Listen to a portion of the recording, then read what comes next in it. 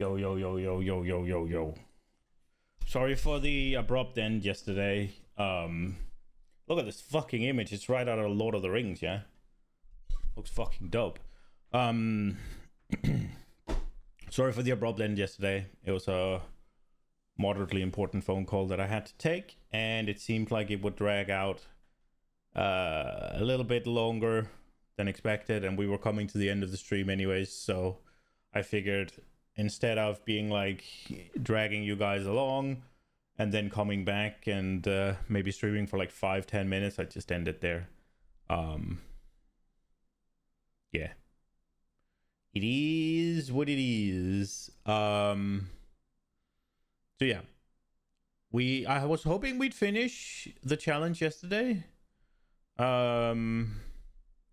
We have, well, now we have to go through the zone again to get to the end, because I didn't play other than just finish the abyss that we were at yesterday after stream. Like, the only thing I did was finish the abyss because I was a little bit scared of teleporting out when they were there, and they just kind of kept coming at me, kept shooting at me, and one mob took the next.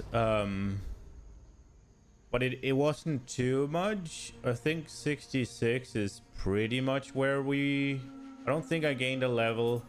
Obviously gained a little bit of experience, but nothing major. And then I teleported back to town and sold the shit. So we're just gonna go through that. I didn't die and I haven't really cheated or anything.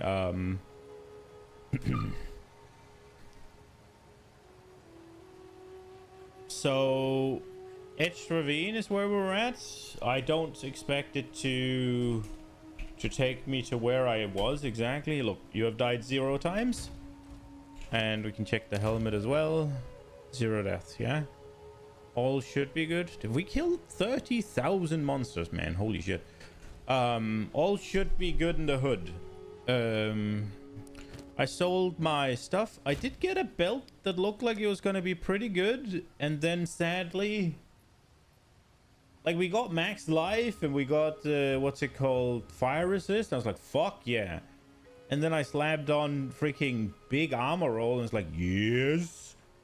And then it kind of just breaks. Like, right now it would be an armor upgrade. Now, I don't exactly know if 60 armor is worth 20 life.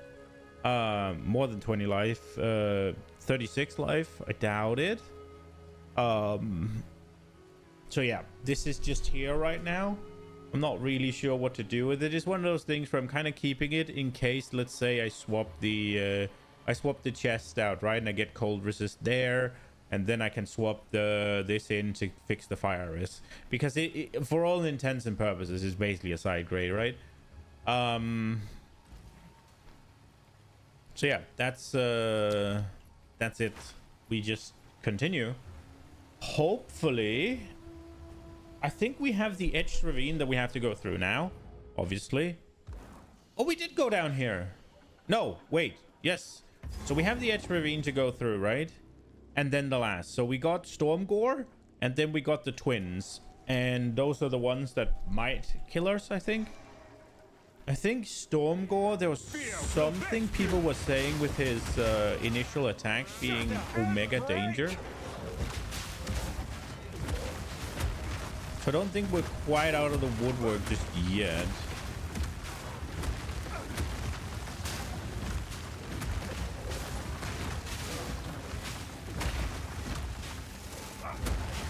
But we'll see. Hopefully we'll get there.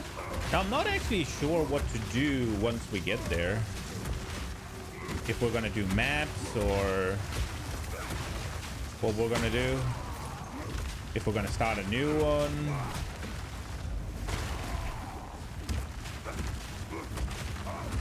I could see this being an okay mapper. I could also see it being somewhat frustrating.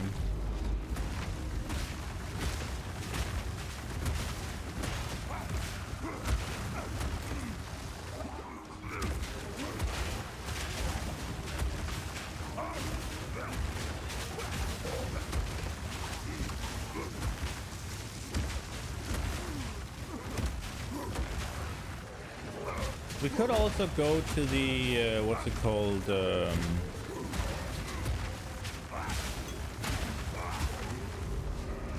We could go Deadeye as well. That is an option that we could do.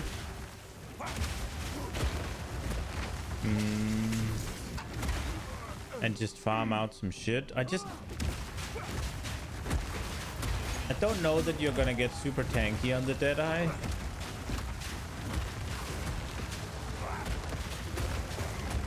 You probably don't need it because you just clear the screen. We are kind of at the point now where I gotta decide, do I continue the league and what to do if I do, or do I swap games? Because I think, for all intents and purposes, being as laid out as I am, most people have quit, so my chance at really making any currency is probably completely gone. But then again, do I need to? Probably not. The question is, has it been taken over by scammers and scalpers or whatever, so that all the currency is just omega expensive and you can't sell it for shit? That is kind of the not kind of, that is literally the trend I'm seeing, where it's like, yeah, you can buy one freaking essence of abrasion or whatever, is a little over, it's basically 1-to-1, a little less, right? The abrasion is worth a little less than an exalt. But if you want to sell the abrasion, yeah, you'll get the only offer available is you get, what was it, 100 of them for an exalt, which is like, brother, man. Okay, so the question is seismic cry. Now, getting slams to perform an additional aftercry would be, or aftershock, sorry, would be big. Ancestral cry is one of those where I can, it would be good now, I think. Converts 100% of physical damage to fire with boosted attacks. And I was also thinking Hammer of the Gods, since it is a slam. I was kind of thinking get that instead of Earthquake, because it'll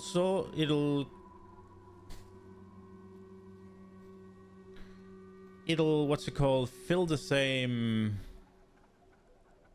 role.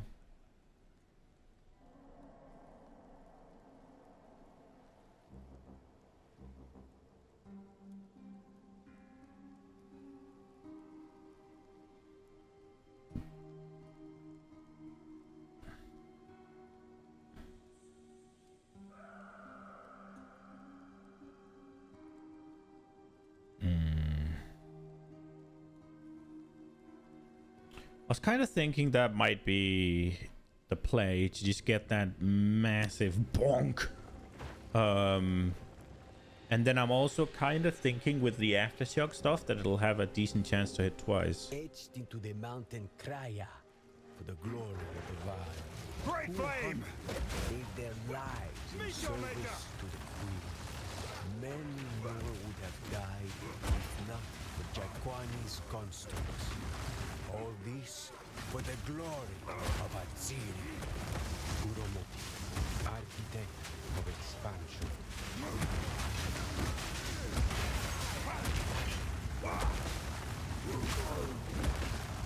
Now the thing is, Earthquake does do like 2, possibly 3 hits, right?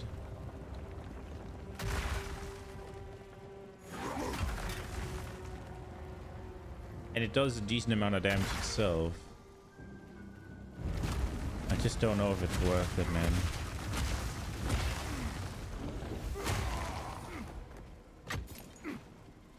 I don't know if I need to get the armor breaking thing as well. Like, it's not clear to me that these things are gonna be able to keep. I mean, they should, right? Because this war thing should do plenty of armor break. It's one of those things where I feel like my main damage is actually this, and then, but I'm not ready. I'm not ready. But I'm trying to do these other things. I don't know if I'm just cocking myself. Fire!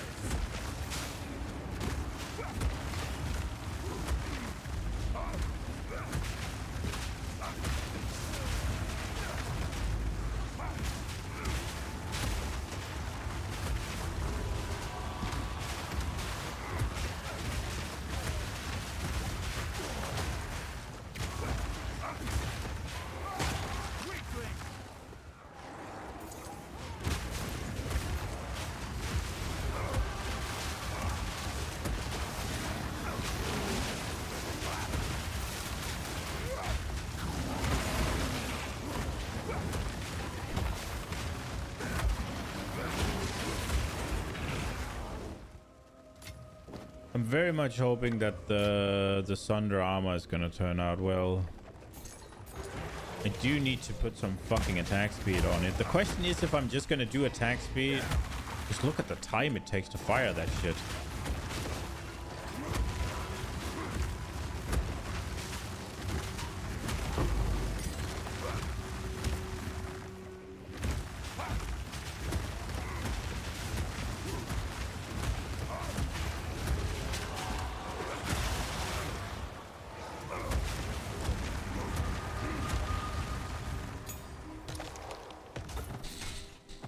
Okay. We're doing fine. We will run into the boss here soon, I think.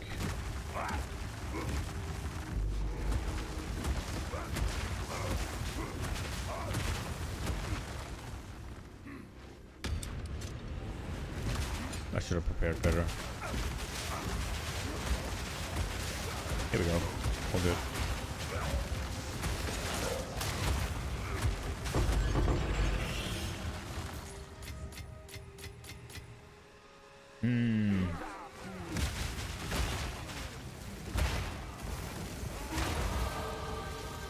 Level. Travel node. Is it really worth it to do 1, 2, 3? Yeah. So for the next like 2 levels, we're not getting anything, but then we're getting pretty good defenses, I think.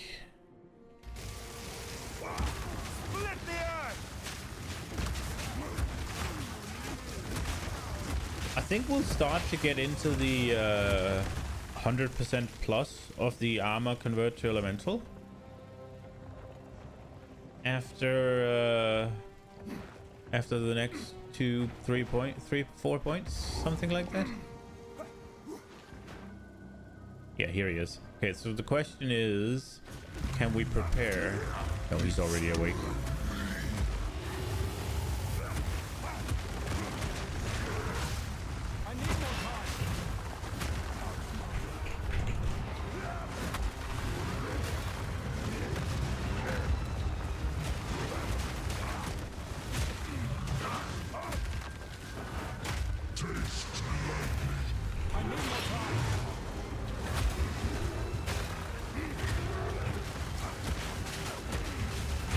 There we go. Okay. My damage was ass. Bro, I need to sort the mana. The fact that this costs... How much does this fucking cost? 140 mana, man. Oh, I can see it there. I'm stupid. 140. That is insane.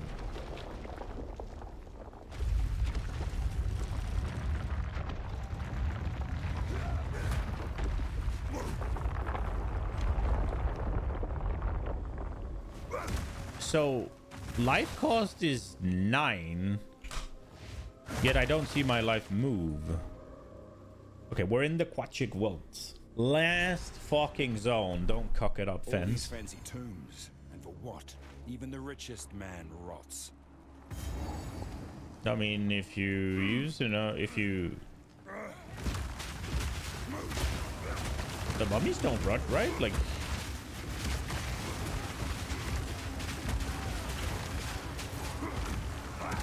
I don't know what the English word for it is. Embalmed? Embalmed, right?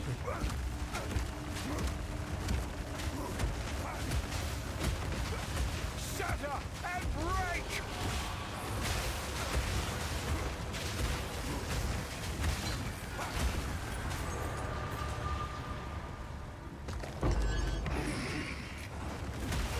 Okay, we've taken care of Abyss, which arguably would be one of the more dangerous things in here.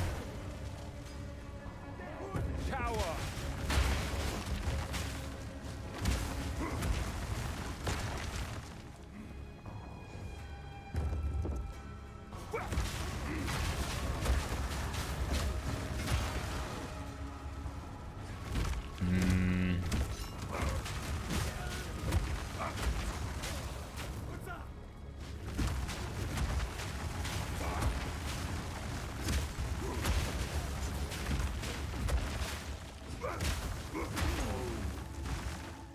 I wonder how much of this is my weapon being bad and how much of it being my idea being bad.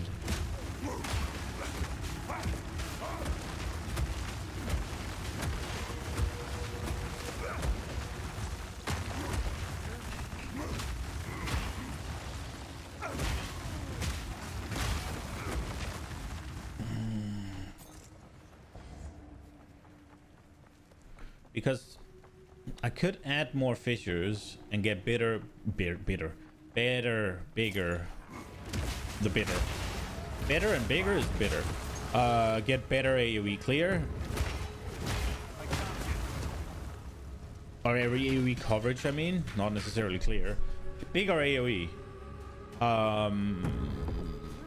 The question is if the damage loss would be too much. Like,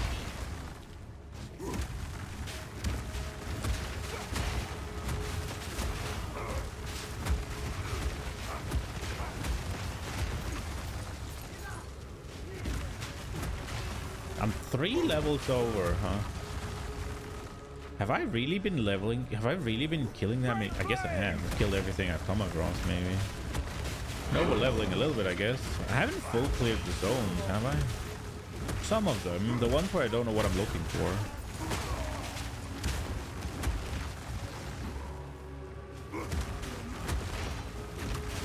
Ooh, okay. There's things here I need to respect. That was a little bit of a wake-up call. Okay, we found the first stone altar. Oh crap, oh crap.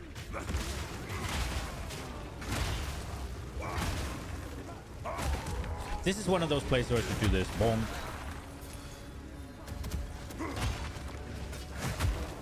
Oh, I shot it into the fucking wall.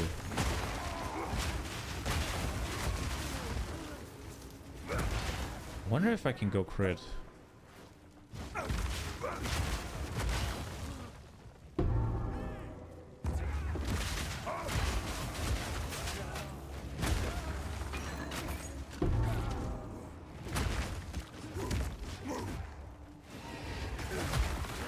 What the fuck?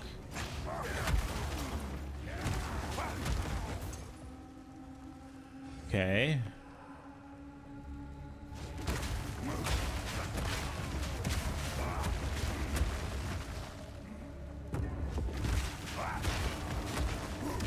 Fissures are good on paper, it's just the pathing of them is...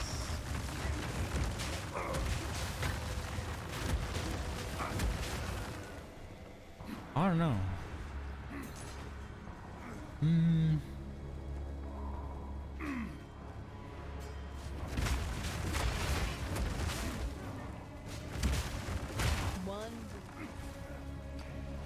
Another one of these things.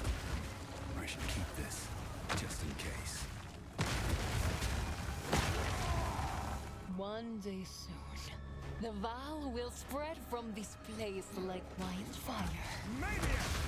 The decline in detected corruption that began 20 years ago continues at pace. Soon, we will reach the threshold left for us by our great forebears. Ready yourselves! Sonia and I have long served you, crafting the blood euphoria and eradicating pain. No longer. We must be sharp-eyed and sharp-minded. After countless years, our now is about to become at long last. We will be remembered as the heroes that went forth and repopulated. Your children as you wish. I've nowhere to keep Current that. pleasures are ours once more. The limit is lifted. The new Val Empire begins here. Now, with us. She's a horny maniac. How can I be of aid? Oh, that's a pretty decent hybrid roll.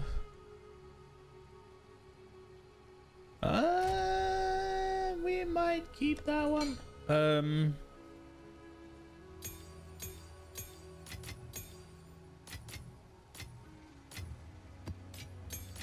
Okay, let's see if you turn into something good. Grants 72 God, reduce charges per use. And it's this one. Increased duration. Increased duration versus God. God is a buff that provides a buffer against damage from hits, taking the damage before your life or energy shield until the buff expires or depleted. So it's basically 200 life whenever it procs. That's okay, I guess. 27 reduce. So the question is,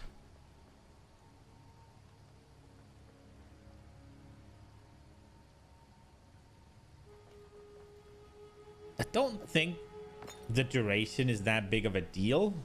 Maybe I'm wrong, but it's one of those things where I'm like, I just needed to clear the stuns. Nah.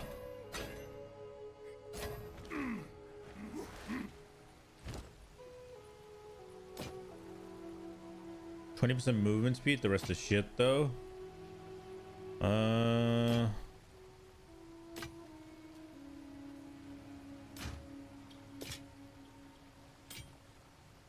We'll hold on to that one though. Oh, this one was a quality one?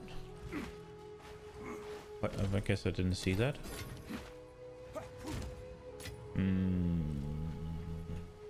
I would like an upgrade, especially to my weapon. After anything in particular?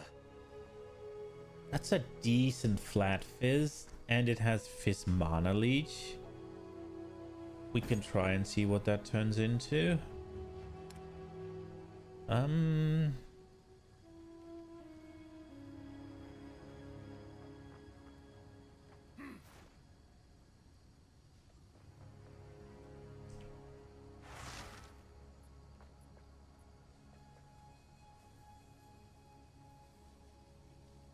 think we'll try that as well. You'll be glad of that.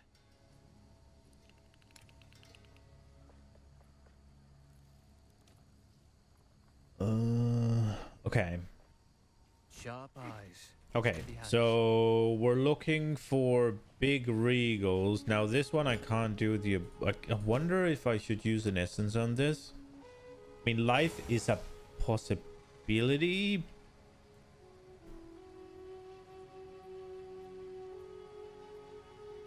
I could also do Homo Regal, because it's either gonna get me armor or it's gonna get me life, right?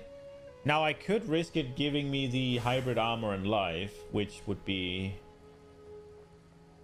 moderately sad, right? Oops, pressed the wrong button. Oops. So PV2. I just want to see how many life things that actually are on this. So yeah, there is the... So we got the hybrid flat and hybrid percent, which is really fucking good. We have the life regen. So basically, if we slam the... If we slam...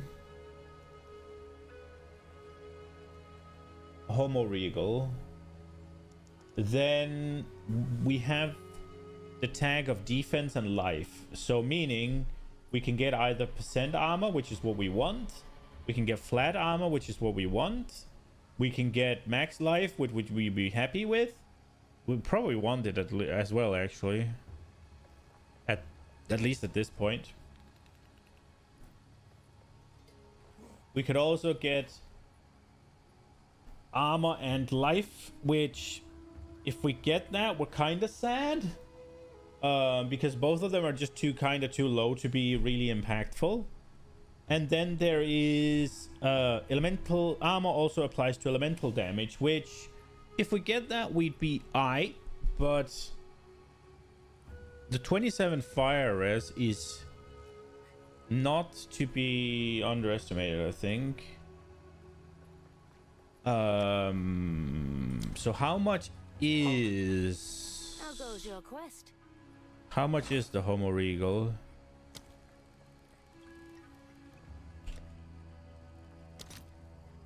They're usually like 17 exalts or something. The 4. Gee, what the fuck? 4. Okay. Right, so that is definitely an option. The other option is smack on the essence for armor, which would give us like a tier 3-ish and guarantee it getting more armor. How much is the... How much is just Homo Slam? 55 exalts.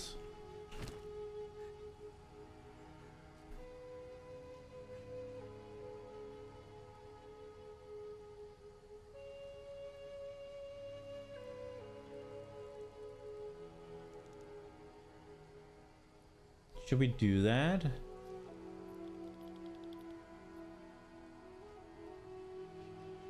The thing is,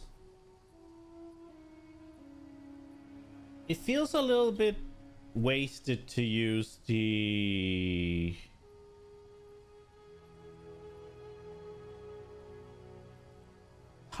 What will a greater regal add in terms of...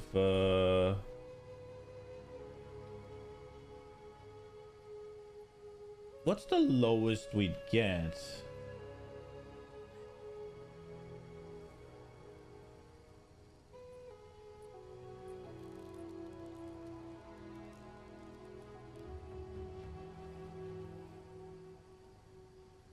Okay, so tier 5. We could get tier 5. I see as low as tier 5 with graders. Oh wow, dude, I just put in a fucking thing into the Craft of Exile. I hit it with a greater transmute, hit it with a greater augment, hit it with a greater regal, and it got tier 5 life, tier 3 cold resist, and tier 3 chaos resist. Boy. The essence is gonna guarantee us the percent armor that we want, so I'm probably doing that. I think that makes sense.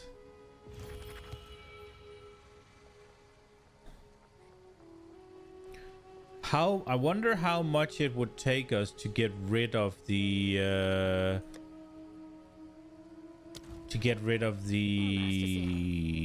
what's it called, the life regen. So this will add a suffix. Erasure will remove only suffix. How much is that?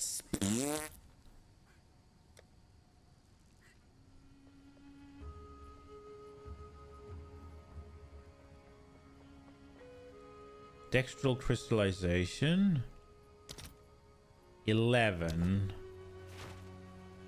Okay, so what are the perfect essences that we can get our hands on? So it would be the perfect one. So we can get percent life, which is a suffix, and then there's prefix, and then the prefixes are done.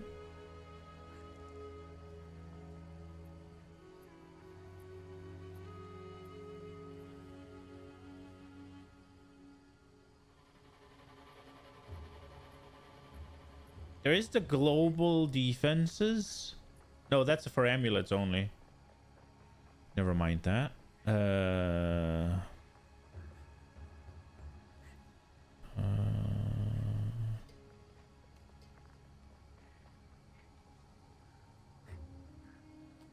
Physical damage taken from hit as chaos damage.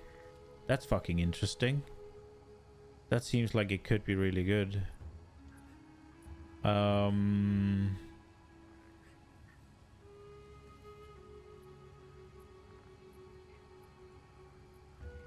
Critical damage.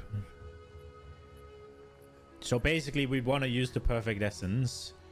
I'm kind of curious how much where is it? There was the one that gives you plus this one. Perfect essence of battle. How fucking expensive is that? Only 25. Okay. I thought that was going to be way more expensive. That's interesting. Right. So what I'm thinking right now is... Good day. I'm thinking we hit it with the essence. We hit it with the essence. We hit it with this with a dextral. Full prefixes. Then we figure out if there's a good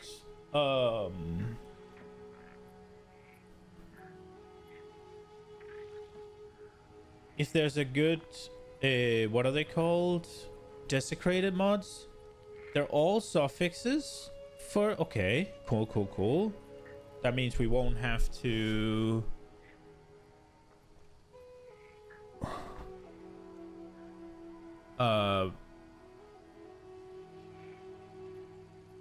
Wait, how do they work again?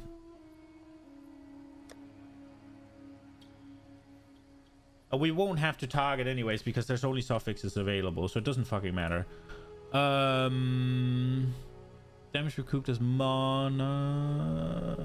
That's bad. Okay, so reduced effect of curses is okay. It's not what I want. Attributes. So Kurgle, Ulaman, and Amanu all has it.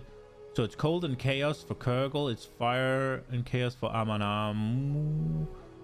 Lightning for Ulaman. I only get one, right? So it's like a 50-50. It doesn't really matter. Right now there's fire on my... Right now there's fire on my chest. The question is... I think we go for Kurgle. Dex Int are the attributes that I don't naturally have. So it'll help me equip skills, maybe. It'll help me do more support gems, maybe. Without having to do anything on my tree, I guess.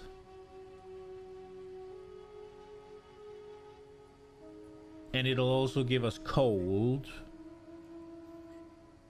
Spirit, reservation, efficiency of skills. I have no use for right now. I have so much spirit and I don't know what to use it on. So that would be a dead one. Reduced effect on curses would be good. Strength int. The int, it's fire and chaos. I already have fire, so I guess that would maybe let me not worry about that. Hits have reduced critical hit chance against you for Ulaman. I'm just kind of thinking if I'm stuck with one of the bad ones,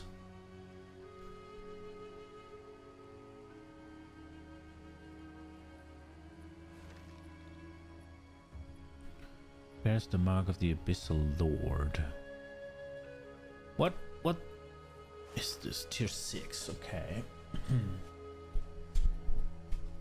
I think we're gonna send... Oh, who was it that we were gonna send? Kurgle, right? Kurgle. We're gonna send Kurgle.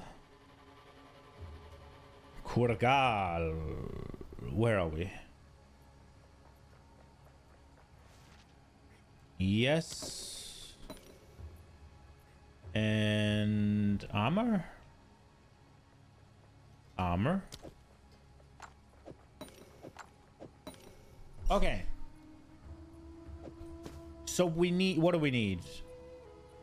We need Dextral for this one.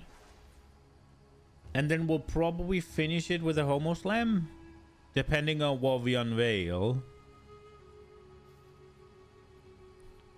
We are gonna lose 100 HP from it though. Probably. Well, we are.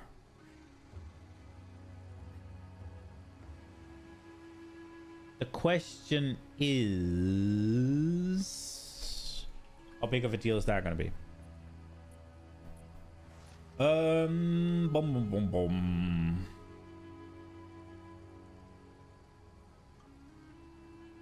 It's obviously not a really end game craft, right? But let's take this one. Items, put it in here. And then we'll add an essence. Perfect what? Just life here. Why are these not fucking sorted? Brother, what is happening? Can I... Here. Add that on.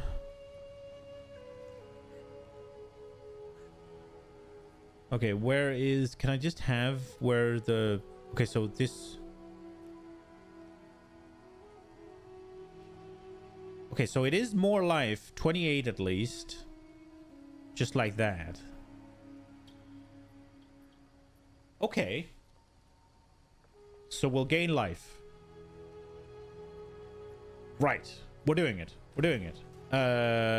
What do I need again? I need Dextral something. Right? I need this. Omen of Dextral Crystallization. Perfect or corrupted essence will remove only suffix. It's 11x. How much is it? 10? I'm okay with paying 11. Gimme. What? Now it's 17?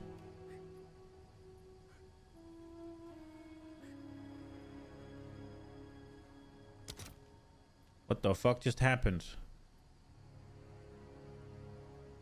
Why is it 17 now?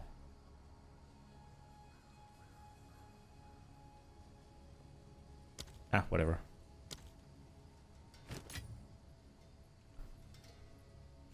We'll pay 17. It's whatever. And I got it for 11. What is happening?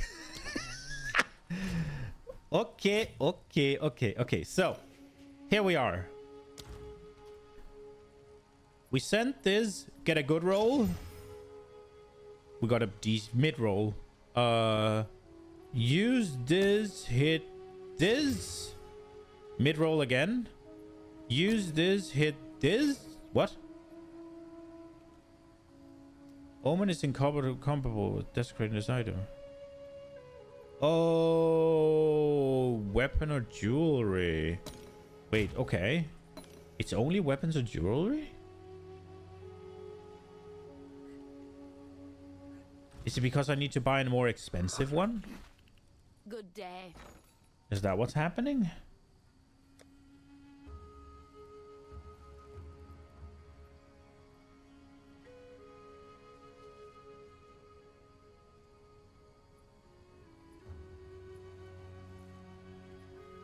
Weapon or jewelry will guarantee. It's only weapon or jewelry? Okay, I guess we just pray to Jeebus then. Do we do the reroll one?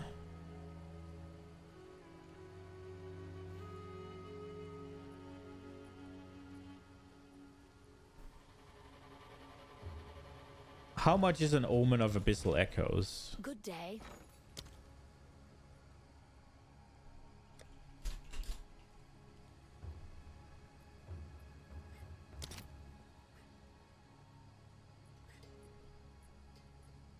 I'm not doing that. We're just hoping. Okay. I guess we'll just desecrate it.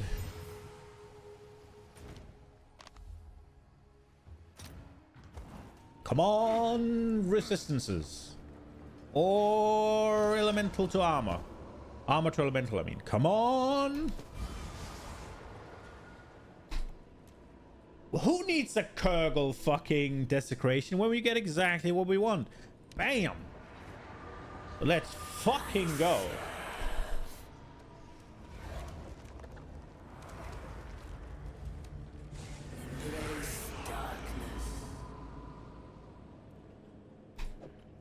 Big.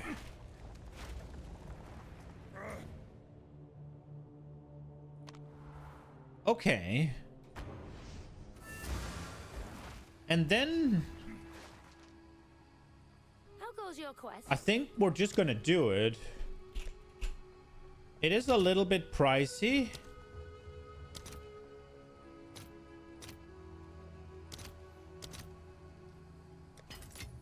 Yoink. And then give me a greater exalt. 1 for 3. I am okay with just 1 for 3. Give me 1 for 3, please. And okay, make sure we use the right one. Here we are.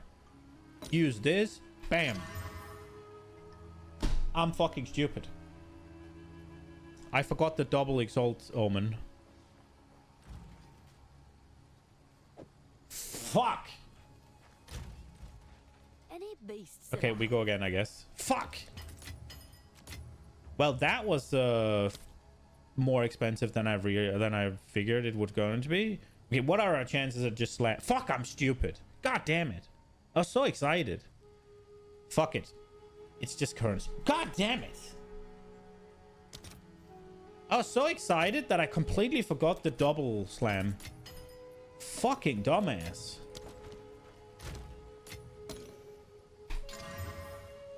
Reduced ignite duration? I just spent fucking that much to get that shit? Are you kidding me? I didn't even know that was the thing. Damn. That fucking blows dig. Whatever. It's more resistance. And the belt comes in handy all of a sudden. And it's more armor. It is what it is. I fucked it up like usual because I'm a dumbass. But look at this armor upgrade. And it doesn't even have the freaking things in yet. Oh, there's lightning runes in there, so I can't put the freaking things in there, can I? Wait. Okay, let me just think. Because I would obviously like to put armor in there. But how does our resistance look? Cold is Giga Overcap. Okay, where's our life? Right now, we're sitting pretty at 1992. It's my birth year. Let's go. And then we got this belt here. Exactly why I kept it.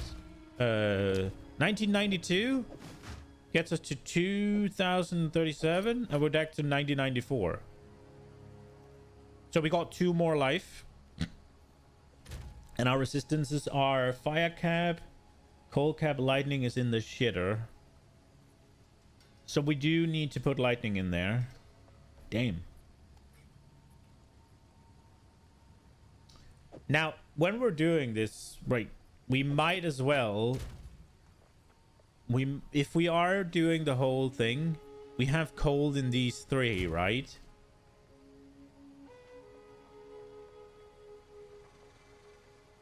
So cold right now is over by 40... No, 35. 45. 35. I'm stupid. 35. And these are 28. The thing is, it caps beautifully like this. And then nothing's changed. And then fire is capped. But it's just... It's only 43 less life, huh? Yeah, we'll do this. It's a much prettier cap, right? Like, because if I do the other one, cold, nah, this is more life, right? And cold is over by, I said 35, right? If I take 2 out, it's 28 down. Then cold is over by 7, which is fine. Then we put in 28 and fire is at 70 and lightning is at 70. Oh, is it really?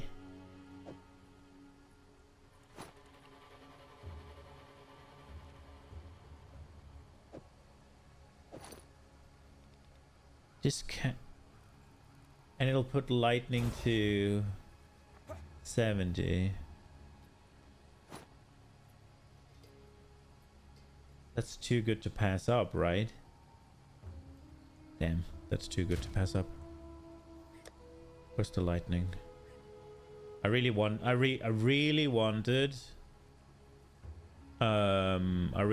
to put in these for the armor percent, but we're not there.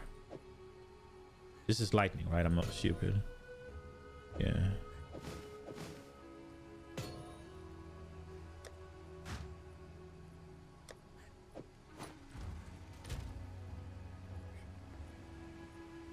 Pretty good. We got 13%. I'm really tilted about me fucking not doing the double slam and then getting reduced ignite duration.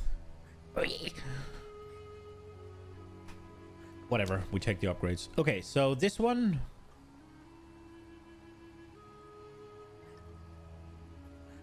What are the tags on this? Mana physical attack. And this is physical attack. So we got... We could try homo regaling it and see if we get a percent. Is that what we're gonna do?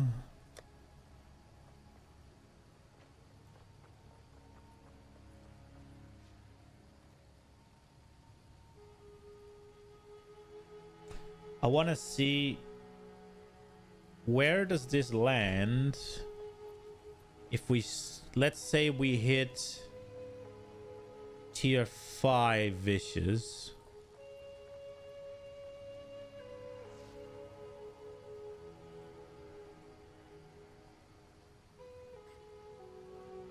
That is not gonna get there with tier 5 vicious, is it?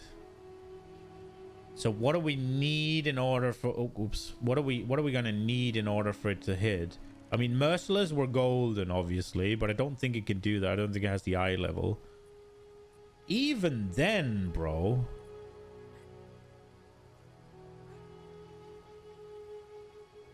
$430. It's not even...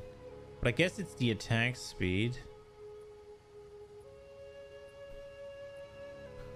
I think we're just gonna regular regal and it didn't hit and we sell it. Go. Okay.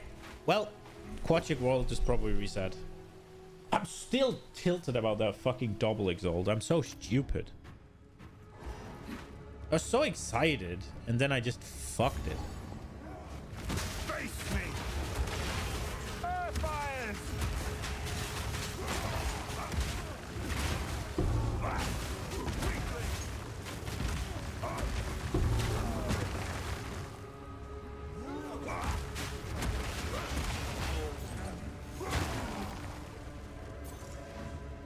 Let's try this. That works.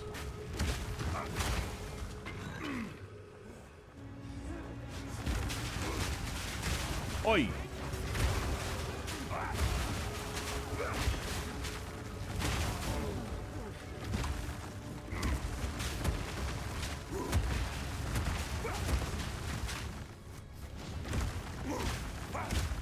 Could you get your ass in here or...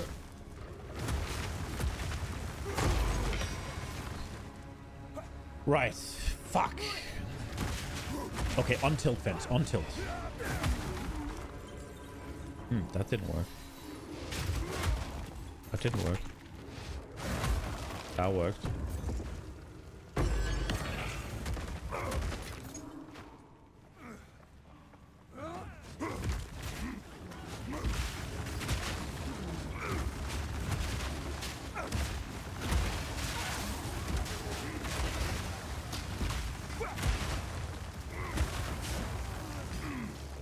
Okay.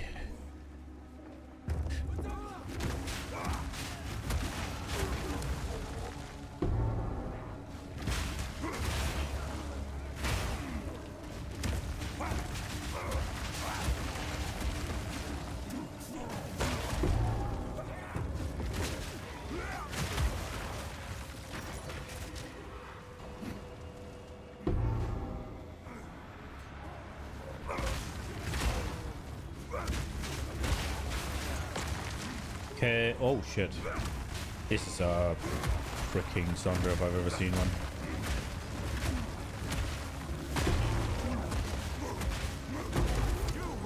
We got a tablet already? I wonder when they're adding the patch in.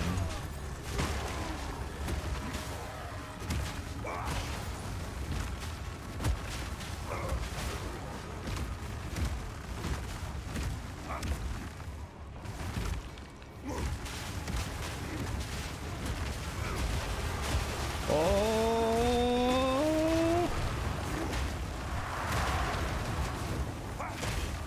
But it just went through the freaking shelves.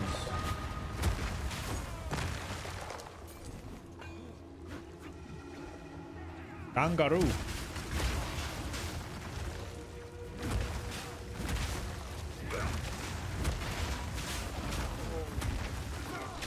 I'm just gonna say, I know that I've been overgearing through having way too much currency. We have one task, and one But task armor's alone. fucking stupid easy to survive with. Dignity intact. It is the dignity of I don't know man. what people are smoking when they're like, it's fucking weak. At least for the campaign, it's insane. In this vault, and we will die in this vault. We are not allowed Fear the will freedoms best we you. read of, the freedoms we dream of. I want to hear what he says, actually. We have one task, and one task alone. To survive with our dignity intact. It is the dignity of the Val, of all those who came before. We were born in this vault, and we will die in this vault. We are not allowed the freedoms we read of, the freedoms we dream of. We cannot couple for love, or have children as we choose. We cannot choose our laws. We cannot wander an open world as we see fit. We must accept that our now is not at long last, and we must bring stillness to it. As your new high priest, alongside my sister, I will endeavor to bring calm to your minds, to bring numbness to the pains in our hearts. That is the greatest calling our now has to offer. Okay. It's kind of wild that they are that... What's it called? I guess it's just game things, right? Like they're that in tune with their purpose. They're that aware of what they're there for, right? Like they have one goal and they're expecting to die in the vault and all of that jazz, just to carry out what Doriani said they was gonna do. And then when I come along and I say the fucking password left by Doriani, then they don't listen and they try to kill me.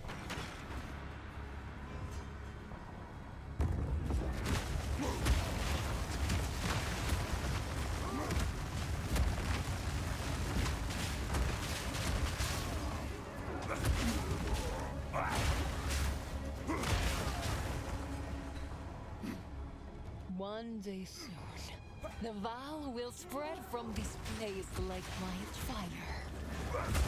The decline and detected corruption that began 20 years ago. Well, that's one of the exalts we just wasted.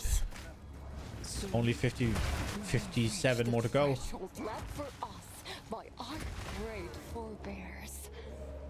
Ready yourselves. Sol and I have long served you, crafting the blood euphorics and eradicating pain. No longer. We must be sharp-eyed and sharp-minded. After countless years, our now is about to become at long last. We will be remembered as the heroes that went forth and repopulated. You may now couple and bear children as you wish. The carnal pleasures are ours once more. The limit is lifted. The new vow begins here. Now, with us. Okay. Final fucking challenge. Final challenge.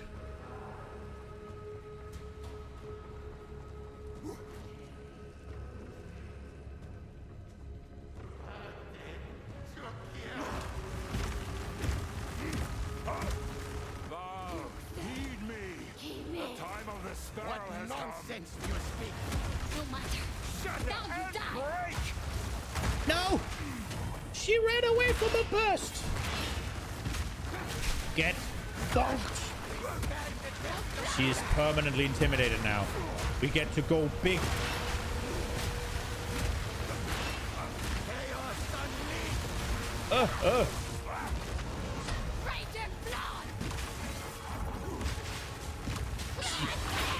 That looks bad.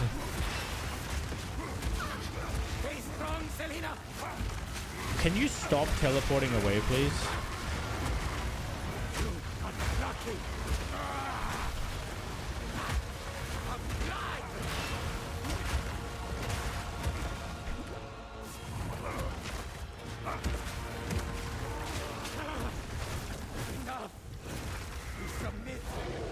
I am not your enemy.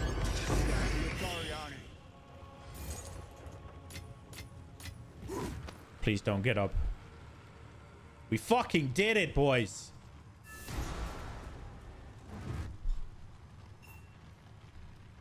Fools! Did you not hear the code phrase? Is it really you? Ayasiri? Oriani himself? I am not worthy. You seem sane enough. The spirit of the Val endures. Assemble yourselves. The time has come. You will march forth unto war. As you wish, Master Thaumaturge. Let us meet back in King's March. The Quachik shall join our cause.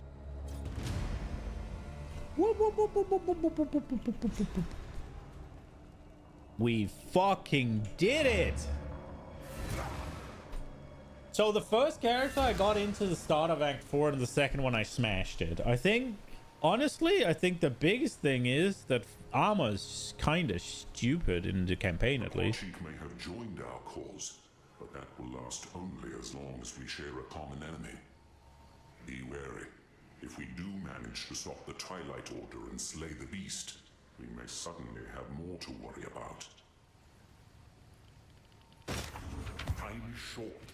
Make haste. The Infinite Pursuit. Movement speed, a little bit. Armor, life.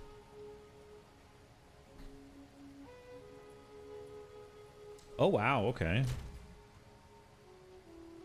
I have one of these already? I didn't think I'd seen that before.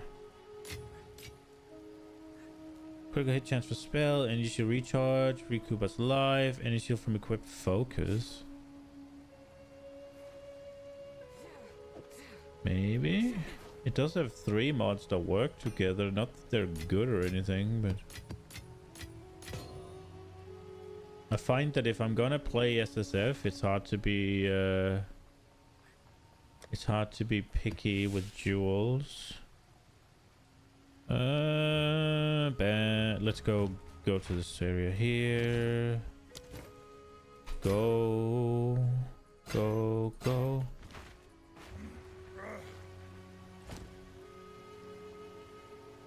Is this is pretty close to max rolled.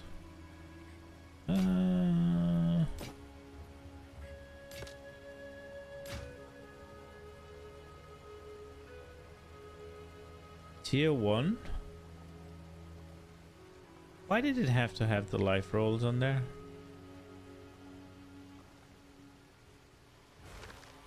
Of course.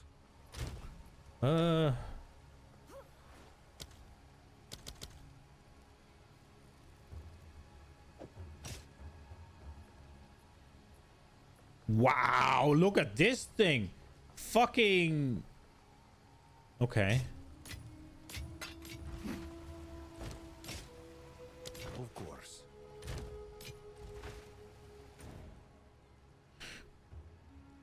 Have we done everything we're supposed to? We have 22, so we're missing something. Are we getting it for... We need 24, right? Are we getting them for completing? I'm lacking 2 skill points, right? This will be a war for the very soul of Reklast. I can Get imagine no 24. greater battle, no greater cause.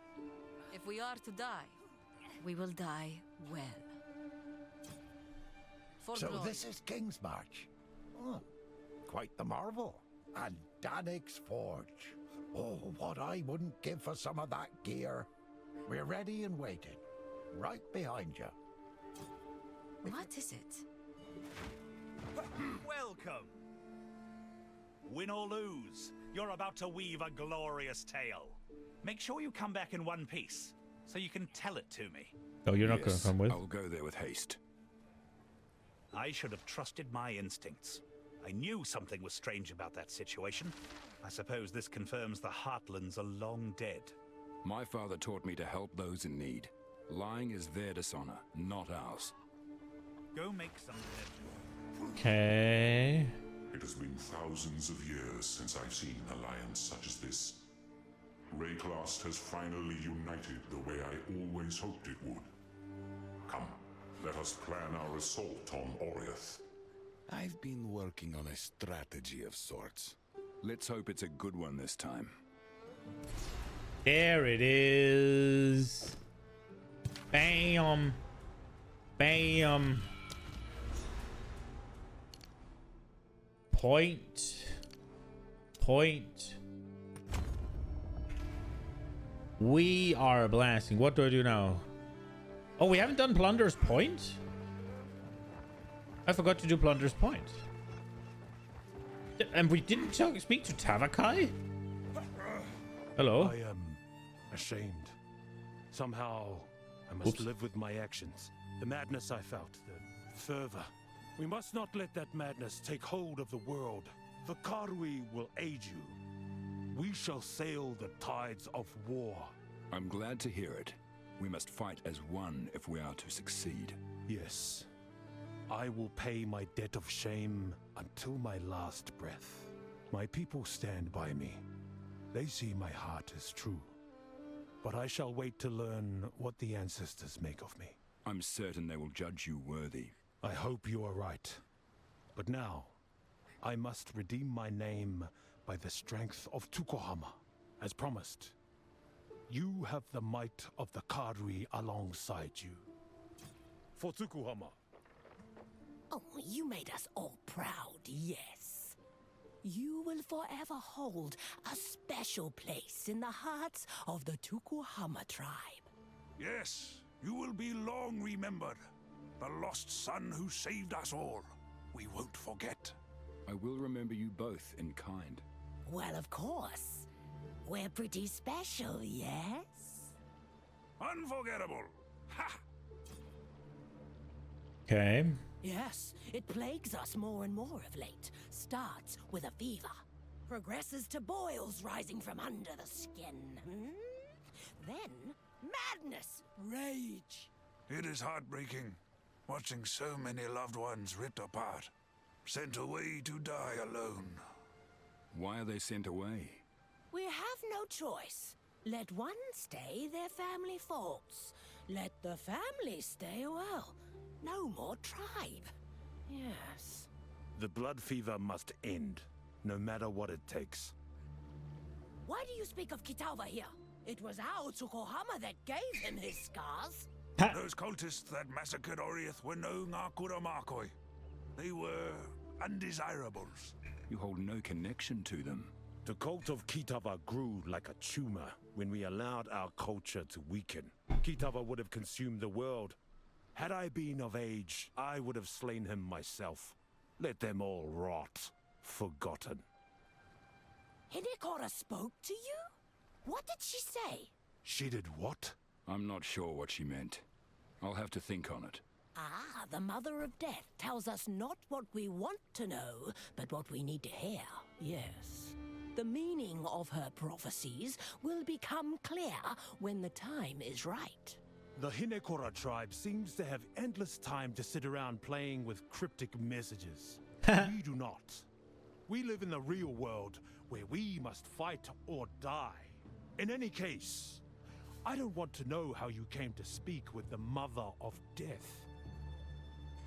Ah, Ngamakanui is all around us. The waters, the way, the Karui. Ngakanu is our home, but Ngamakanui is our heart, yes? So Namakanui is not a place? We are nomadic, usually. We've tarried too long in this place. Ngamakanui is wherever the Ngakura Markoi currently call home. We guard and protect the land, and it provides for us in return. We defend it with blood and axe. We cull that which should not be, that which corrupts. Then we travel on. Eventually, another tribe will arrive, finding it unspoiled. We do this so that when we move on, we too will find bounty waiting for us. Yes, that is a beautiful aspect of the way. Seen like this, the tribes are one. Bro, there's something so enticing about old ships on the water and just living on the water. There is something so cool about. There's this old movie. Is it called Waterworld or something? And I mean, forget about all the apocalypse and death and all that, but actually just freaking being out to sea and living there, occasionally stopping by a little island and shit. There's something. If we take away all of the survival issues and all of the dangerous animals and the drowning hazards and the general lack of modern comforts that you'd have to somehow make up for on sea, right? Like, there's something so cool about it. I would fucking love to do it for like a month or 3. Now, don't get me wrong. I do think you'd get... It's super cool, but I think it has its limits as to how long you want to do it. You saved Makoru? Good on ya! She's the heart of this crew. I can go back to cooking your meals now. Guess you played yourself, eh? Go on, then. Okay, so I forgot to do this, and that kind of sucks. We skipped something that was actually a real risk of death. We've arrived. This is where the map leads. But is the treasure still here? So that was a bit cheeky. I didn't do it on purpose. Kelger and Kraft. Danig ought to see this.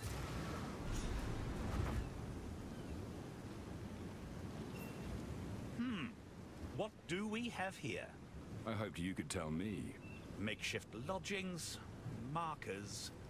Yes, this looks like Gwennon's handiwork. She is still pursuing our grand quest after all. But she didn't finish what she started here. How odd. What stopped her? I'm sure she had her reasons to cut and run. There's all manner of monstrosities out here. In any case, it seems she left us some clues as to what's in the area. When you're ready, let's see what we can unearth. Place the first explosive, and we'll get started. Survive. Okay, so these experience ones are useless. So I'm gonna go for the currency.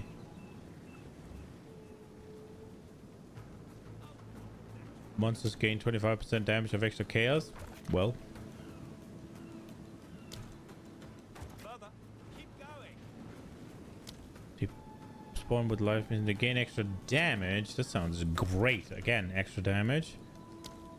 Excavated chest quantity. get that. Break armor. Extra fire damage again. Yeah. Why not? They spawn with life missing, but they freeze the shit out of me. Why not?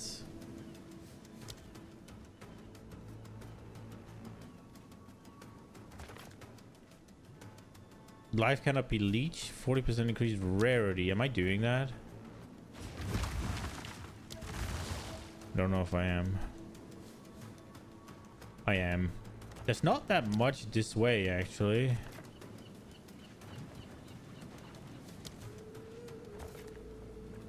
To grant 200% increased experience. I guess, whatever.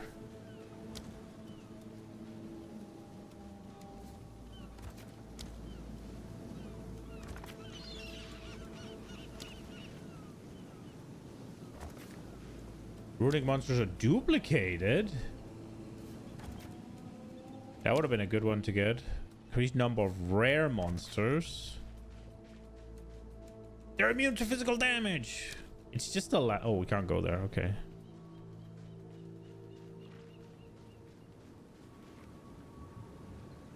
Okay. Now the fun part begins. Yeah, about that. All right. I think we've made this pretty dangerous. They have 15 max res. They break armor. They have attack speed. They penetrate cold and lightning res. They can't leech. They have cast speed. That's the same one. They regen 5% life over 1 second every 4 seconds. Big freeze. They are faster. Extra chaos, extra fire, extra lightning. A lot of extra fire. Yeah, this is gonna suck.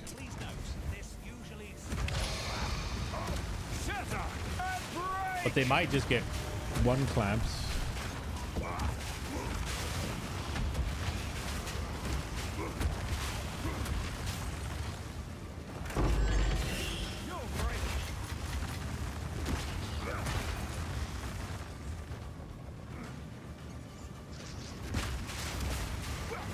They are not getting one clamp.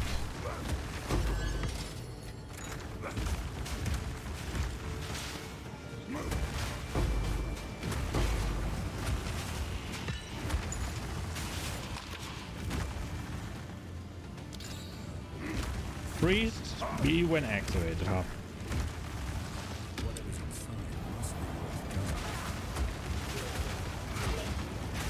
Why are they all spawning so far away from the box?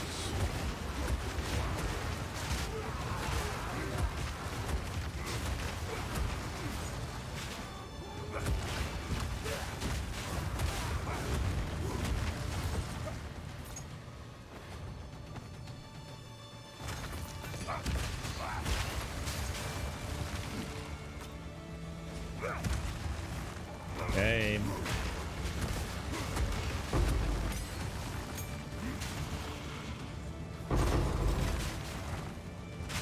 Oh, I should have done this thing. I didn't see it. Maybe that was one of the experienced ones, and that's why I didn't. We hope. It looks special, though.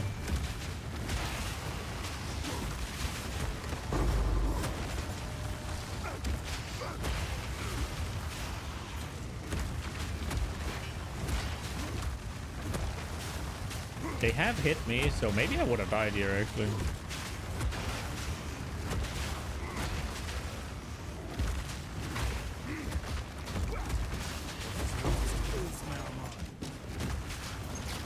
Oi! Okay, I definitely would have.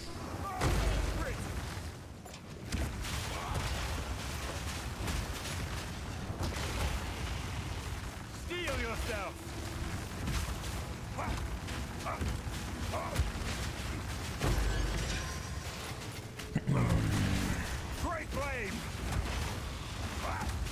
Nah, I wouldn't have taken all these modifiers though. If I had still been in the challenge, I wouldn't have taken all the dangerous modifiers. No way.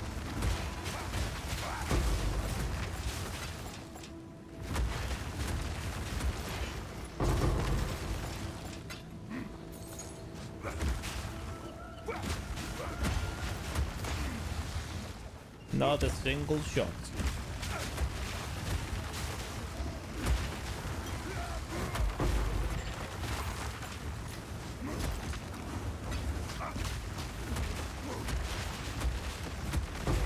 Did I pick up some bullshit I didn't want? No, I don't think so. Did we go down here? No, we didn't. Did we finish? I think we finished.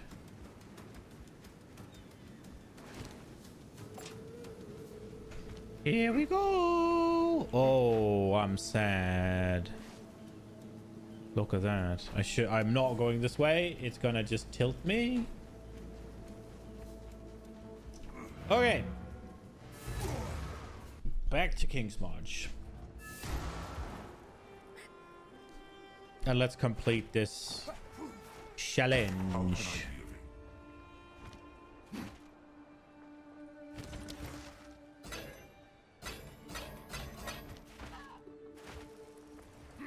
What can I do for you? Done. Have a good day.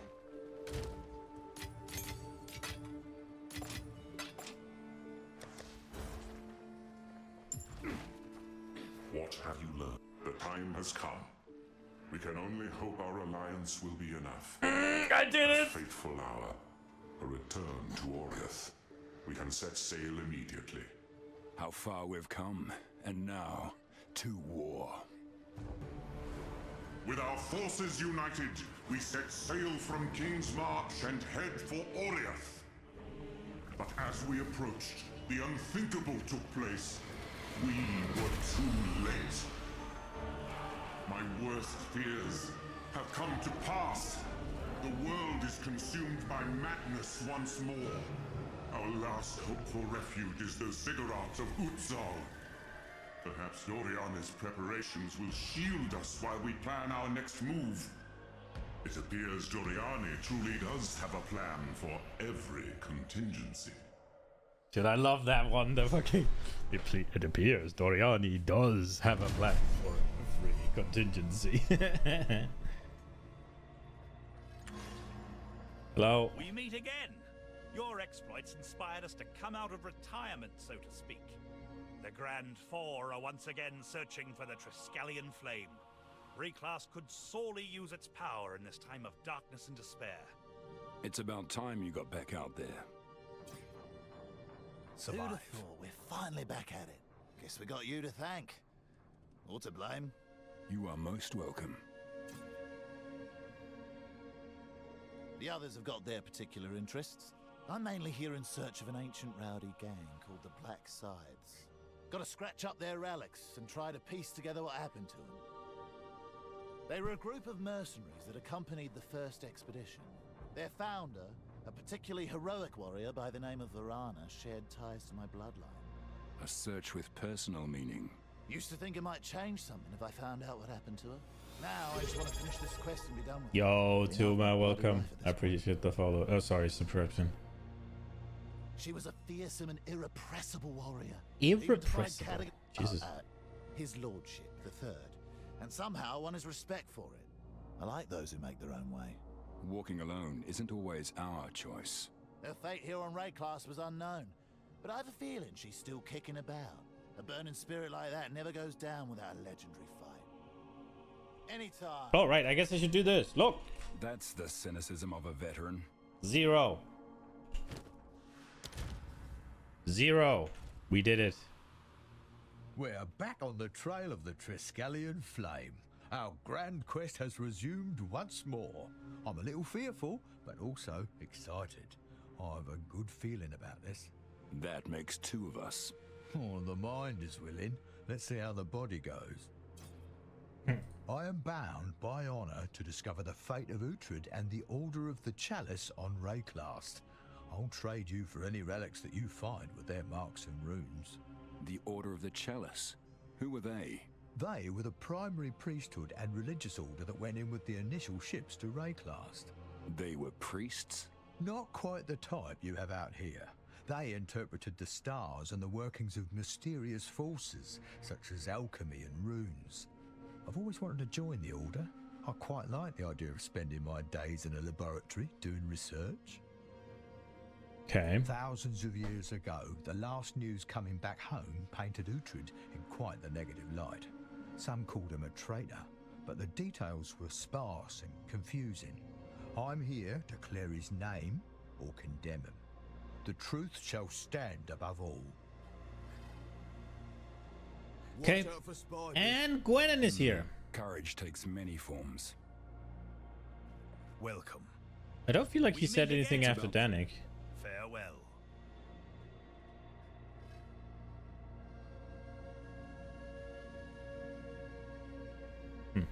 Didn't. Hello, Gwenin. Hello again. I mean, that is to say, my husband's told me all about you. You're the local that caused such a ruckus. I'm Gwenin, his luckier half, and his more exhausted half. Let's put you to work then, shall we? Here we go again. I put my faith in the first ones, not luck. Always a pleasure. Okay.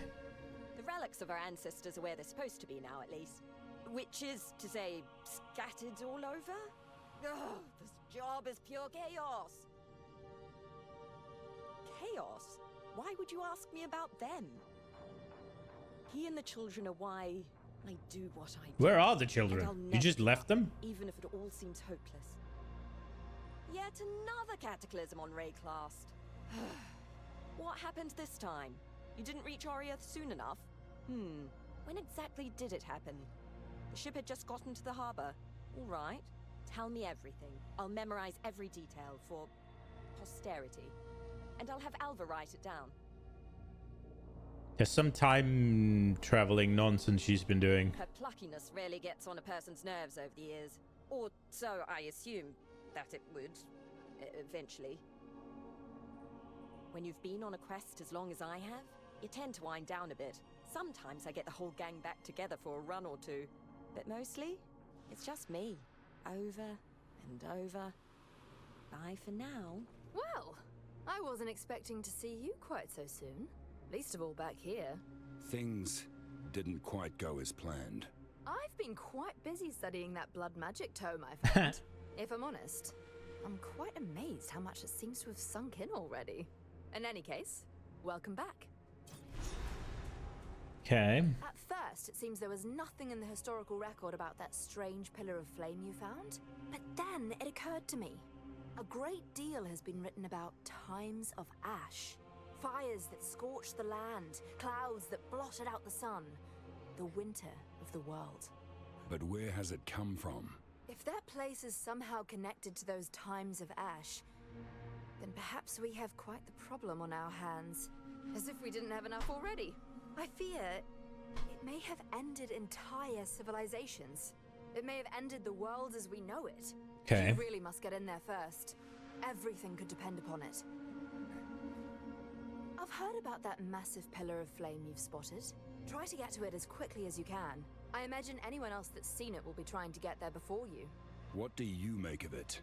I've not got a clue, but I'll do some research and get back to you. Okay. If it helps, history does tell of a slow recovery after a cataclysm. It will likely take some time to set things right. Will we even see the world cured? Every bit of corruption you cleanse helps rebuild the Rayclast we knew. We've at least got to try. It's a good thing we resolved our differences when we did. Without Toriani, we'd have died out there. I saw the sky, the people. They were... well, let's just say I now understand why Val ruins look the way they do.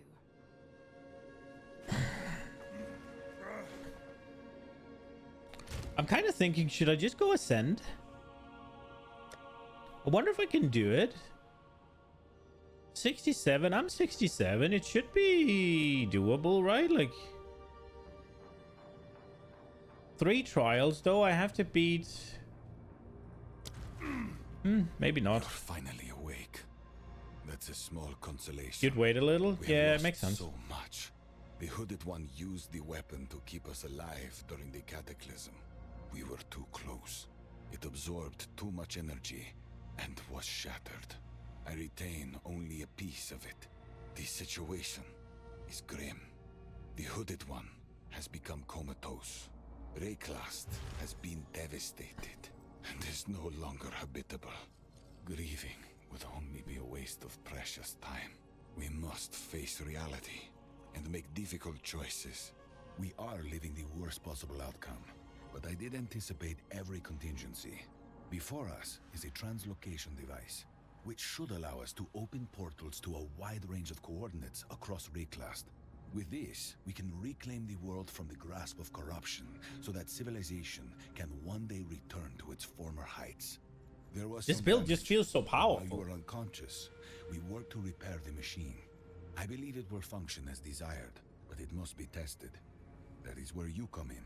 By placing waystones in the machine, they will help calibrate the journey. The corruption at the destination will respond to both the energies we use and that we ourselves expect to find. Let us use this malleability to our advantage. Let us see if the machine is still capable. Speak.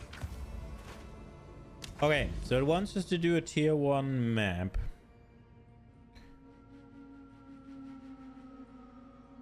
Okay, they haven't removed all the things yet, so the patch is not live yet. So we'll just go here.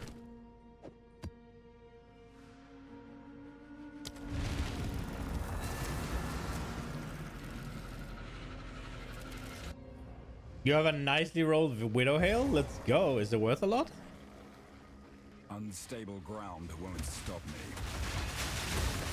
Great flame! 250%. What's max?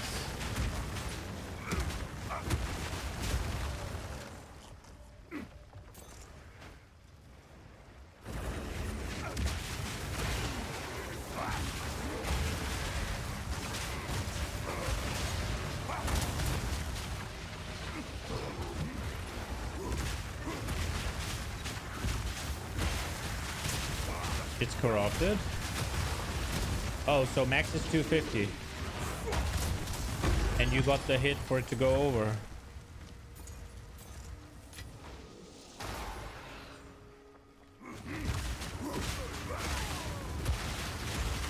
Ooh, damage.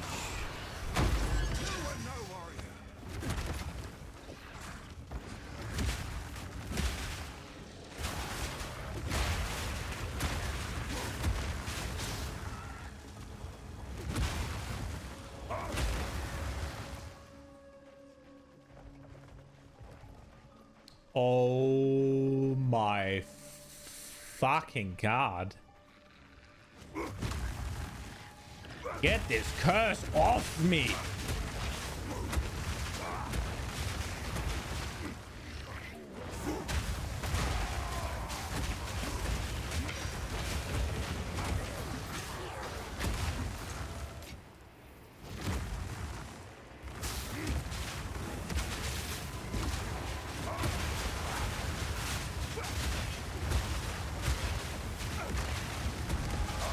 Uh-oh.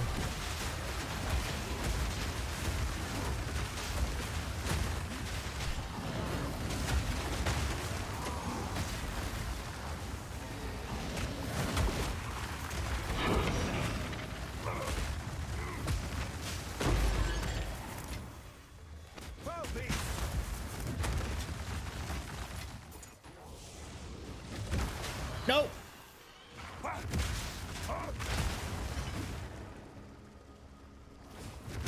You also have a quiver of all time? Is it one of the quivers of all time, or is it actually good?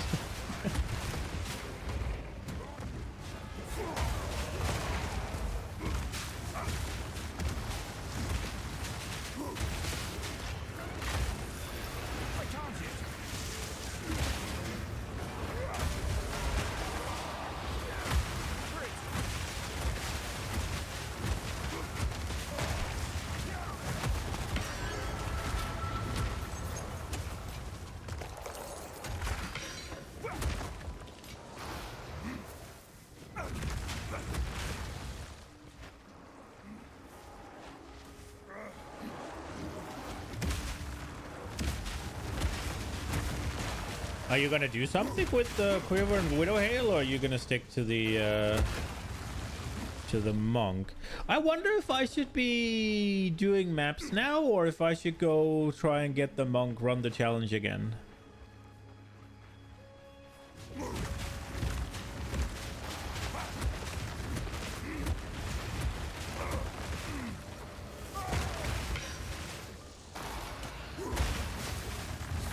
It's kind of hard to decide.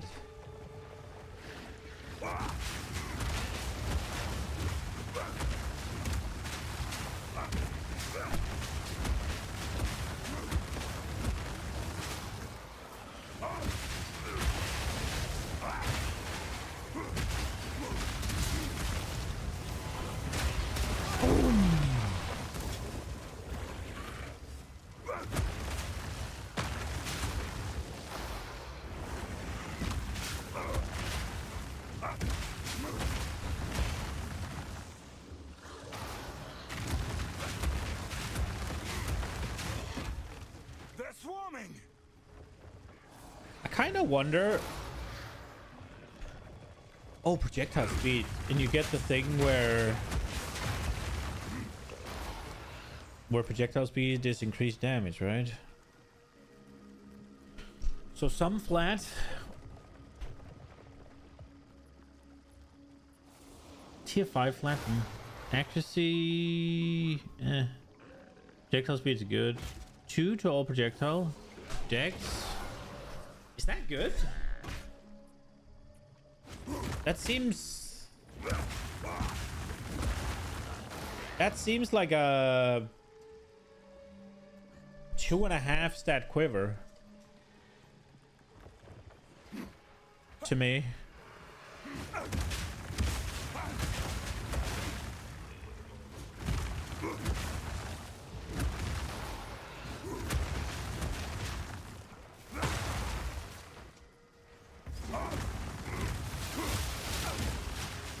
We're going Spark.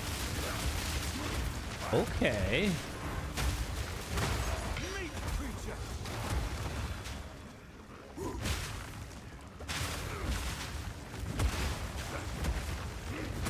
Okay, so if you're wait, you're going Spark with Widow Hail?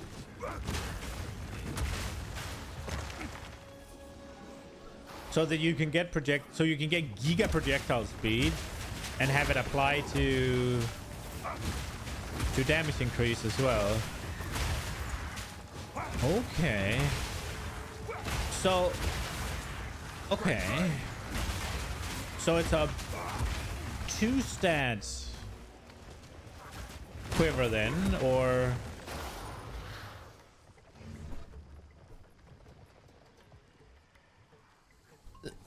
okay. What's the crit? What's the crit reading on quivers? Is it for attacks or is it just crit?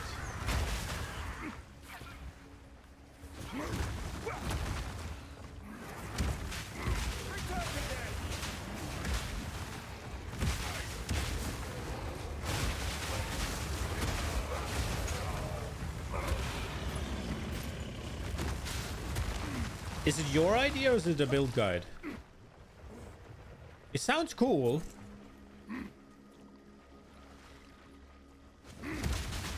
I must admit, I'm digging the idea.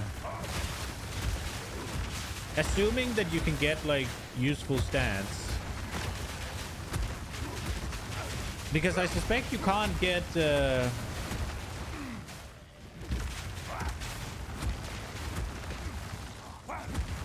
you going Deadeye then?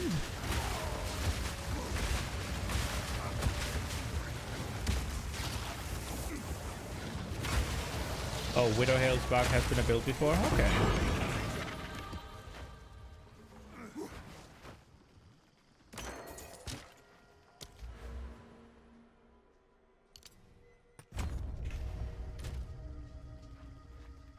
You think about changing your Lich to a Blood Mage. Okay.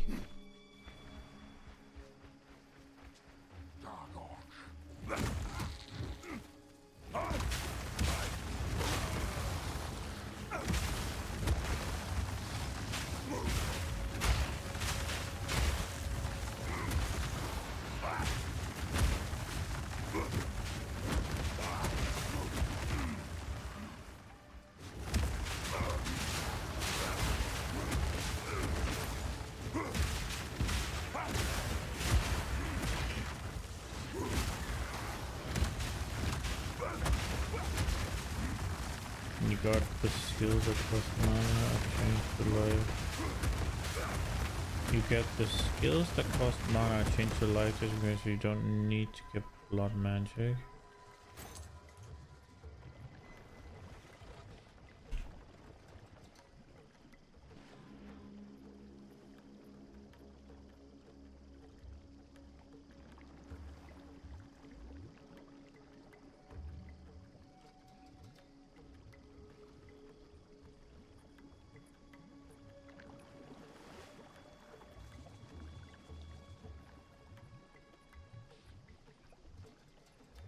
Skills gain a base life cost equal to base mana cost. You get the skills that cost mana change to life.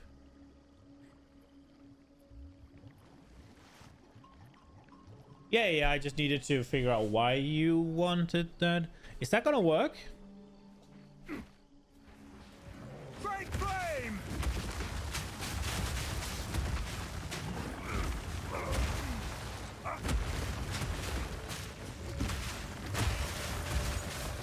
Because it says base mana cost, right?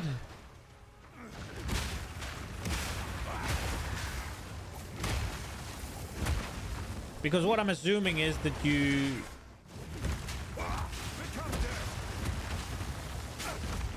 use blob magic to make it so that you don't take both mana and life, right? And what you're then doing is you're not just gonna make it cost double life. I mean, maybe not. Nah, probably not, right? I'm just thinking if blood magic is special.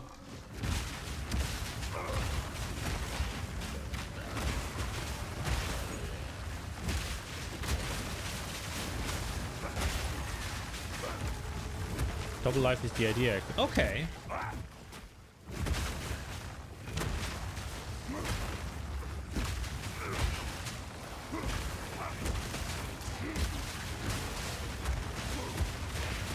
Is that what blood magic does as well? Does that make it cost double life rather than mana and life? Get the lineage that gives huge bonus damage based on how much life you spend, or? Okay.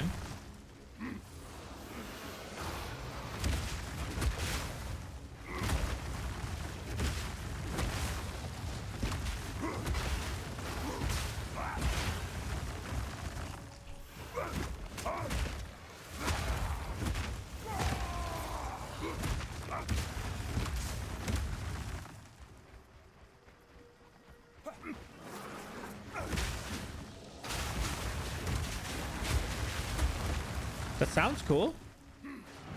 Make sure you get some leech or something, right? Like some life leech or something.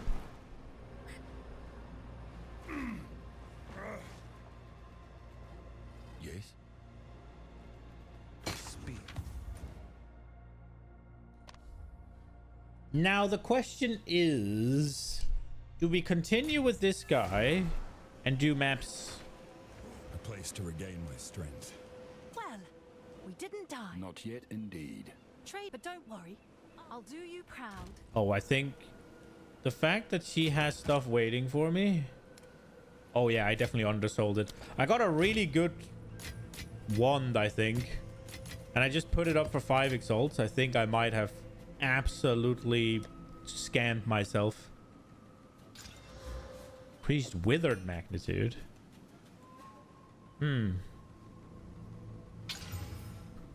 15% chance of shock.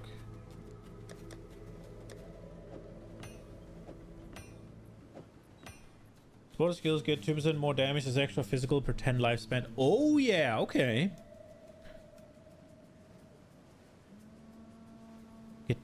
Get 2% more damage as extra physical. That doesn't... That sounds like a... Is that the wording? That sounds fucking weird. Is that the wording? What's it called? No. Supporter skills gain 2% of damage as extra physical damage. There you go. Okay. Yeah. It's like, what the fuck is that? Yeah, this is the wedding. Yeah. Yeah, that's really good. That's really cool.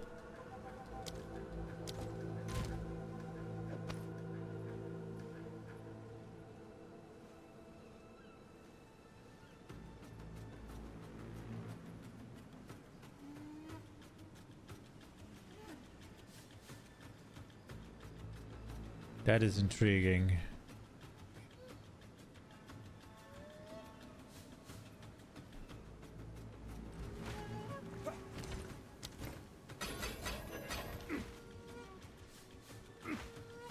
I am Solin. I will assist you in any way I can, for Doriani has ordered me to do so. Conversation beyond that is not required. Find more breach remnants for my research. Best thing about that is it's much more budget friendly. Okay, that's cool.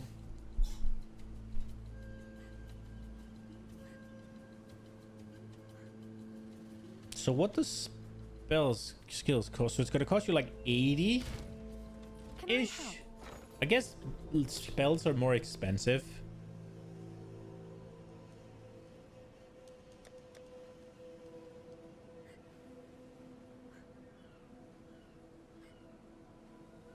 Wrath Pit is giga expensive. Once to go, yeah, I think I don't really want to check. I think I scammed myself with that one. Should we try and see if he can do a?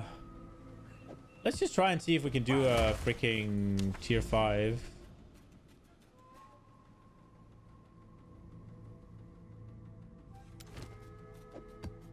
I should just beeline for all the towers and smash in tablets, shouldn't I? Just to get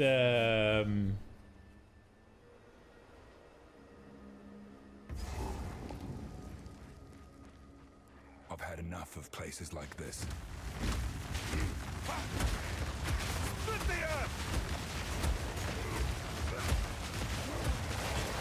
Okay. I would say we don't quite have the damage nor survivability to do this map. We'll give it a go.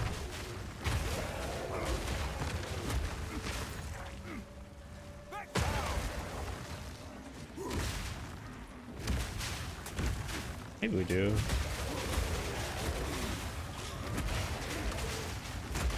Oh, that was chaos damage for sure.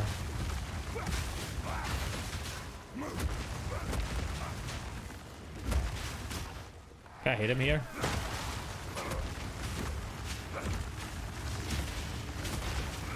I wonder if I should just throw the freaking hammer at them.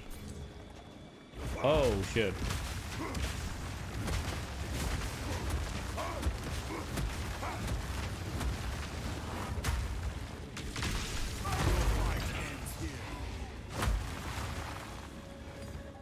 Well, that worked. See what they think about the hammer. Oh, that's not doing anything.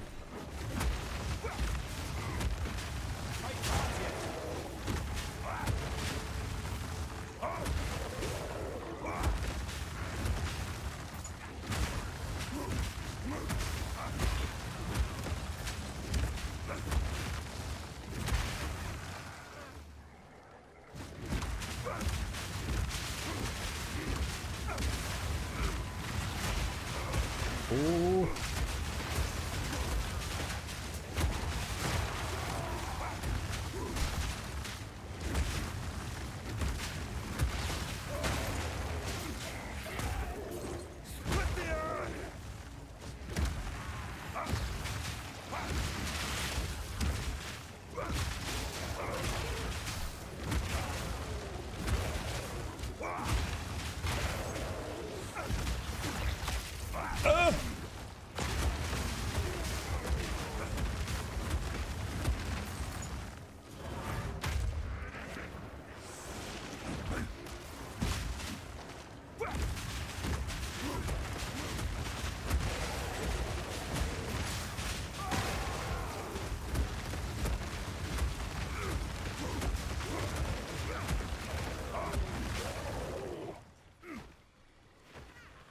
I need more Dan.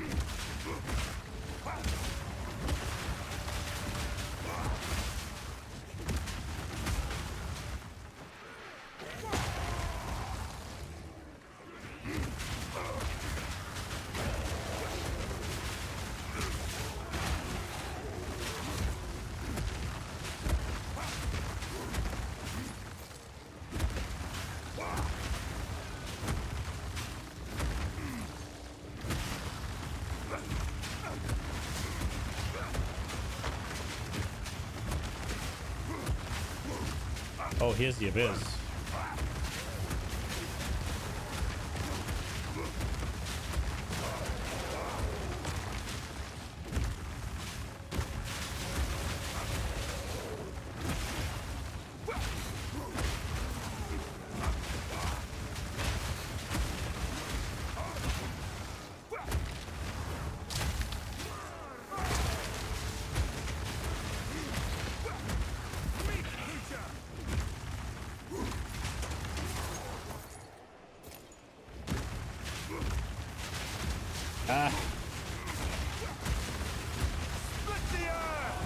Keep bonking, keep bonking, just keep bonking, just keep bonking.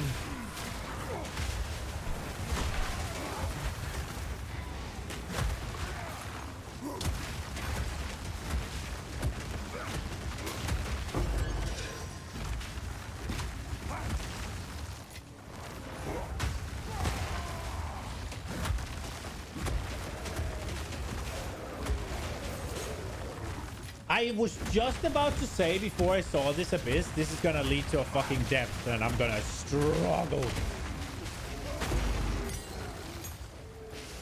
Skill gem level 15. I think we're gonna do Earth Shatter.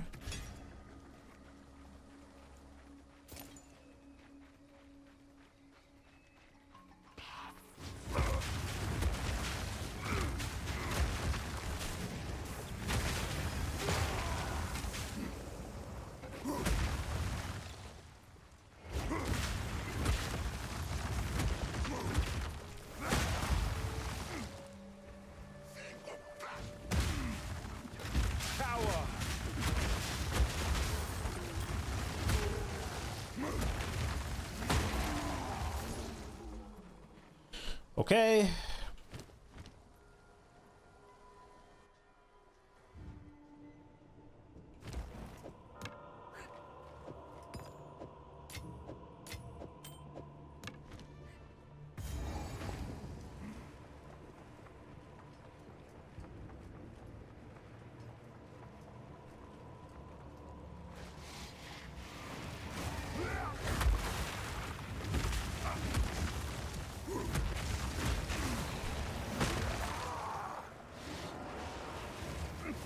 Okay.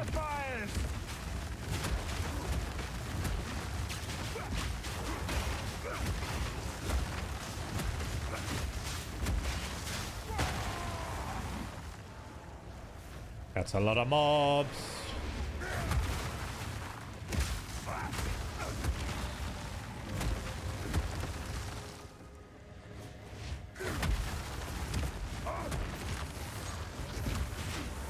No! Woo, woo.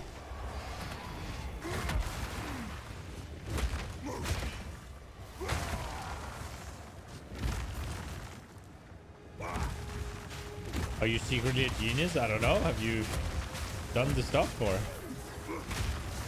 What did you do? I'm not ready.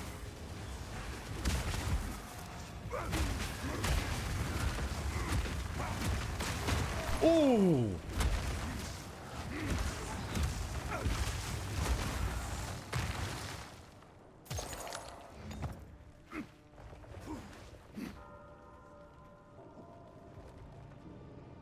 The quiver gives +7 to approach skills. That sounds really good.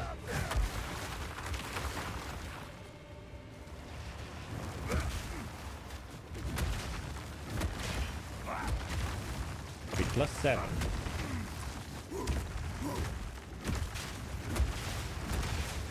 Oh yeah, 200 increased, right? So that would be 6 and then 50 on top. That makes sense.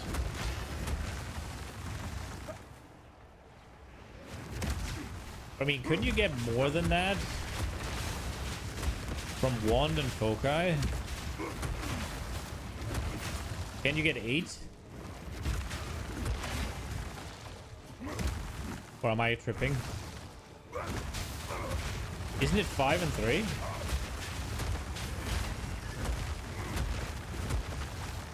Oh no. Oh no. This guy's gonna oh wait, it's not the thing I think it is it? Bonk. Bonk. Big bonk.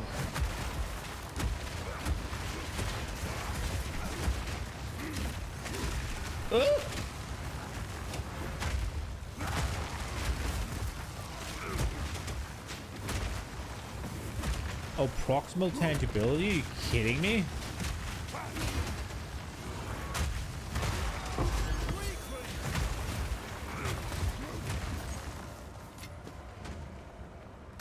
Ooh.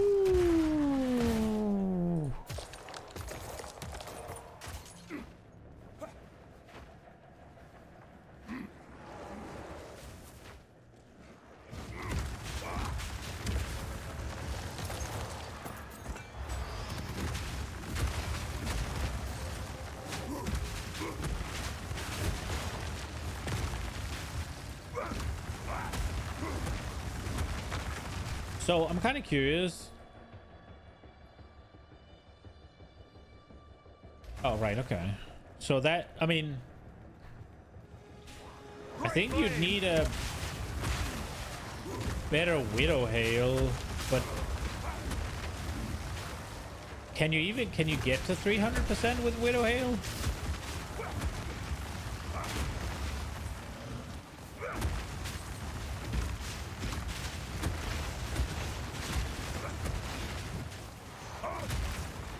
You can get to 300%. So if you get to 300%, that would be 8 projectile skills, right?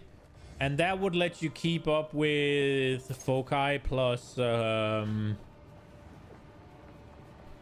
Foci plus 1, right? Because it's 5 and 3, no? Maybe I'm dumb, but I think it's 5 and 3, right? Or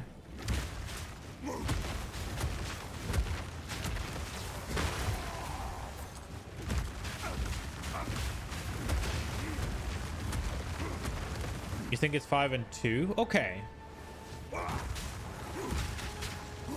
So that may be the case.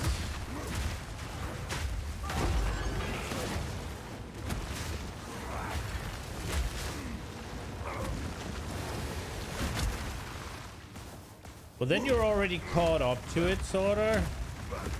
And then what I was about to say is, then you just need to make sure that you're getting more out of the projectile scaling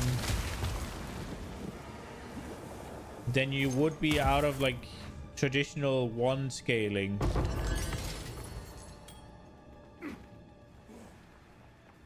Because on the tree, I'm sure you can get generic projectile scaling and all that.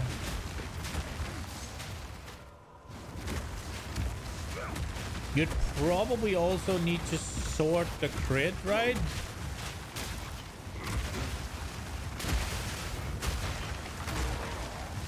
Or am I just assuming that it uses crit? I'm not ready.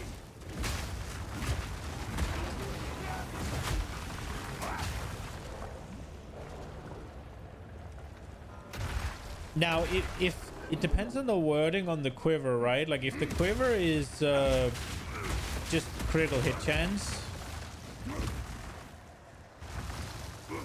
Quiver also has I was assuming you'd pick that though.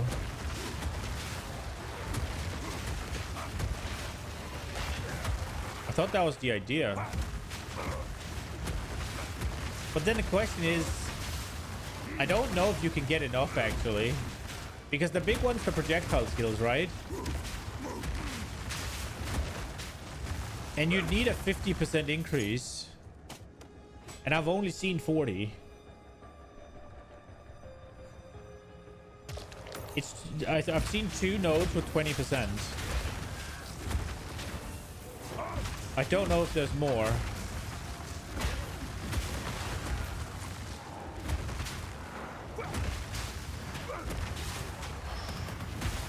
It is +3? Okay. So with a 300% Widow Hail, then you have the same. Because it was tier 1, the projectile roll, right? Like you get 2 on there. You can't get 3, right?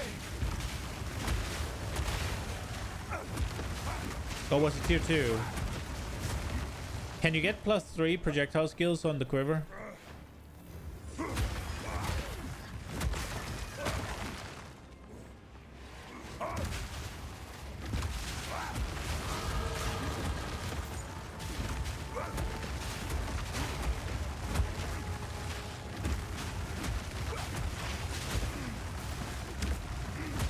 technically yes.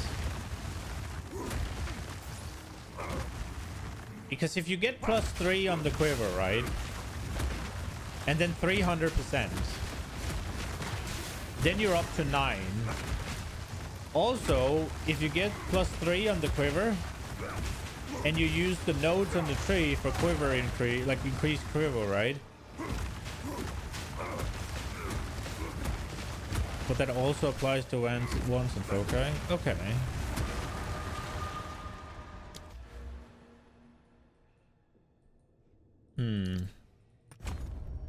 Because you got these, right? Quiver. I've only seen these 2 nodes. Oh, there is. So it's 6% for these. So this would be 32. So this would be 64. Damn, that's like too little to do it, right? Like, but I mean, if you take spec into this and you anoint this, right? Then you'd get 50% increased bonuses, right? That would be your, what's it called? How does, wait, is Widowhail increased or more? I'm pressing just buttons. Ah, it's increased, bro. I don't. Because I thought it was more, so I thought you'd get multiplicative. Great flame!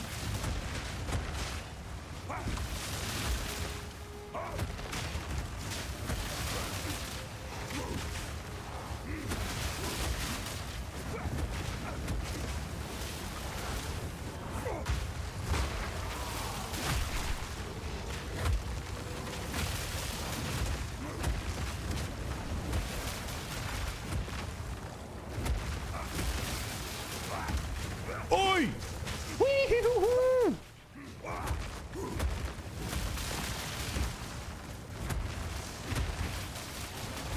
I'm not ready.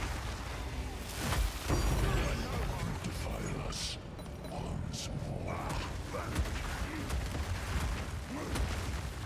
What'd I get? I got Omino Abyssal Echoes. Let's go. 50% is still +1. Yeah. But I thought that it would be... I thought it would be +1 and then at the...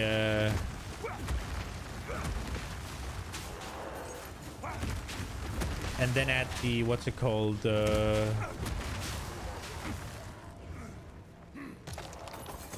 then at the Widowhail as a multiplier, right? Like, which would be way better, right? Like,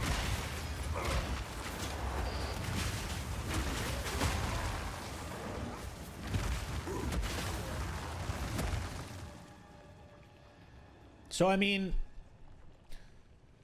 how big is Sanctify on wands that are +5? Is that going to be +2? Is that going to get them to 7? Or is it going to give them to 6?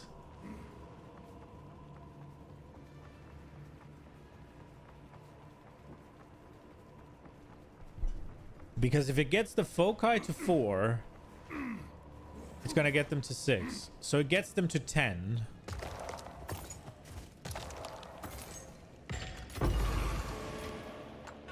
And it gets you to 3. And then assume you get a... So assume you get a 300% Widowhail, which is probably going to be obscenely expensive, right? Because that's max roll, isn't it? Then you're on 9, right?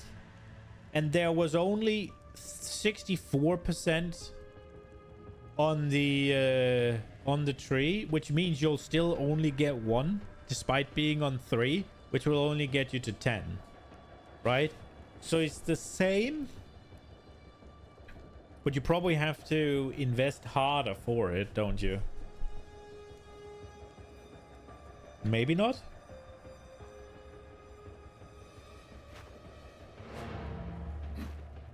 I mean, it sounds cool. I don't know how feasible it is for you to get it done, but it sounds cool.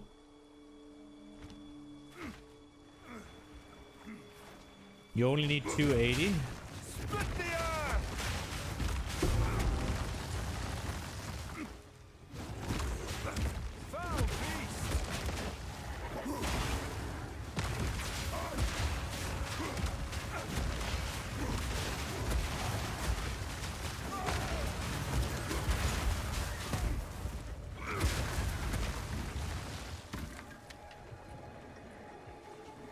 Why only 280?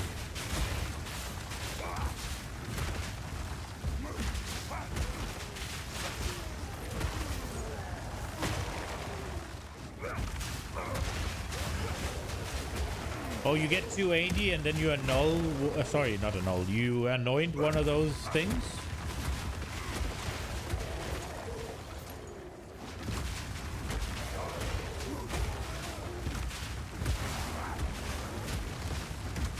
That puts you to 300. That gives you 6 projectile skills, right?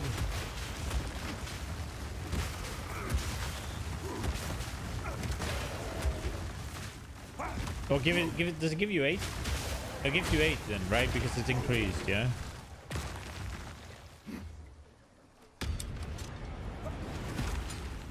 So that gets you to 8. Yeah.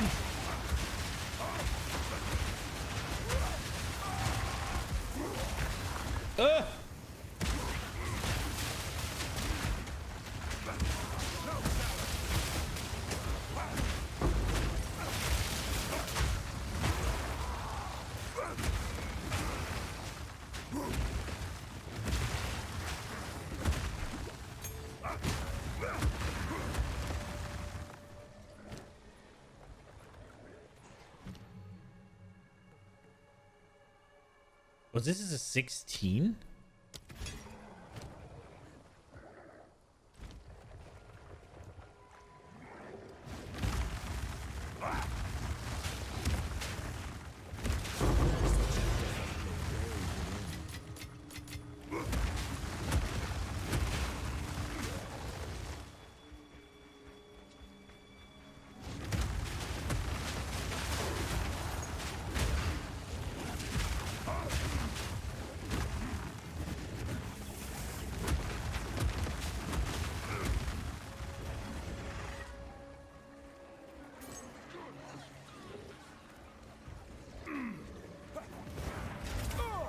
What? No! No, no, no!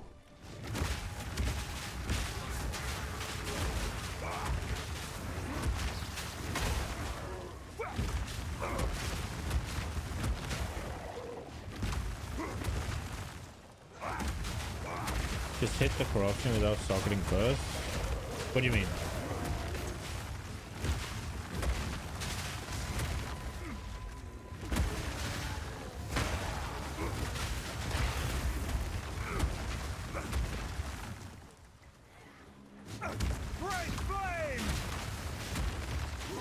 Why would you not just add the sockets first? You can't add them after, can you?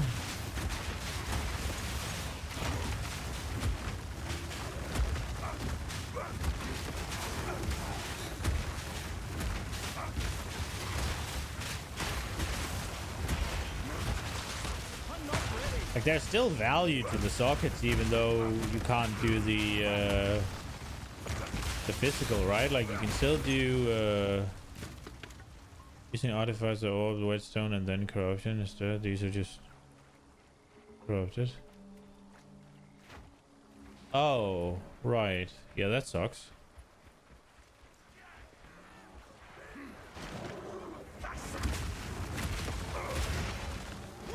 Like, you can still... I don't understand why you do that, right? Like, you can still add... Even though Widow Hail, you're like, oh, you can't really do the percent fizz because it doesn't do shit, right? You can still add flat. You can still add pen. Can't you? Yeah, you can still add pen from the soul course, right? You can still add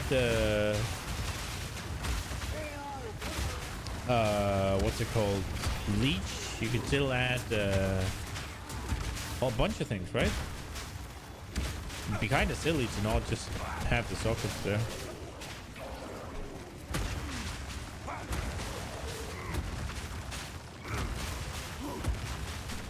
Yeah, projectile speed as well.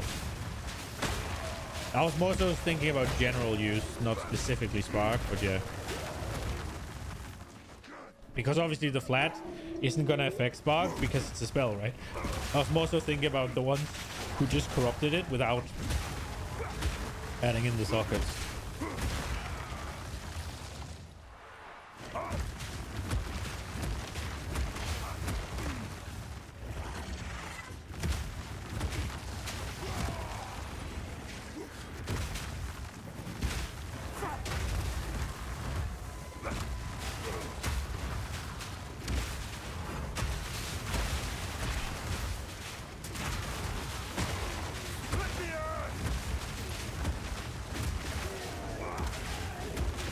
That's more than what you were expecting. One div? One div for 280 or 300% is 300% is going to be insanely expensive. Although, yeah, because then you don't need the Ignoint, yeah.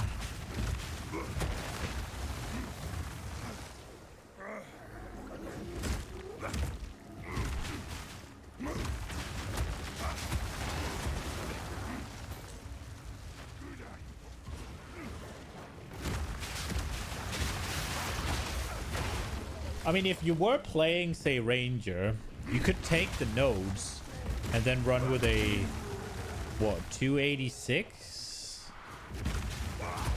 And then get the 350% increase from the quiver.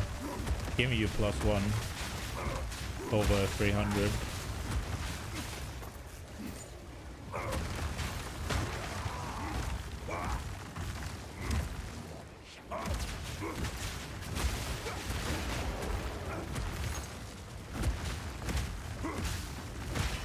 I mean, how much is just a well-rolled Widow Hail? Have you thought about that? Just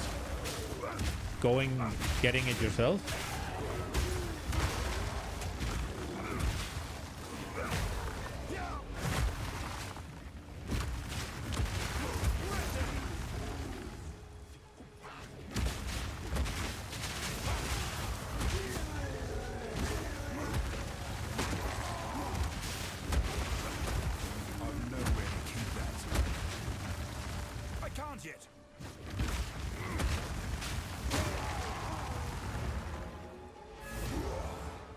You have one with 250? That sounds like a gamba.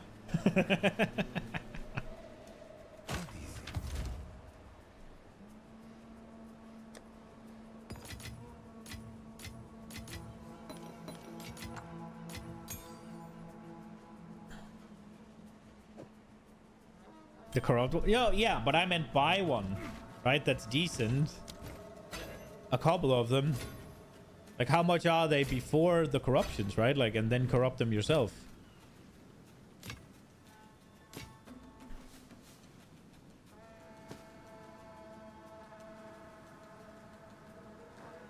Tier 1 life, tier 2%?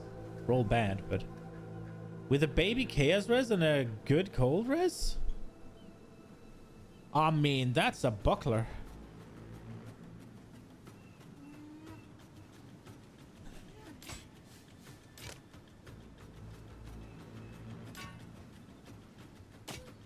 Find more breach remnants for my research.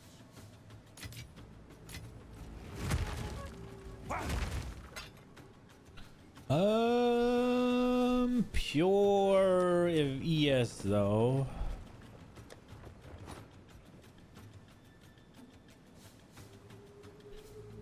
I wonder if that can be sold. Leech Fizz as mana. Accuracy rating. Oh, I am gonna try and... this is 1% attack speed. If I'm doing the Anoint.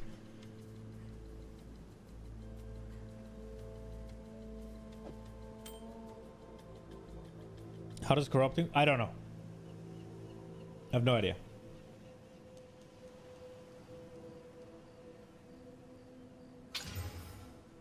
Oh, that's an okay life roll. Double leech. I'm gonna have to get...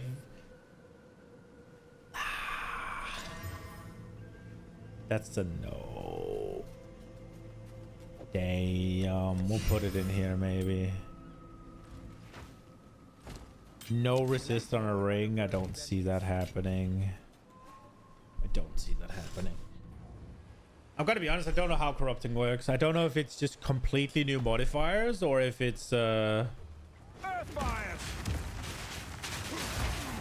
Feel my wrath! I can't hit. I don't know if it hits it with higher whatever higher roll ranges and then hits it with a divine. I don't know if that's how it works or if it's just like adds plus whatever onto your roll. I couldn't tell you. Something to look for, right? Because if it is just slapping it with a divine roll, then you can just buy all the dirt cheap Widow Hails.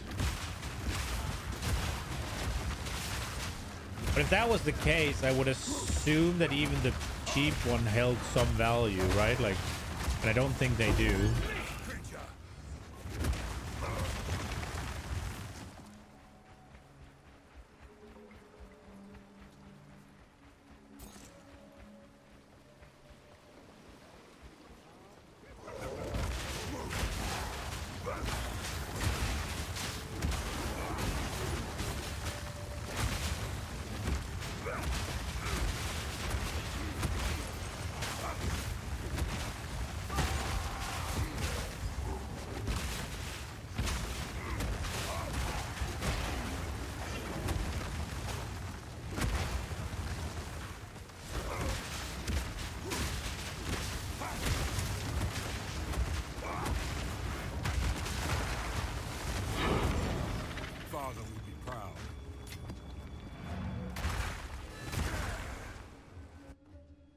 Here we go.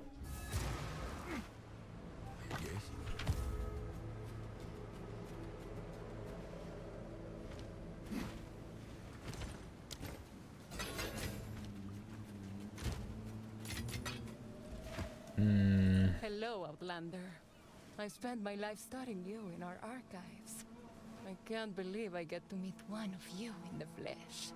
This will be an interesting time. Quachic treasures. Please have a good weapon. No, no, no, no, no.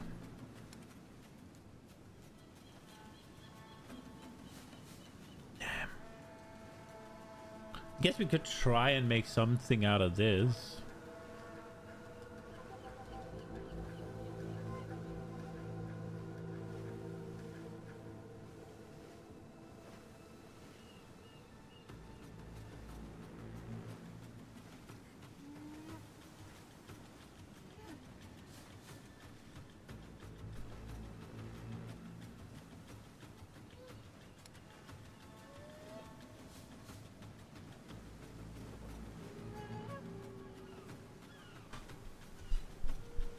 %, movement speed, 20% movement speed. I lose armor though.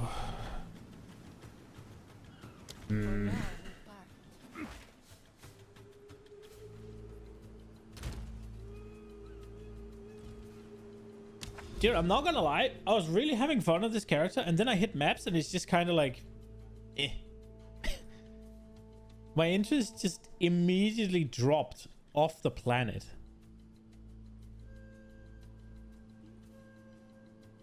Which is a little weird. I do think I need something to eat though. So maybe it's the maps. I think it's the I think honestly it's the progression in PoE 2 once you reach maps. I don't really feel like I'm getting anywhere. Like I feel like I'm just doing shit maps with no real progress. I'm just progressing it through an endless zone of maps that doesn't really do anything. The maps themselves aren't super interesting, sure, but it's not like I'm getting guaranteed progress like I am in PoE 1, where, well, I need to do all these low-level maps because I need to fill out my atlas. I need to get my atlas points, right? I don't get that here. So it's like there's nothing really driving me forward other than the pursuit of getting into higher maps. And the way I get into higher maps is by getting upgrades. So all I'm doing is I'm just doing every single map, hoping something will drop without any sort of real anything driving me forward other than just, well, hopefully there's something. Hopefully there's going to be something. Hopefully there's going to be something, right? Like, and it doesn't feel too good, if I'm being honest. Like right now, I would need, I don't know, something to drop with some better gloves to drop. Right? Like, I don't know, higher fizz, higher percent fizz or whatever, right? Like, or sorry, flat fizz. Or boots with more movement speed. And it's kind of that thing where it's like, yeah, I'm just kind of waiting for something to show up. And that doesn't feel too great. This is what we have available. Bring any. Have you found more of what we see?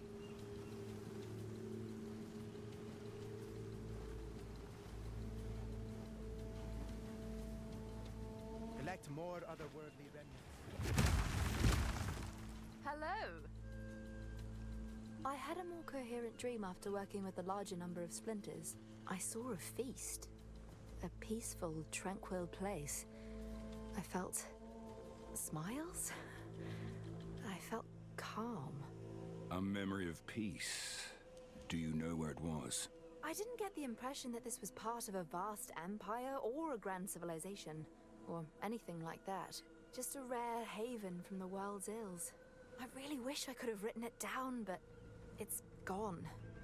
Can't hold on to the sensations. What? I can't hear it again? Bye. Okay. The boss one? What about the boss one?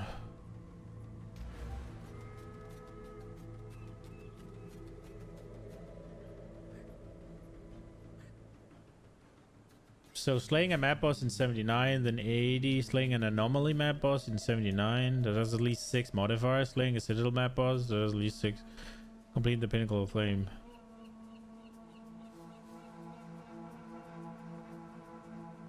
Is any map for the most part then once a new deadly boss? And the pinnacle boss? I don't know what an anomaly map boss is, if I'm being honest.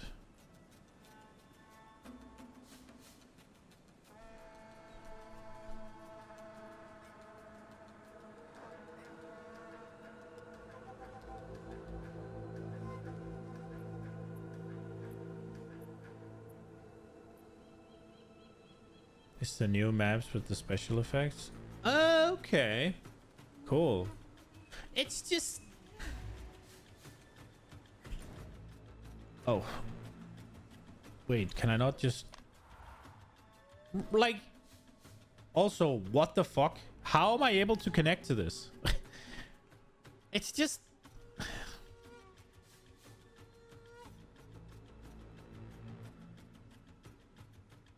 Like, what am I gonna get for doing this Molten Vault? Right? Like, why am I doing the Molten Vault? Why? It is gonna get better when the changes come in, where this Molten Vault will actually put some content in there without me having to spend resources to put the content in there. Right? That is gonna be an improvement, and I think a big one. But it's just still like, why am I doing it? It's one of those things where in PoE 1, it doesn't feel as bad doing unrewarding maps because you have to do them to get there, right? Like, whereas in PoE 2, it just feels like every single waystone I plug that isn't a 15 is just less efficient.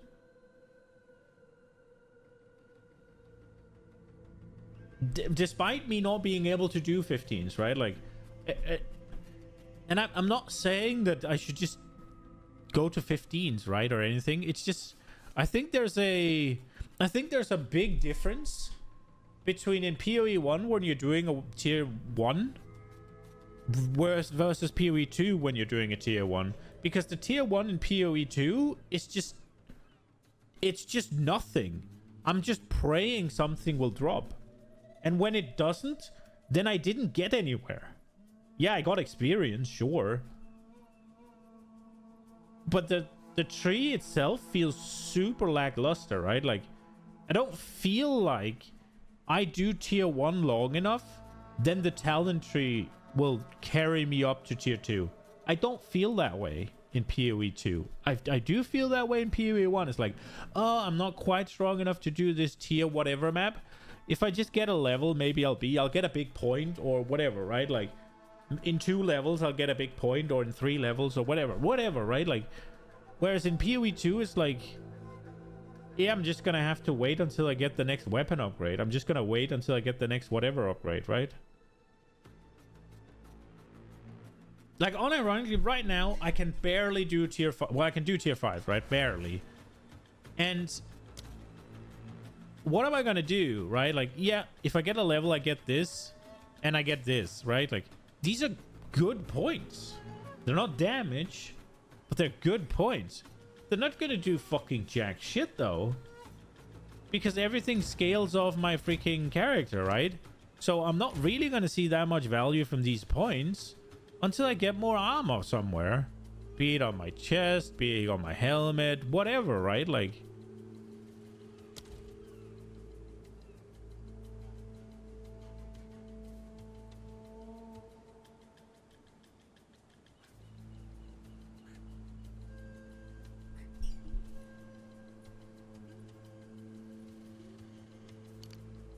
I think that's the main problem I have with mapping.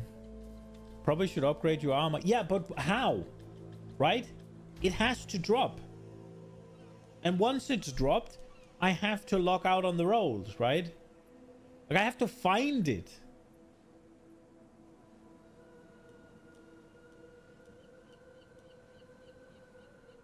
And I just don't quite feel that way in PoE 1. Coupled with the fact that in PoE 1, I can much easier actually attempt content that is a little bit beyond me. Right? Like, if a map is too dangerous, because I'm not playing hardcore, that's okay, because I have 6 portals. In PoE 2, I have to take so much of the reward out of the map in order to have multiple portals. Because once you start juicing it, right, like it's just a little bit, once you start putting it to 4 modifiers, calling that juicing feels criminal, but it's much better than 2 at least. Once you start adding modifiers to make the map better, you just also take away your portals. So let's say right now, tier 5s are probably a bit of a struggle bus for me, as they are right now. If I were to put with a 2 whatever, if I were to put on 6 modifiers, then obviously the map would be more dangerous. But let's assume that I roll good modifiers. Let's assume that it's 6 modifiers that doesn't really do anything to me. Well, I'm still unlikely to succeed. I'm still much less likely to succeed in PoE 2 than I am in PoE 1, because in PoE 2 I have 1 shot.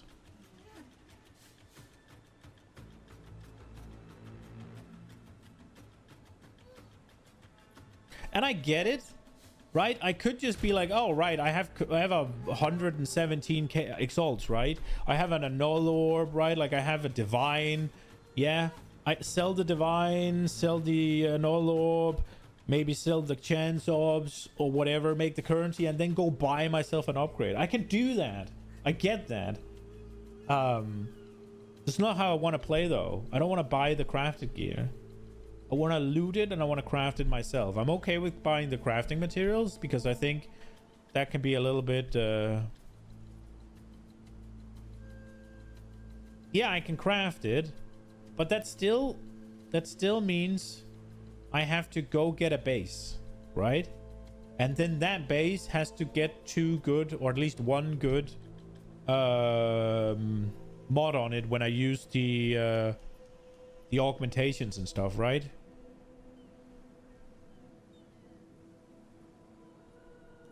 And then the fact that I can just craft it, right? That also requires me to have the currency that I have, right? So it takes you, let's say, realistically, what am I going to use to craft an upgrade right now?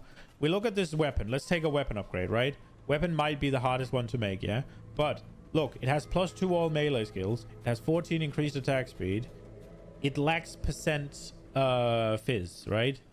Maybe we look at this one instead. So this one, right?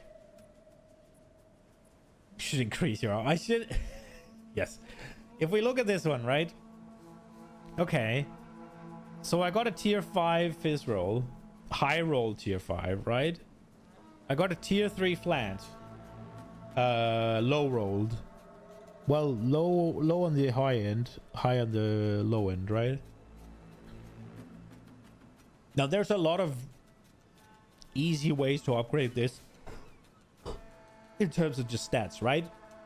First and foremost, the fire damage is kind of dead. We could get hybrid fizz there. But I have to get it, right? So, what is my avenue to getting a better mace? It would be finding a mace with at least a good percent roll on, right? Oh, oops. At least a good percent roll. So let's just say I managed to find tier 4 fizz, high rolled, right? Okay, we're ready now. I put on whatever is the second modifier. If it's shit or if it's good, doesn't really matter, right? Then I use the essence to upgrade it so I get flat fizz. Boom. Okay. What can we do now then? If the suffix we got is shit, we can use the dextral whatever essence thing. Buy one of the essence that slaps on as a +5 or whatever melee skills. Bam. Or 6, whatever it is. The perfect one. Get rid of the bad suffix. Get a banger one instead. And we have an upgrade, right? So it's not that it's difficult. Not even require all that much currency. Because I think I could do what I just said. With like 20 exalts. Maybe 30. Right? But 30 exalts is still probably like 10-15 maps at this level, right?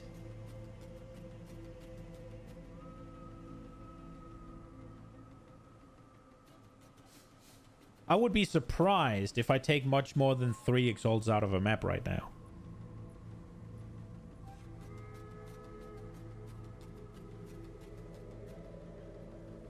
And it's not that I'm saying that is necessarily bad or anything, right? It also depends on how, what's it called, how lucky I get and what drops. I'm not necessarily dogging on the gear progression at all, right? Like, you also just farm the essence use of the augmented removal and stuff, and then just do what you say. Yeah. But I mean, whether or not it's what's it called? Whether or not it's 30 exalt or whatever. If we say I have to do 10 maps to do this craft, I think I'm being extremely lenient. I think I need to do more. If I had to farm out the essence, right? Like there's a lot of essences and it does need to spawn in the map, right? And I only have so many Atlas points to make it happen, right? So yeah, if I'm saying it takes me 10 maps to craft a weapon upgrade, I think that is a low ball, right? And it's not that I have a problem with it taking me 10 maps to farm an upgrade, right? It's just that those 10 maps, I don't really feel like I'm doing anything, right? It's a little bit too... because it's not deterministic. It's chance based, right? So I'm just doing these 10 maps hoping for something. Yes. But here's the point. When you're doing, well, it depends on what your weapon's at, right? But while you're doing those, whatever amount of maps that it takes, you're doing something else. You're progressing your atlas, right? You're leveling up in a passive tree that feels far more impactful than in PoE 2, right? It just, I feel like I'm kind of treading water rather than moving forward. Now, how fast I'm moving forward or not, I don't necessarily think that's the point. It's more so I don't feel like I'm going anywhere. And I am, because I'm gathering currency, right? Like, I'm getting there. But it feels like I'm at the mercy of Lady Luck rather than I'm deterministically working towards at least some sort of power upgrade, at least some sort of thing, right? In PoE 1, the passive tree feels far more impactful. I don't know if it's more powerful or if it's less powerful, but it feels more powerful, especially early on. I feel like I can do stuff in the passive tree that will help me progress. I don't feel that as much in the PoE 2 one because everything relies on your gear. None of it is just like, you can't really get flat stuff. It's not, attack speed is super hard to come by. The really big nodes come with drawbacks.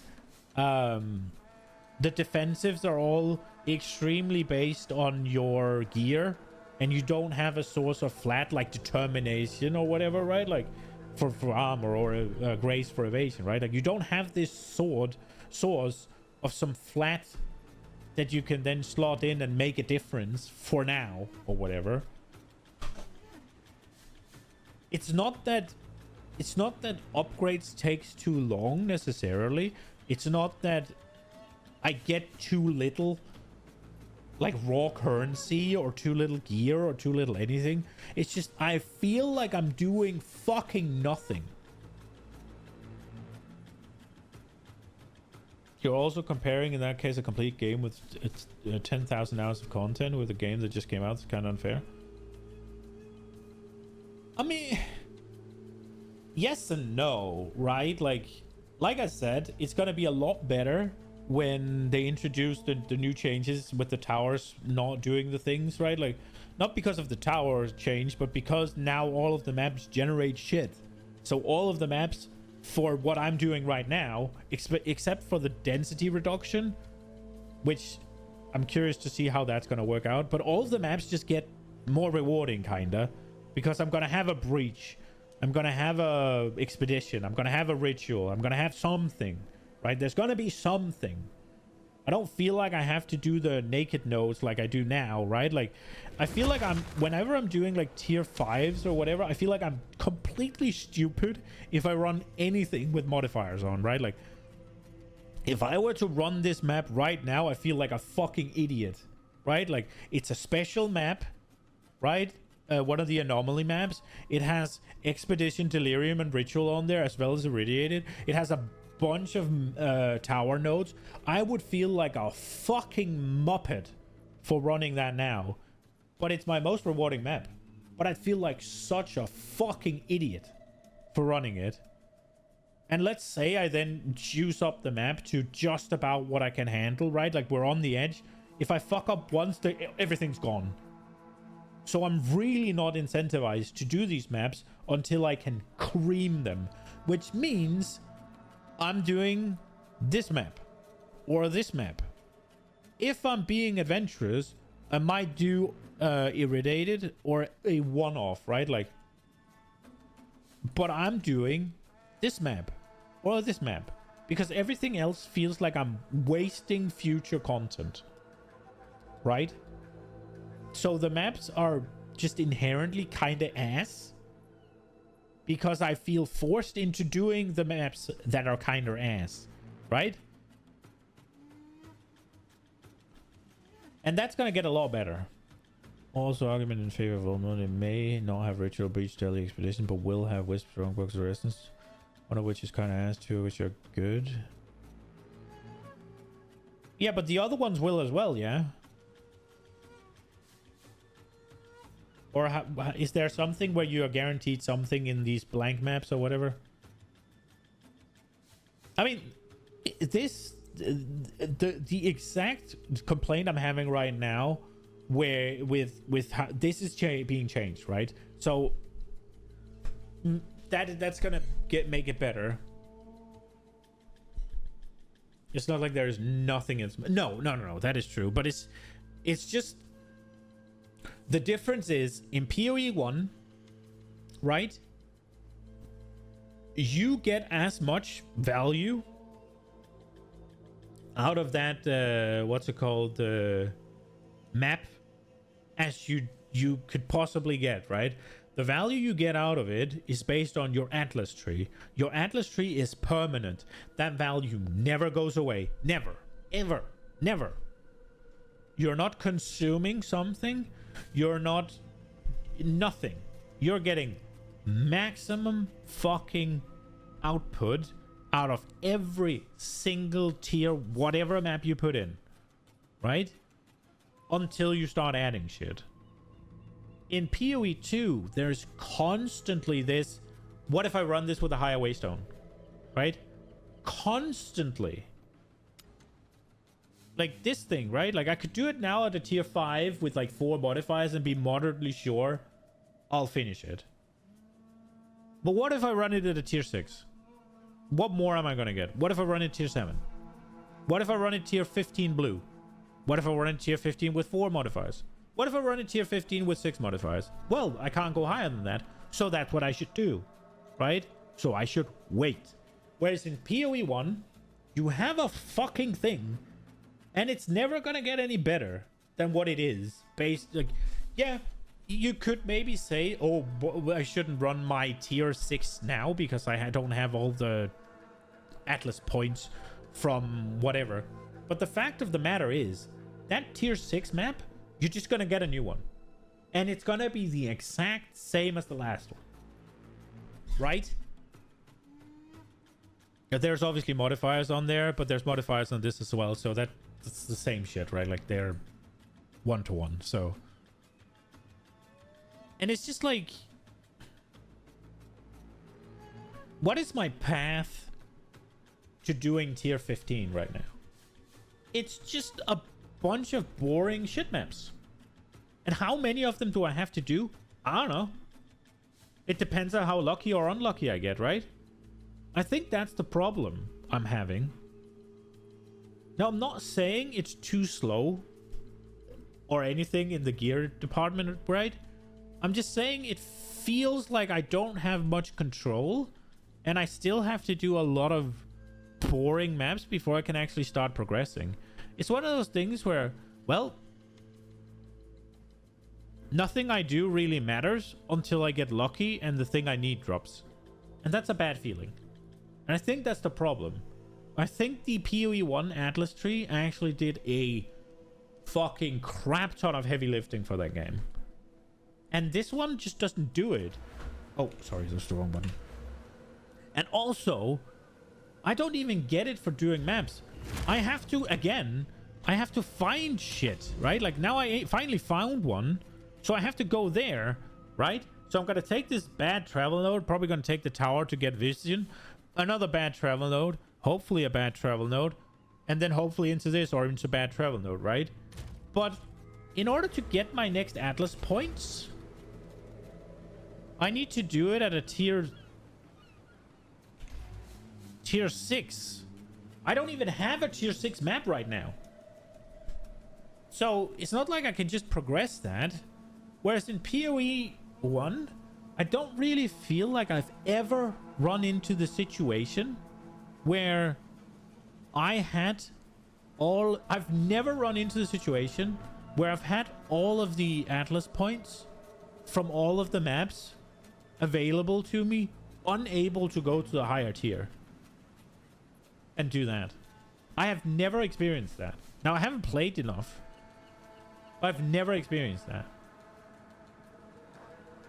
Right now, it is not unlikely that I go to that waystone there and I'm unable to progress. Now, obviously, this character is a bit of a mess because I have progressed on a different character, right? So there's that.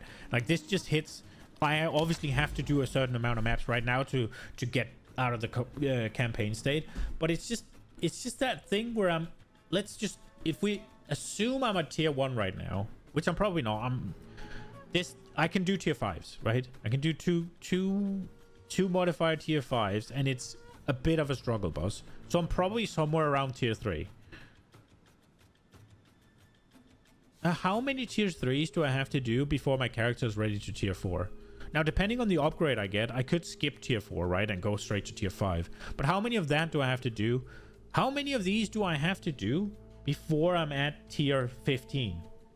And in PoE 1, it kind of feels like you have a...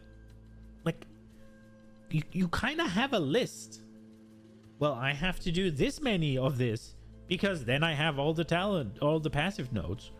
I have to do this many of this because then I have all the passive nodes. Here it's just like, whenever the weapon drops, whenever the whatever drops, right? You got a 50 streak, Conjo? Let's go. It just...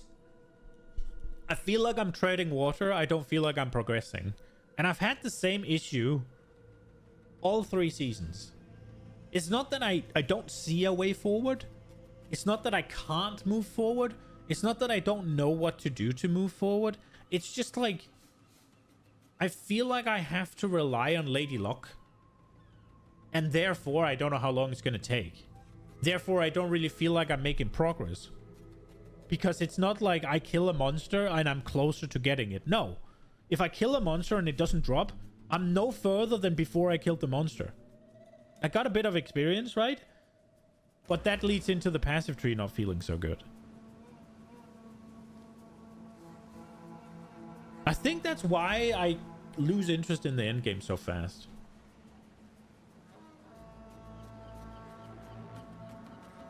Yeah. Yeah. I'm not saying...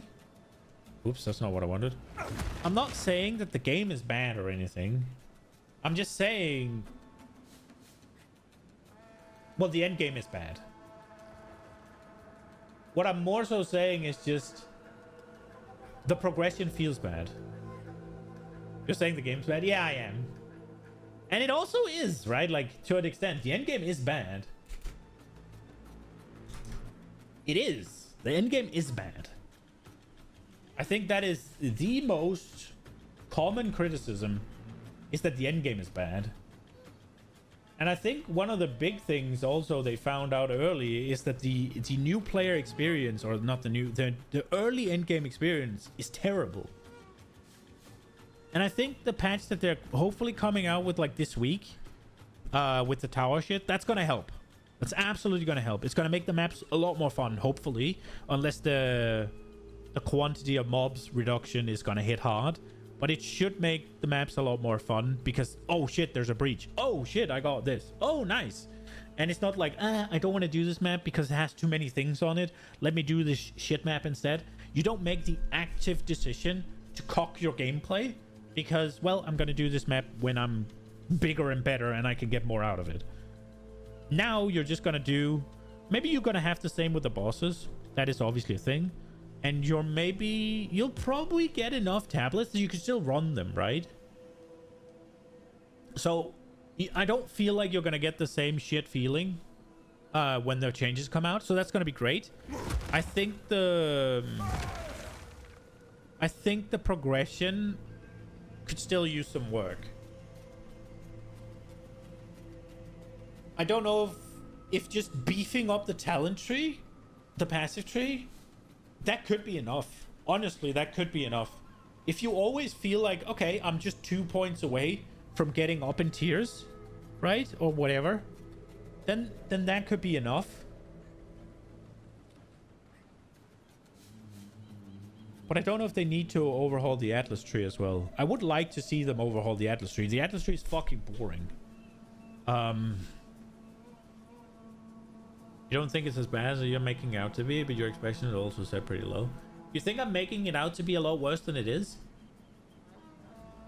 I mean, what specifically do you disagree with? Do you not agree Do you not agree that whenever you're picking,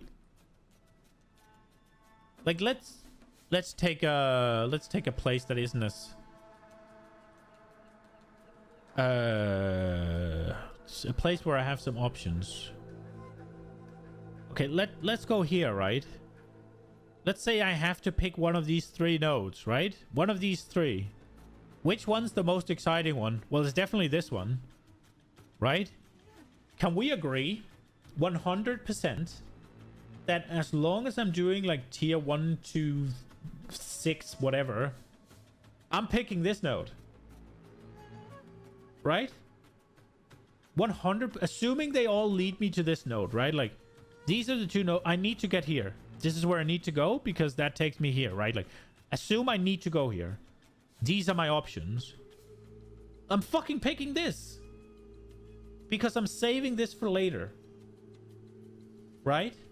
Because this is a good map.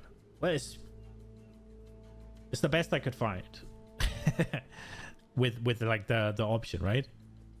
Oh, we could take here, right? Like, we have this one. This is a good place, right? Like, let's say they both lead to this map.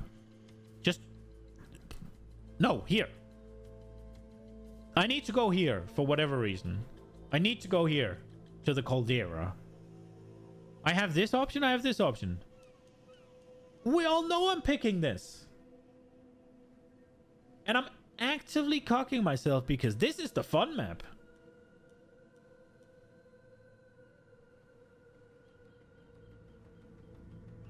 Like, this is the fun map. This is the cool... This is the map that really gives the shit, right? Like, I am taught to want to use this later. So yeah, I make the decision to run a worse map. And I go here. And we move on, right? Like, and every time the option is there, I'm gonna pick the one with the least things on. Not because I can't do the things, not because I don't want to do the things. No, opposite. I want to do the things. I want to get the things, but I want to do them in a map that matters more, where I get more out of the things. Now that's gonna go away, right? That shit's gone, and it's gonna be a massive improvement for enjoyment, I think. However, that still leaves us with the problem, right? Like, how am I progressing? Whenever I'm just doing maps, how am I progressing? The answer is I'm not really progressing because I need that RNG drop. I'm not getting significantly more power in the passive tree for just 1, 2, 3 points because it all scales off my gear. So you need a significant amount of points. There are a few nodes where you're going to get a power spike like this one because it adds a functionality to you, right? Like, another one could be this one because it adds functionality. But I don't feel like there's that many of those, but maybe I'm just wrong. There will be those points, but they are not just 2, 3 levels usually. It's more like 5, 6, right? And maybe that's the same in PoE 1. Although I do feel like I just feel like whenever I put a point into PoE 1, I get more of a yes than I do in PoE 2. And I don't know if it's just kind of been conditioned to it, or if it's just... But like, whenever I kill a rare, whenever I kill a mob, and he doesn't drop currency I need, he doesn't drop a potential upgrade or even just an upgrade, right? Like, if he doesn't drop an upgrade or a currency I can use to make an upgrade later on, I have not gained anything. Basically, I gained a bit of experience, so it's not nothing. But whenever I do a map and I don't come out with currency that's useful, like an essence I need, or something I can sell for a bunch of currency, or some currency I can use later on, I didn't get anywhere. So it's like, you look at the map and it's like, how is this gonna bring me further? Maybe I'm gonna get 2 bars of experience, 3 bars of experience, whatever, right? Like, and then I'm gonna go and I'm gonna pick like a lukewarm talent point. Now, obviously, getting to endgame, getting to tier 15s isn't hard, right? Like, it's not hard to get the upgrades. I know exactly how I'm gonna get. I know exactly my path to like a better weapon. I can figure out a path to a better whatever, right? Like, look at an item, but I need the item in my inventory before I can do that. And that is the only progression I get. And that progression is entirely based on RNGs, right? And it just feels worse than PoE 1. And I think it's the, honestly, I think it's the Atlas tree. I think it's the Atlas tree. You have this checkpoint. Well, I need to do these 5 tier 1s maps. So there's no point in wanting to do tier 2. There's no point in wanting to do tier 3. There's no point in wanting to do tier 15. Because I need to do these fucking maps to get my points. Because otherwise the tier 15s aren't good anyways. If I don't have the fucking points. Well, they're better than tier 1s, but I need to do them anyways. Yeah, and I get you could be like, yeah, everything goes to tier 15 eventually, right? But you need void stones for that. And it's just like this. All right, well, I guess I need to do 4 or 5 whatever tier 1s. Bam, bam, bam, bam. You do those. Okay, let me do tier 2 because it's not that big of a step, so you can easily do it. You do tier 2s. Bam, bam, bam, bam, bam. Okay, well now I can do tier 3s. Bam, bam, bam, bam. And I have never experienced being done with a fucking tier and unable to move to the next. Never. So it's just, I think it's just that everything I'm doing does something. Right? Whereas in PoE 2, it does something, but it doesn't feel like it's doing anything. Because yeah, I'll get the currency and I'll get the, eventually I'll get the thing. You think I should stop playing PoE 2? Nah, I am having fun. It's just whenever I hit maps, I just get this like...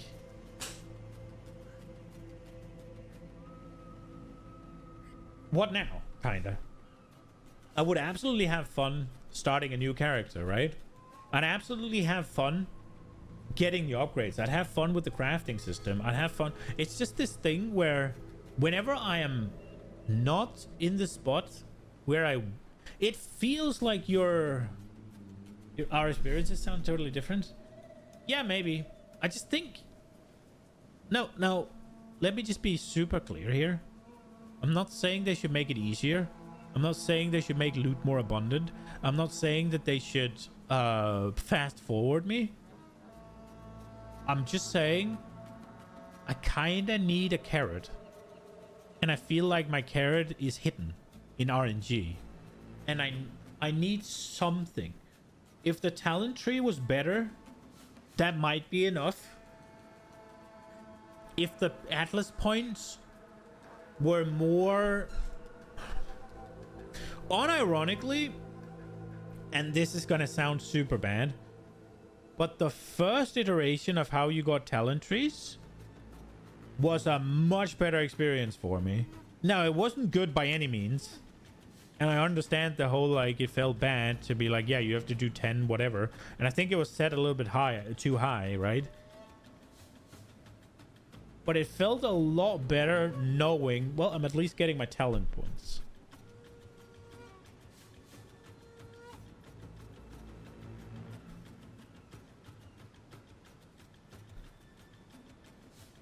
I don't know.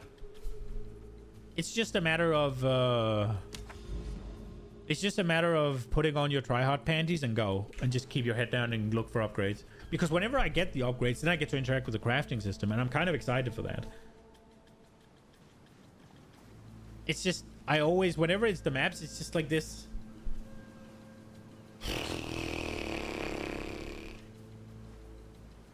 You don't think it's as RNG except literally at the beginning? I got the good essences and sold them or used them.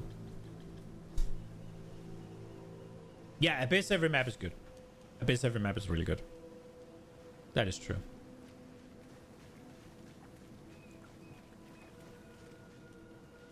I think it's just an overwhelming feeling of I am not getting as much out of this as I could be. And my path to getting as much out of it as it could be is not readily apparent. It has to happen. Longbox have gave you 5 divs. So yeah, I'm not saying you're getting too little or anything, right? Like, not saying that at all. I'm just saying, given that the talent tree doesn't feel as good, I'm not as excited. It's not like I can be like, look, where I am right now, right? I should be like, okay, I'm gonna grind out 2 levels, get this massive point, and then I'm definitely tanky enough that tier 5 should be a joke. I would feel like that in PoE 1 with a point like this. Or if let's say I was here, it's like 3 levels, I get this, and I'll be creaming rares. I feel like that in PoE 1. I do not feel like this in PoE 2. But yeah, I need food, and then we're gonna continue. I readied up. Oh fuck. I readied up a video. Crip has one. It's a little bit negative in the wording of it, so I hope it's not too bad. But I am interested in hearing about the and progressing wasn't that long. It takes you like 10 years to get rep map in PoE 1 because there's like 1,000 map. It took you 2 days in PoE 2. I feel like I have. Oh shit! I feel like I have the complete opposite experience of you. Like red maps in PoE 1 doesn't take me that long. Because each map is like 2 minutes. You just go, right? Like, and then with my gameplay it's 5 or 10, but. And you do it, check mark. You do it, check mark. You just, you roll them with like whatever modifiers you want. Slap them in, go. Slap them in, go. Slap them in, go. Slap them in, go. Slap them in, go. There's no like, oh, let me pick my path. Where am I going? Looking around the map, seeing what you can find. Where am I going again? I need to find corruption things. Okay, let me just get over here, kind of, right? Like, you just go. There's no like, oh, so if I go here, then I connect to here, and then that connects to there. There's a tower. Then maybe I can see where the next corrupting thing is. Oh, I go there, go there, go there, right? Like, PoE 1 is just like pop and go, pop and go, pop and go, pop and go.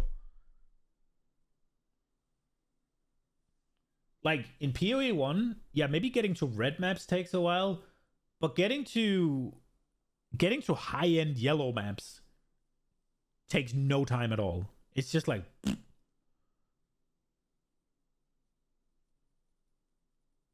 and then whenever you have one of those shit maps that you left and it's like, oh, you finally got it, you just yeet through it and kill the boss and you're done, right? Like,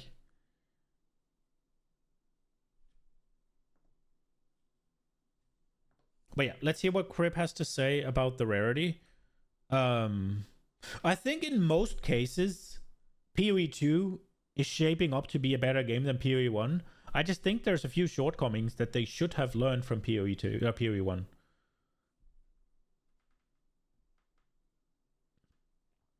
And it's not that the progression I don't think the progression in PoE 2 takes a while. It's not what I'm saying. I'm just saying I feel like I have a lot less control. I don't feel like I have a what's it called? I don't feel like I can just say, okay, let me do this, right? And then I go. Let me do whatever, and then it's good, right? Like, I don't feel like I have this like, oh, this is gonna bring me one step further. It's just like, yeah, let's see if this map's gonna give me something. If it doesn't, oh well, we got nothing. Let's go again.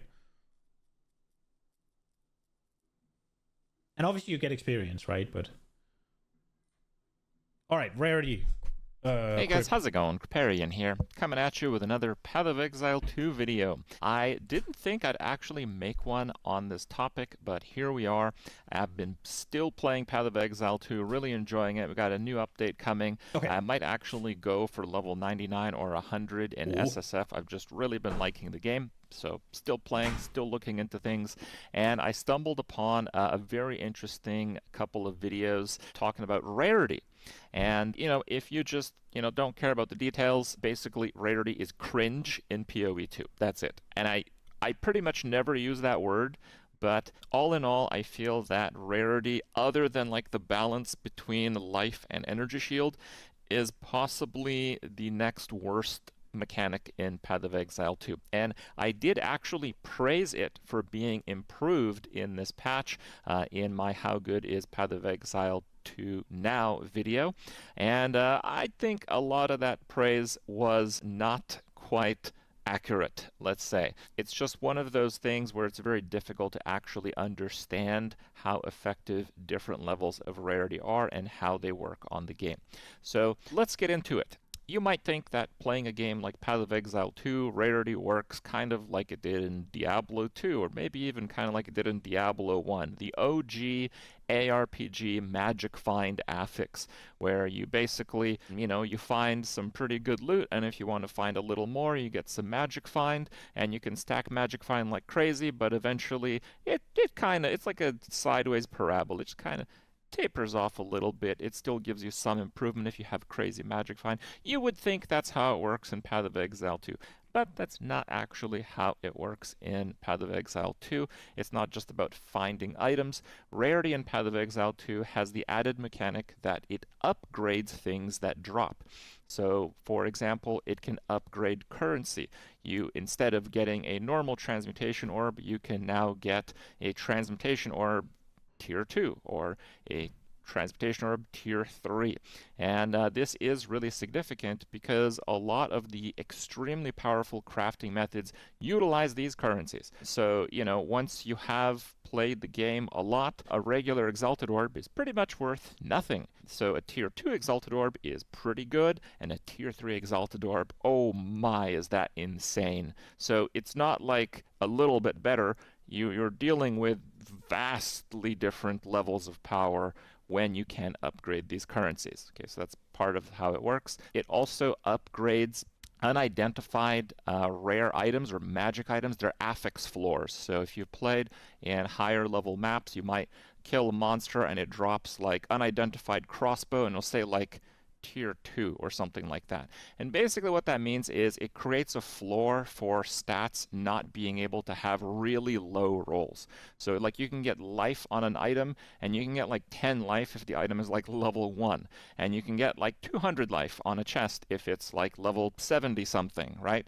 Now the idea is that these affixes have different like affix levels, and when you get items with higher tiers, you basically create a floor, and the highest tier, is like Tier 5, so a Tier 5 item culls all the crappy rolls on the stats. You might still get affixes you don't want on gear, but they'll generally be higher level affixes. So that is another thing that Rarity and Magic Find in general does accomplish in Path of Exile 2. A little bit unintuitive, but you'll get the hang of it if you have played the endgame. And another mechanic that is a little bit different than games like Diablo, only a little bit different, is that monsters have built-in magic find. So rares, I believe, have some built-in magic find, and bosses have quite a bit of built-in magic find, but this is fairly untested stuff, so, this kind of stuff we don't really know. And maps have built-in magic find, but you can manipulate that. If you make the map harder, you effectively increase the rarity among the other things that you can increase. Make it harder, make it more rewarding. And, we do know that in Path of Exile 2, it also has diminishing returns, but we don't have the exact formula like we have in Diablo 2, for example. So it's still kind of a closed box. And enter a new content creator that I didn't know existed, but he has made some fantastic videos. I'm actually covering his name with my nameplate. His name is Farham. If you do want to see his videos, or I'll link the exact 2 videos that I kind of get a few clips from in this. He's actually a wonderful content creator, so I'm glad he covered this topic because it allowed me to discover him. So he made a video, Is It Worth It? Comparing Rarity Bot Impact on Duo Zesh. So I will just quickly summarize the video. If you want more details, please watch it. It'll be linked below. Basically, he plays in a 2-man party, and the other person in the group has a specific glove where all the kills in his area are counted as his, and then that character also stacks magic find. So he was able to stack varying levels of increased item rarity, and they were actually able to check how much stuff was dropping. And they had a really good method where, it's really difficult to see the currency upgrades because, what do you need to upgrade into a divine orb? It's just kind of hard to tell. But when it comes to the tiers on equipment, you can actually see it. It's actually evident. It's very obvious. So presumably these items work the same. These mechanics work the same way, and in my opinion, having played a ton this league, I do think they do work the same, just so you know. And he goes under the assumption that they do also work the same. He tested in Zesht, which is the Breach boss encounter. He ran 40 runs, I believe he says, for each 50 item rarity and 500 item rarity. And then they averaged and counted the amount of tiered equipment that they got at the end. This is now, fucking there cool. are a pretty consistent number of monsters in this. I have done this a few times. There is a little bit of variance. So again, it's not an exact science, but this is really good. This is by far the best study of item rarity and magic find that I have seen in Path of Exile 2 ever.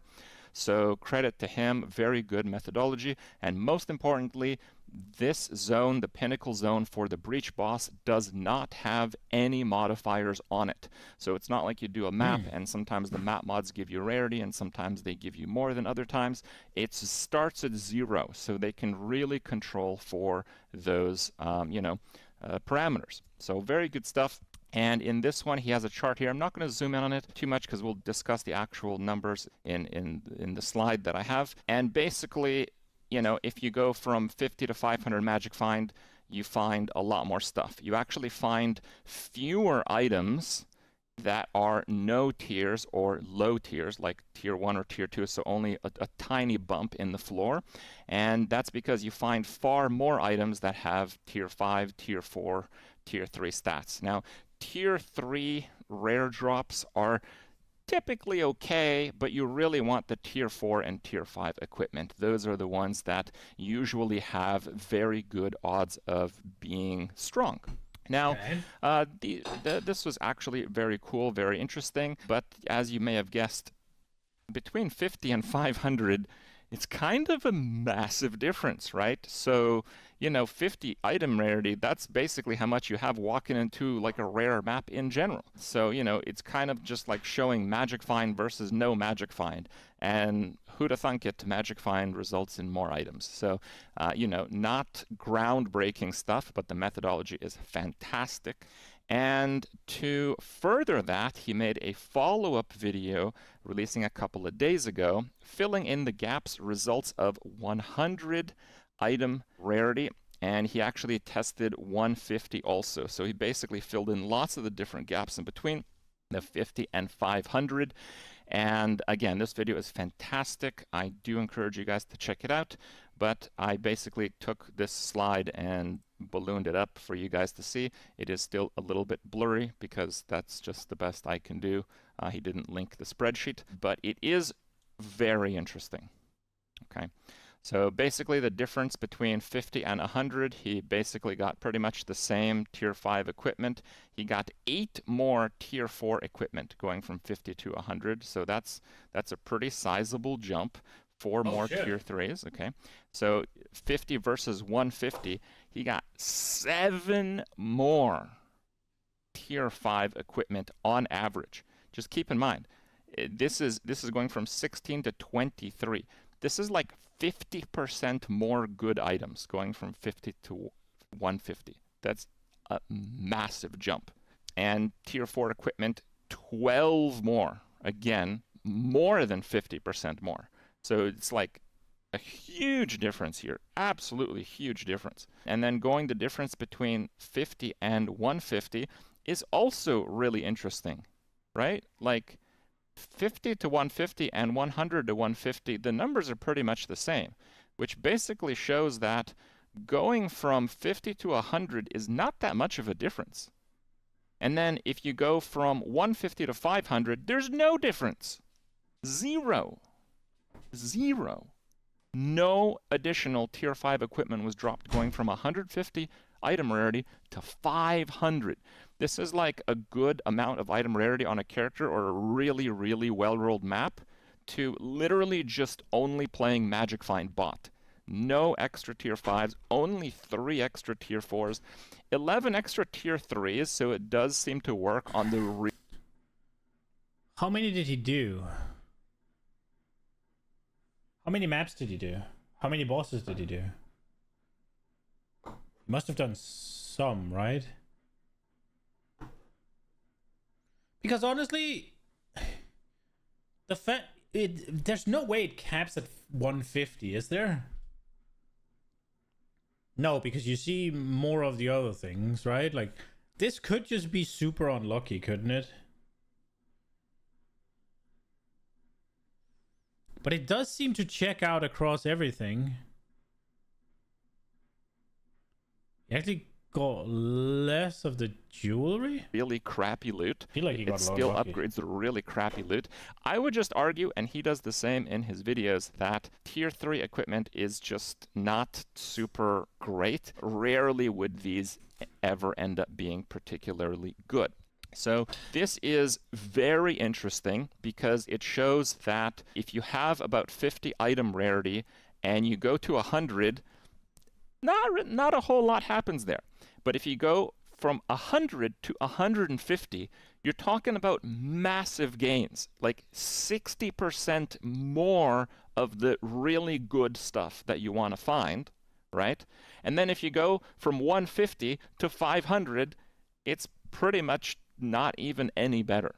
Okay, so this is like mind-blowing to me, and probably most people that have actually watched his videos. Again, I encourage you guys to check that out because, you know, when we talk about I'd be curious as to how much he ran. Because this kind of sounds like he got insanely lucky on the 150 test, and kind of unlucky on the 100 test, and really unlucky on the 500 test. Oh, oops. Magic Find and implementing diminishing returns, that's probably not what people want. That is maybe not great. So there's a massive difference between 100 and 150, and after 150, it's like not very good. And again, this is not an exact science. He did 40 breach runs, which is a very good test in a very controlled way, but it's not an exact science, so maybe that number is like 140, maybe it's like 135.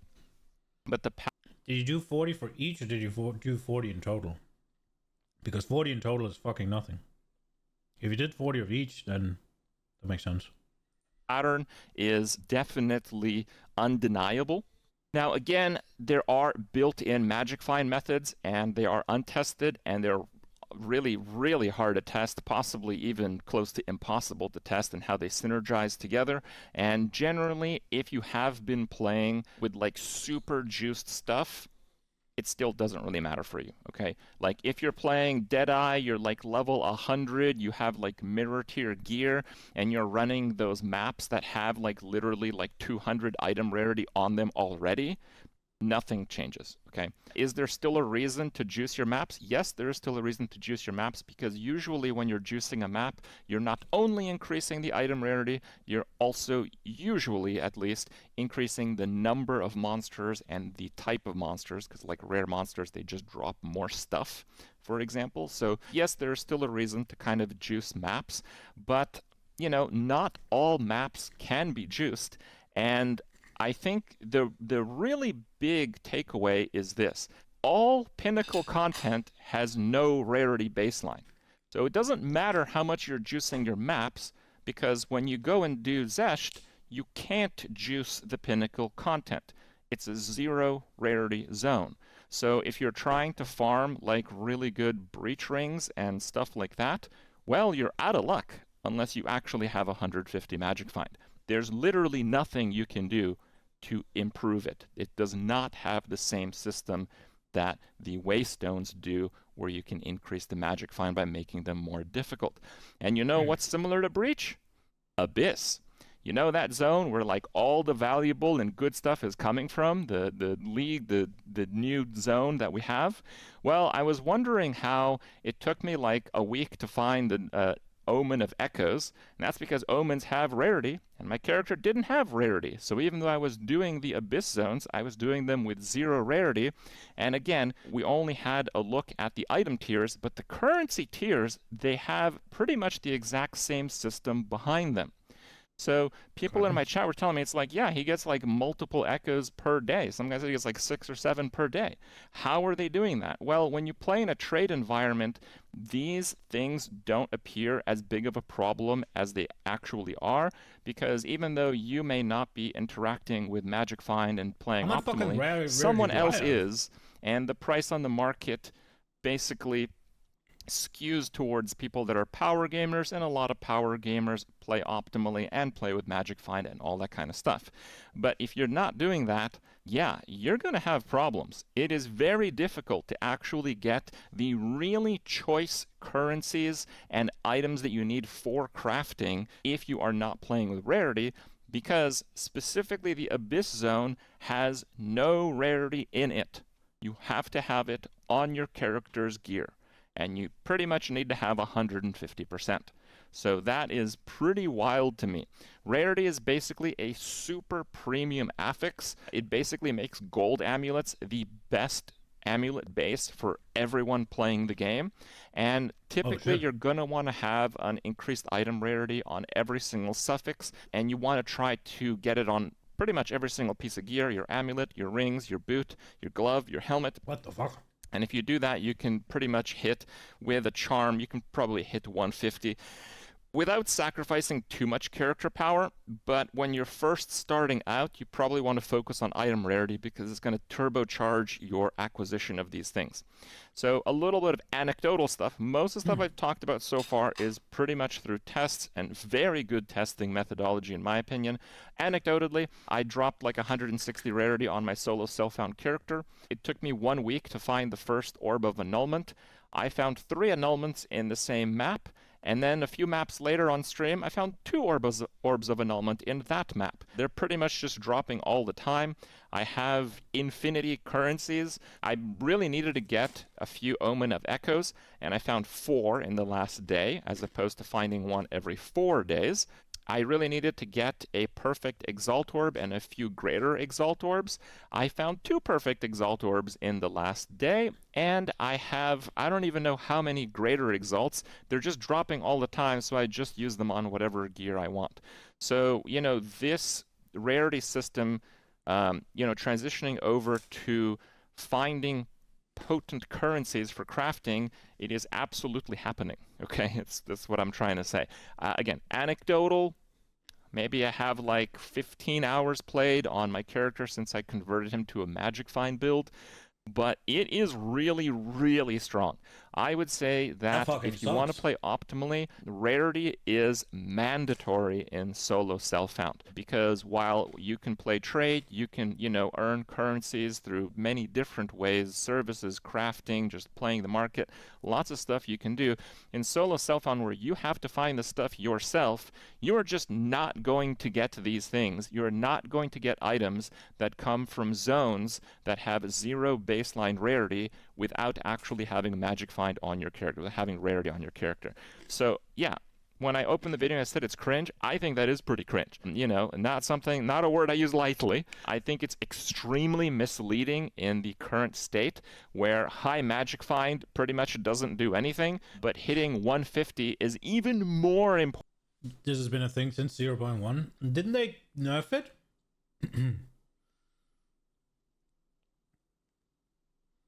Didn't they nerf it so that it wouldn't be this bad?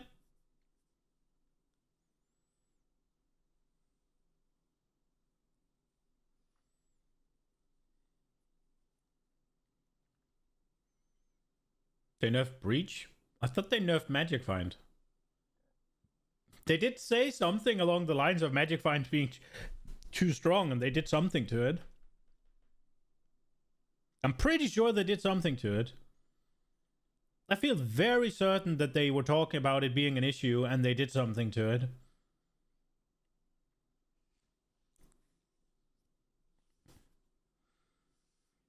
I will say,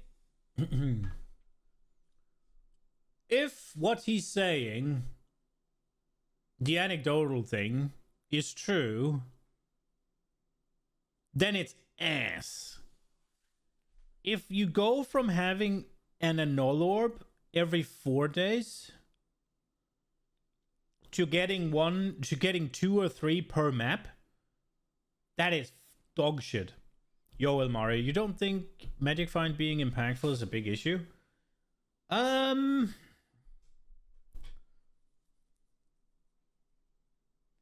So I know there's a sentiment in the PoE community that is like either or, right? Like people either want it fucking deleted or people like it, right? Like, and there's a lot of the larger content creators that generally speaking wants it fucking removed, yeah?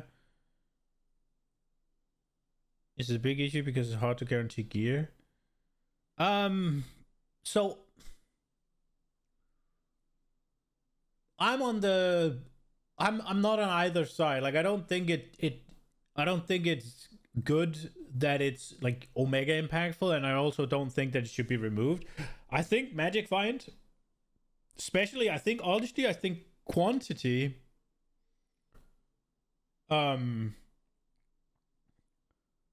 they decreased the max needed but boosted up the baseline while the loser was like 0.25. I know they did some changes to make Magic Find less mandatory. I just don't remember what they were.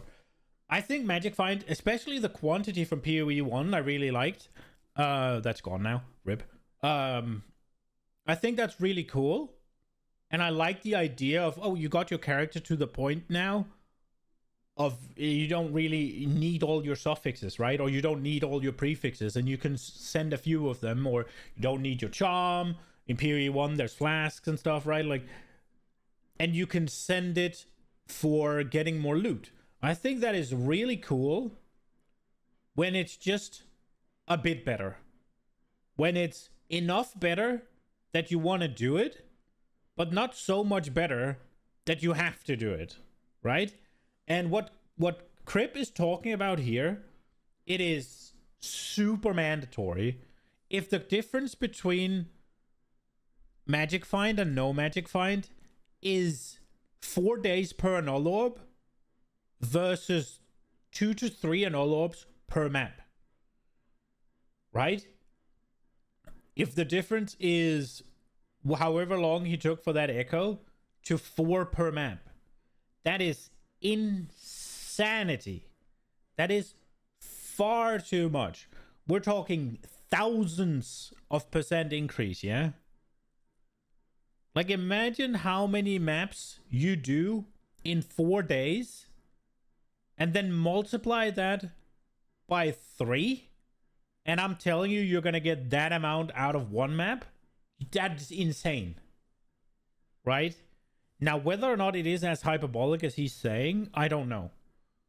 But if it is the case, actually curious about the amount of rarity he has on maps. He said he got 160-ish something on his character, I think. And then on top comes maps, right? Whatever a regular juiced map is.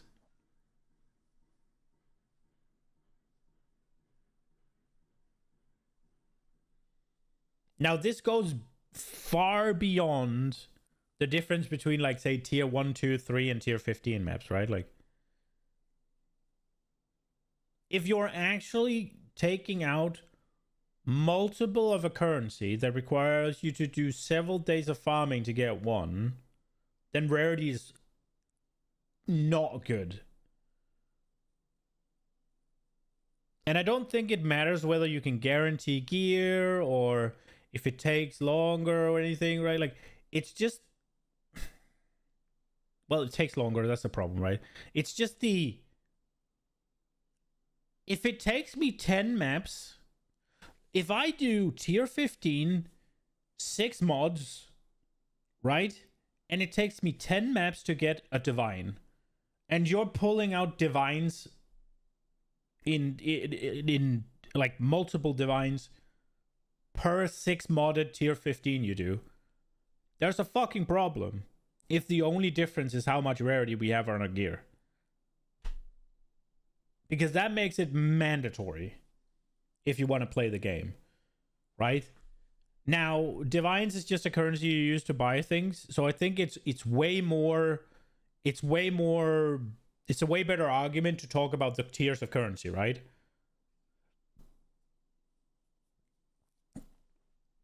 If we're looking at exalts, I'm taking out exalts, and you're taking out greater exalts. And because I don't have magic find on gear, I get 0 greater exalts.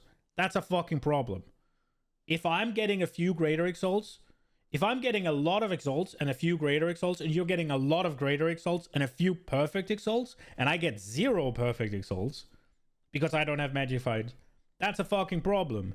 Because now there's a currency I fundamentally don't have access to because I don't have rarity on my gear. That is dog shit. And the same for greater and perfect, all the other ones. What he said about the abyssal zones, yeah, if it doesn't matter between 15 and 500, you can get it on waystones. That's fair. However, Arbiter, like the pinnacle bosses, the breach boss, or all of those, right? Like Arbiter, breach boss, whatever, all those bosses are, as he said, is no rarity zone. And the same with the Abyss, apparently. Is it the Abyssal Depth that is a no rarity zone, or what is it? He said something about an Abyss zone that is a no rarity zone.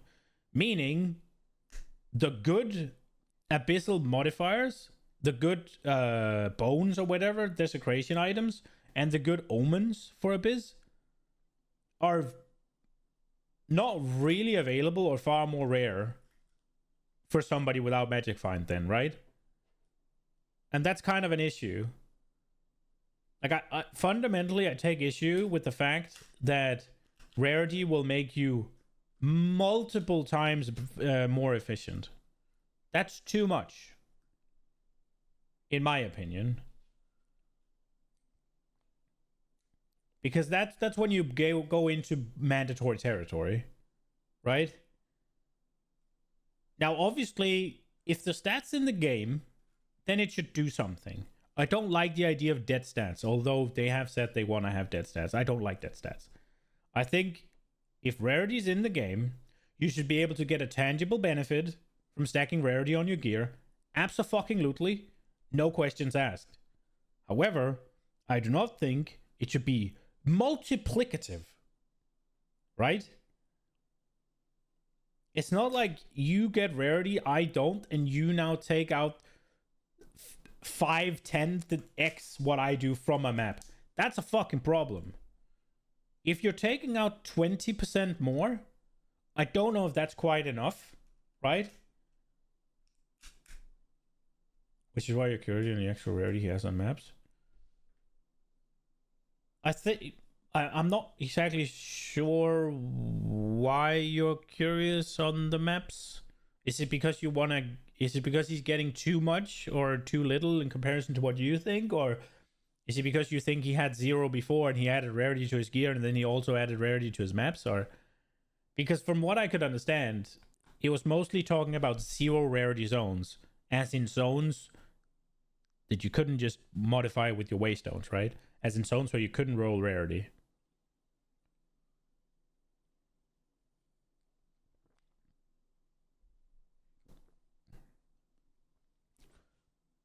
I think it's highly problematic if a guy with rarity gets like several X amounts of loot, or good loot that is, than somebody without. Now, where the balance point is, I'm not sure. I think 5x is way too much. And it sounded on Crypt like it was more than fucking 5x, right? Like, if we're talking tier 5 armor pieces, I don't know what the drop rate of those is. But if he did 40 and he got like 16, I think it was, then it's less than 1 in 2 breaches, right? What, 16 out of 40 divided by 4, so it's 4 out of 10. So it's 40% of the breach zesht he did. I don't know if that's where he went to, man. That's That is seemingly what he said. I don't know the truth of it, but that is what I understood, was that the Abyssal zones don't have rarity to it. So I guess roll a map with shit on the floor and see if there's shit on the floor in an Abyssal zone. I guess that's the way to do it. Or roll one where you periodically get cursed and see if the curse appears down there. That would be what I'd do. Like something that's visually easy to see.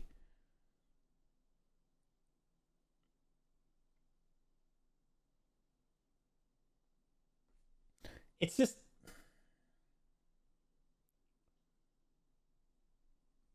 I mean, if I have to do...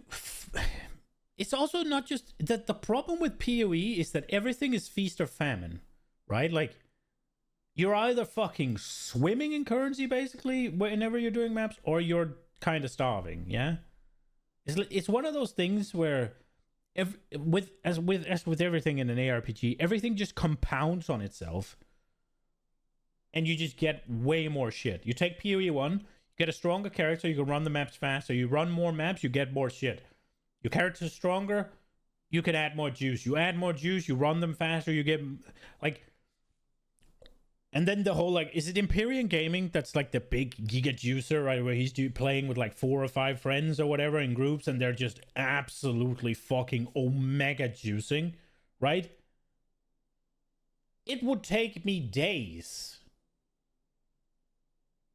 to get what they get in one map per character, right? Like, one map of what they're doing would take me days to farm, probably, even on a really good endgame build, because there's layers upon layers upon layers upon layers upon layers of multiplicative shit, right? And that's, on one hand, I think it's cool that you can do it, and it gives you like a nice thing in the end game. It gives you this like thing to always strive for. It gives you this feeling of never-ending progression, kinda. You can always strive a bit further, kinda.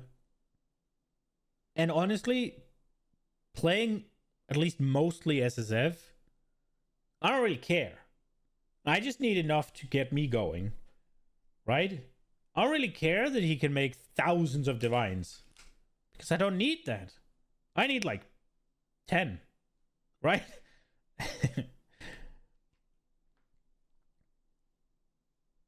But it is a problem if I'm getting 0, say, perfect exalts, right? If it takes me like, let's say, a week to get a perfect exalt, or let's say 2 days to get a perfect exalt, right? And somebody else is pulling them out by the map. That's a problem, I think. Because I need, for every item, I need like, well, with the Omen of Double, I need like 2 perfect exalts, right? Like, at least 1 per item, right? Assuming we use everything. We use essences, we use all of that. If we're rocking all of that, then I need 1 per item with the Omen. But I have what? How many items are you equipping? A weapon?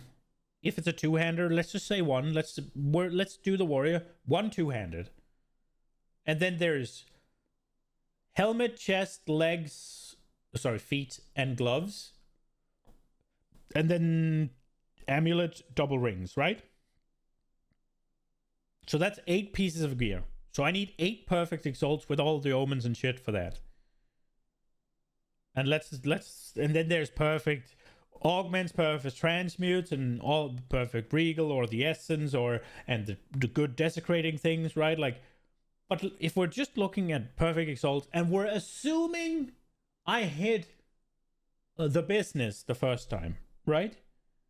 Then there's jewels. How many am I gonna have? Like 2, 3? That also is gonna need some. I don't know if there's tiers on jewels. There is, right? Or is there? Is there tier 2? Or is that just PoE 1 that there's tiers? If there's no tiers, then forget what I'm saying. Like, if I need 8 per time I upgrade my character, kinda, right? If I only take 1 out a week or so, or every other day, that's insane. If somebody can then go and take multiple out per map, right? Like, even just 1 per map, they could farm enough in a day, whereas it would take me several weeks. And I think that's a problem. Assuming we're doing the same content, that is. And I think that's the key factor, because I don't think anybody's arguing that tier 15 should be much more rewarding than tier 5s, right? If we're both doing 6 modded tier 15 maps and we're both running, like, whatever, then it seems super odd if the rarity should be that big of a difference. Or super bad, I guess. But if it's in the game, it has to do something. And it's one of those things where, on one hand, if you have a bit more than enough playing regular without tier 15, without tier 15, without Magic Find, then it doesn't really matter if Magic Find is Omega juice to me, because I don't fucking give a shit about the economy. I don't care. I don't give a shit. If I could realistically get the shit I want by just putting a moderate effort towards it, and not just be like, oh, well, it didn't drop, start back to 0, right? Like, it was like, oh, I need a perfect result. Let me just run like 3 maps, and then I have one, and I was pretty certain it was going to be like that. I'd play full on SSF 100%. If it's like, oh, I need this ritual, let me just run like 5 ritual maps and I have it, kinda. I'd be completely don't care. I'm just full on SSF. But it's one of those things where it's like, if I need and I know this is a fucking exceedingly powerful crafting tool, but let's say I want the Hinikora's lock. Or I want to mirror something. Or I want to... Even fracturing orbs, kinda. Well, you could use the... No, because fracturing orbs, you just run harbingers, right? And you'd get one moderately fast. It will take a bit.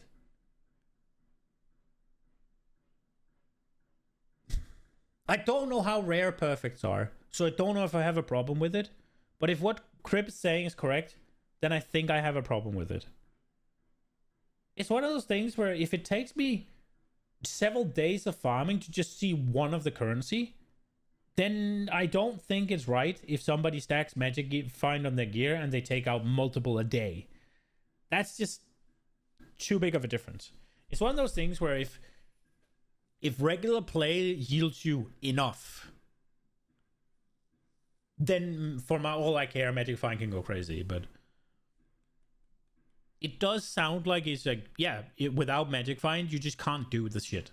And that's bad. Important. And playing with no Magic Find and not juicing your maps like crazy is awful. You are getting significantly fewer drops. You know, it's nice that at least you have the methods to juice your waystones to actually have like 150 rarity on the waystone itself right now. But if you're not doing that, your drops are absolutely going to suffer. So super interesting stuff.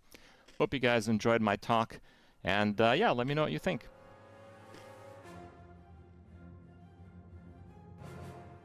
How easy is it to get 150 rarity out of your waystones? Does Craft of Exile have waystones?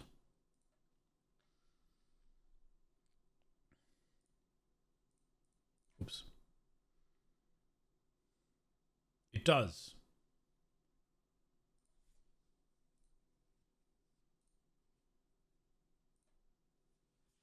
Give me a... Wait, is tier 16? Does it go to tier 16? I thought it went to tier 15. Is tier 16 the corrupt and you hit a level up?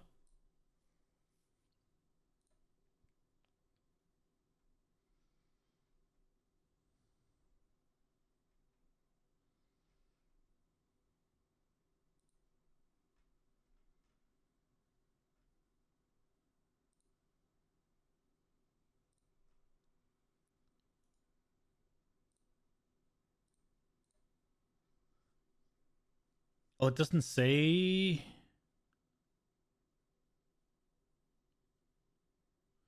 So there's rarity here.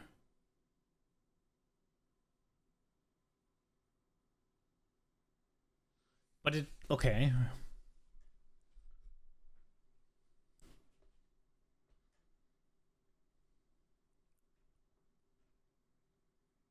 So it doesn't say. So this is increased waystones. This increased waystones. This is rarity. This doesn't say anything. It's just more packs, I guess, and this is pack size.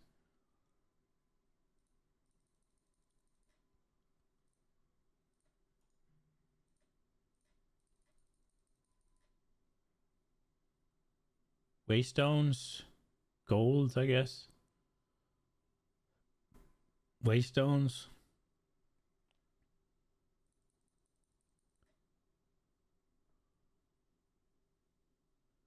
Remember to Alt-6 mod it. Use the Omen of Chaotic Rarity, then Desecrate.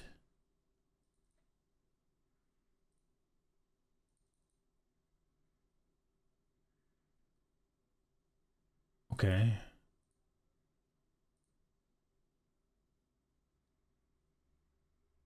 Omen of Chaotic Rarity.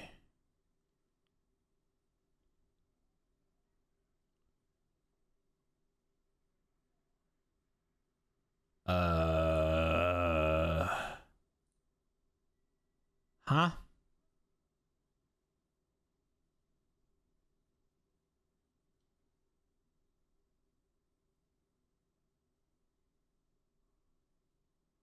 What does that do?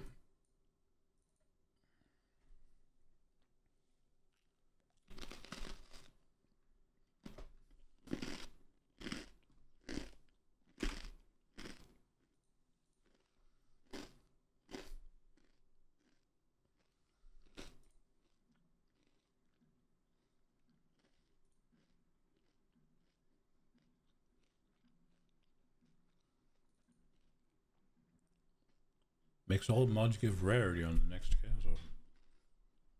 Okay.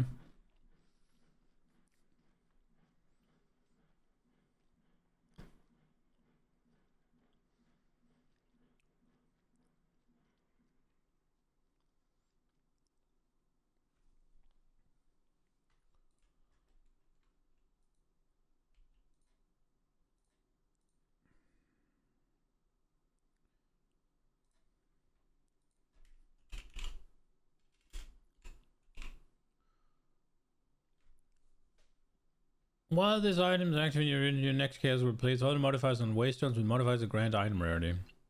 While this item is active in your inventory, your next chaos will replace all modifiers with waystones that grant pack size. All modifiers grant rare and magic ones. Okay, so Omen of Chaotic Rarity. How much is one of these? 17. It's not that bad.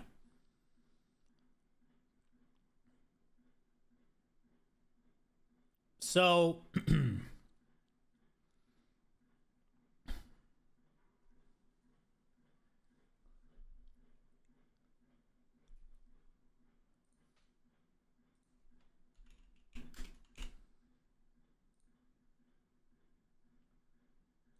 okay. So you need to invest like 20 exalts per map?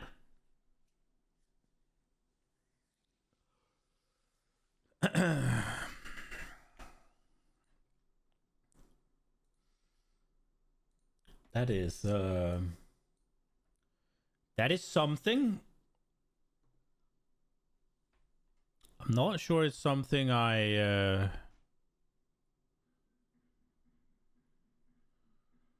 not sure it's something I like, but it's definitely something.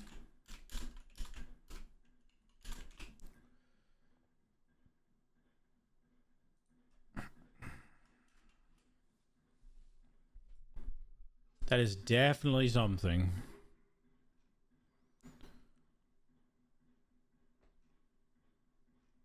Okay. Oh,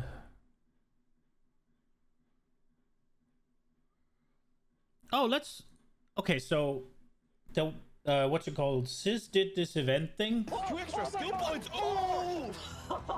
They called it Clutch Core.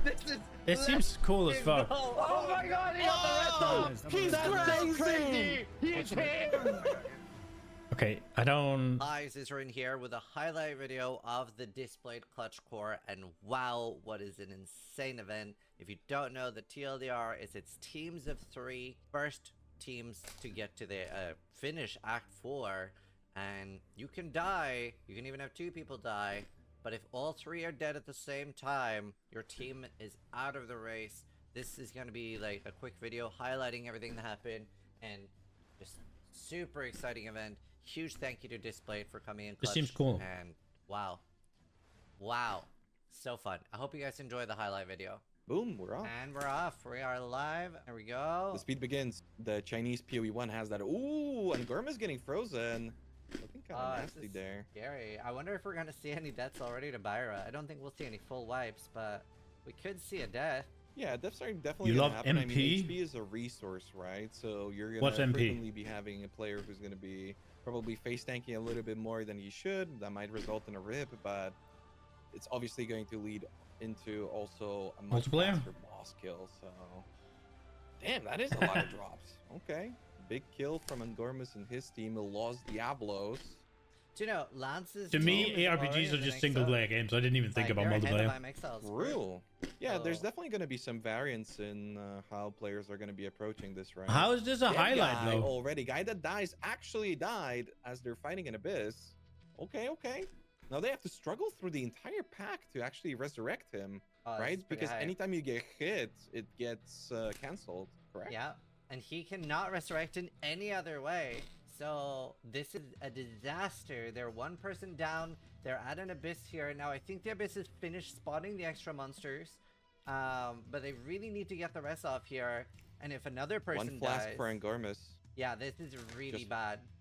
This is sketchy. Oh, they leveled up. How That is was this planned. bad That was or sketchy? calculated. Nice. Okay, I'm they're sure. getting the rest off here, but that was You did it with a honestly friend and you did already stupid very stuff? That sounds scary. fun.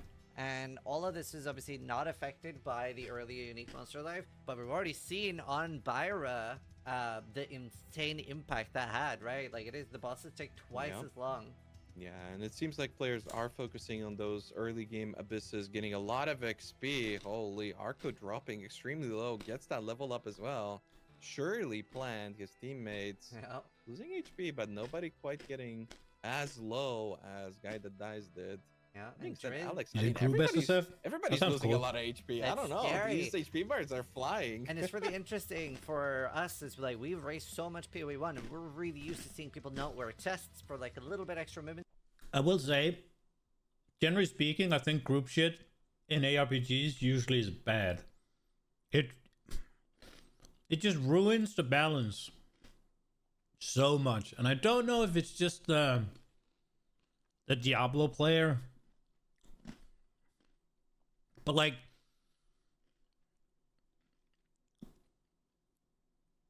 it's just the way where you just do it. So there's a tank that's just immortal, that just pulls everything together and groups it up. That's cool. And then you have a guy blowing it up. That's cool, right?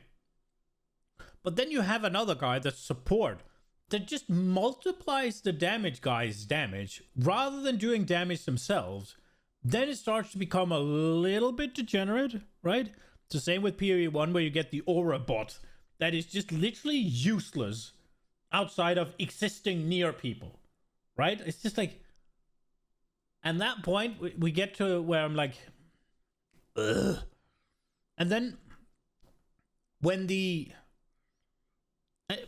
on one hand, I like that you can do it because it's cool, right? Like it is cool that you can do this.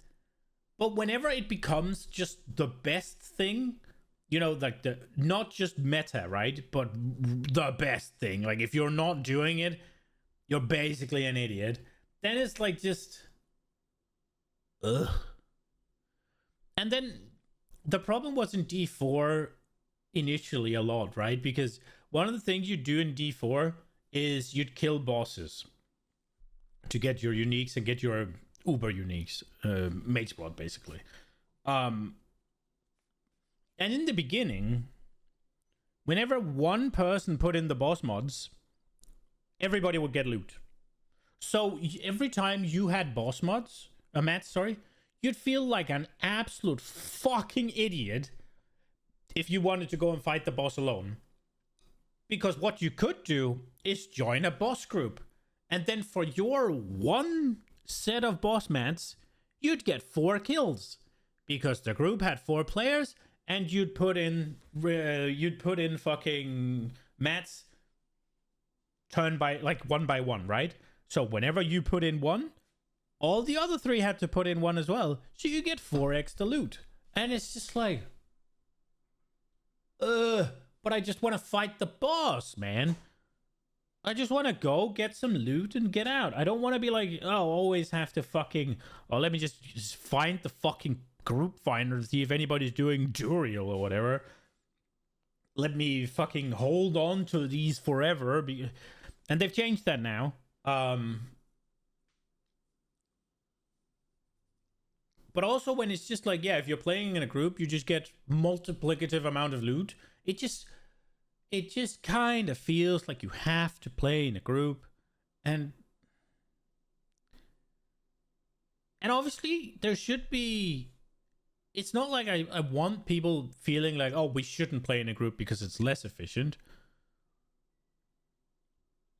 But it just, whenever you get to the point where you feel like you're not doing optimal because you're not in a group, to the point where it starts bothering me, which I don't think PoE is there, but it's just Diablo 3 absolutely was there. Diablo 4 absolutely fucking guarantee you it was there. And it's just like, ugh. Speed here, we saw that the first item nearly every player identified was chests. So they're focusing really hard on that, like early armor evasion. It's going to help a large amount early on, and it's a very different racing meta than what we're used to in Path of Exile 1. Do you want your guests to know that you're a Lich one trick? No. Or so unlucky overall. Arca dead. Oh, they decide to go for the. How is this highlights, bro? Interesting. Yeah, that's the, I believe, guaranteed Iron Ring that you can get from the cemetery, but obviously only... It's a 50-50 between Lazuli and Iron Ring. Oh. Ooh, a Researcher's Strongbox, and the Dockrand decides to open it. Oh, that's huge. Wonder what kind of mats they're gonna get here. And an early alchemy or something to get them a bow early would be huge for Exile. That's true. Ooh, an alchemy and a regal, and just a ton of transmutes, so... That's going to be very useful. They decide to go for the they got an Iron Ring. Interesting. Yeah, that's the, I believe, guaranteed Iron Ring that you can get from the cemetery, but obviously only... It's a 50-50 between Lazuli and Iron Ring. Oh, so they got 2 Lazulis and 1 Iron Ring. Oh, and every single one of them gets one. That's nice. Yeah, okay, so they could get 3 Iron Rings. So, unlucky overall. Oh, Arca dead. Oh no. And they're Why would they want 3 Iron Rings though? They have to have a mage. Yeah. Oh, that's very scary. He's going for the rest here, and it looks like he is gonna get it. Oh no! Oh, interrupted. So close. Oh no! And the monsters are piling up around him. Yeah, this is scary. I think we're gonna see a full life to Abyss. These level ups are crazy. I mean, level 7 now, so pretty under-leveled, all things considered. Yeah. Yeah, they're dodging a lot. Now they're getting some debuffs going, so that's going to be a lot more helpful. Oh, look at top right. There are 2 people at 10% health, and they have no health flask left. He's not healing. This is a huge struggle. They're going super low. This boss still has a lot of HP. Still 20% left, and Suver is super low. This is not looking good. Oh no, he's about to die. He's alive though. That might look like he's dead, but there's still a sliver there. Oh my god. The 6 energy shield recovering. It looks like Quasic is out of life flask as well, and Suver dies. Quasic has no life flask, is going low. Are they gonna try to resurrect him? The boss has no fucking HP, just kill it. Trying to go for the rest. Pinky is but he's getting hit in the process. Oh, it's a disaster. I mean, it ain't a disaster yet. Maybe this is under control. Just kill the fucking boss. That's pretty good for the rest. What am I witnessing? Oh, I like how the Huntress is just pumping. The Huntress is just pumping. Like, don't care about resurrecting your friend. Just pump the boss. Get that thing down. Yes. I love this. This is sick. If he had like 50 plus, then I'd go for the res. Cooldown on the But just sun, kill him. How much can they get out? I mean, this boss is barely doing anything, I gotta say. And they don't even. Oh no, there we go. There's a little bit of chill going on, but I was gonna say they haven't really had a great uptime on the chill itself, mostly relying probably on that frost bomb. And that boss, I mean, he got swarmed. He barely had a chance to do anything. You ready to see the wipe? Let's do it. Oh, they wiped? Okay. Asinya. Oh, okay. I was expecting Draven. Interesting. Oh yeah, Like, he they're already decking down. dice very early. Okay. And Let me see them wipe. Oh. now, Damn, not nice everybody knows dodges. this, but if you have multiple people trying to arrest one person, oh wow! That was really bad. Okay, we've seen players die to that attack, but 2 at the same time. That was instant. That was nuts. Damn. Velocity. Okay, well, that I don't know what I expected, but I didn't expect that. That was honestly a bad video. Okay, let's go. Press all the buttons. Here we go. Time to begin. Time to begin.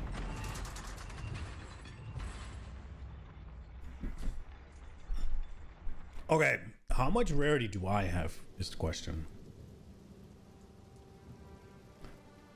Wait, how many exalts is a chaos orb? Like, one map is fucking expensive. It's like 20 exalts and a chaos? Wow. To do the rarity stuff.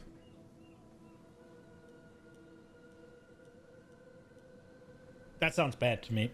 If that's how you do it at the end game, that sounds annoying. Yeah. Okay,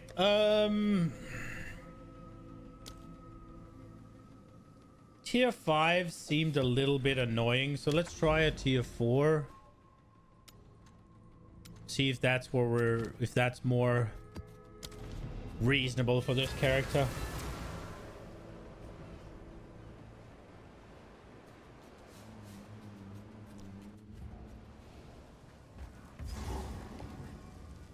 This is new. Is better than imprisonment. Become death.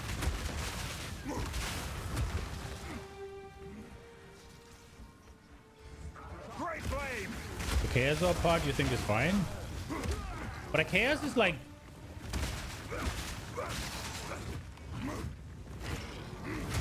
It's a decent amount of exalts though.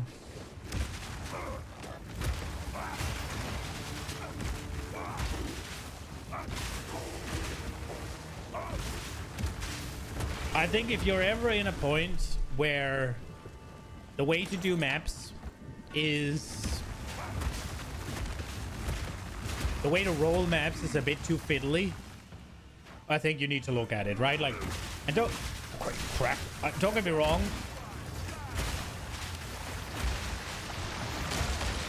The fact that you can kind of just... Jesus! The fact that you kind of can just send a... the fact that you can kind of just send a fucking, what's it called, omen at it, and you don't have to roll, that's really good. But with the 120 rarity, you should be making all the currency back. It's not so much the price of it,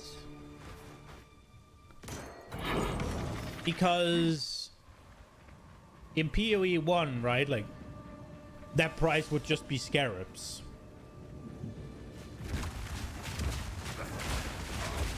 The thing that makes me like, is that you gotta get an omen, right? Then you gotta slap 6 mods on the thing, activate the omen, re-roll the thing with the chaos orb.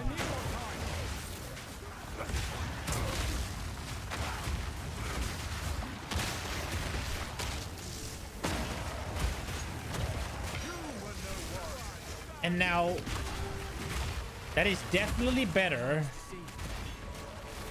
than a lot of the shit in PoE 1 where you're just like endlessly fucking re-rolling, right? Like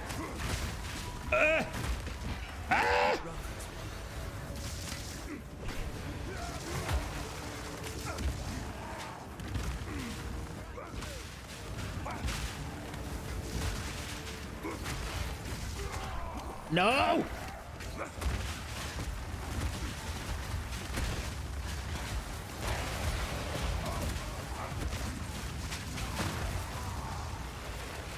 Okay, there's a boss somewhere. Oh, he's kind of dangerous out here, isn't he? If he does the circle boy... Crush them!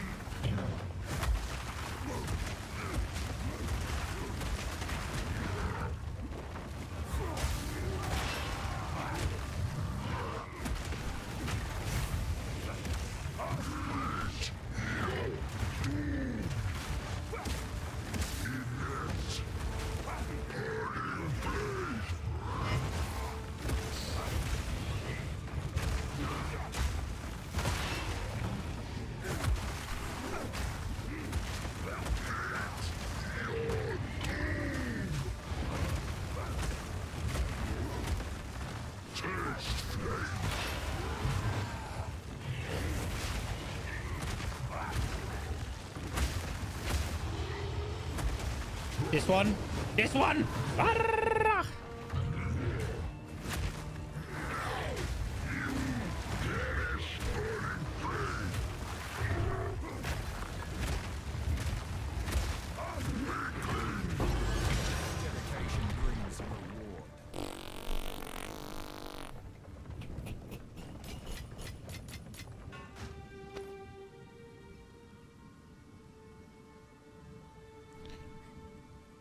Yeah, and then desecrated, right? Like, wait, you have to desecrate it as well?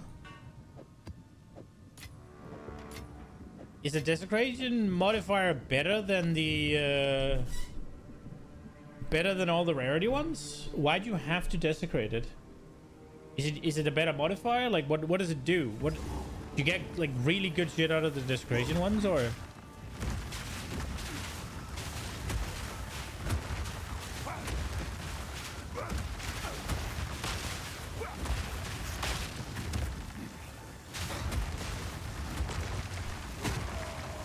Feel my wrath!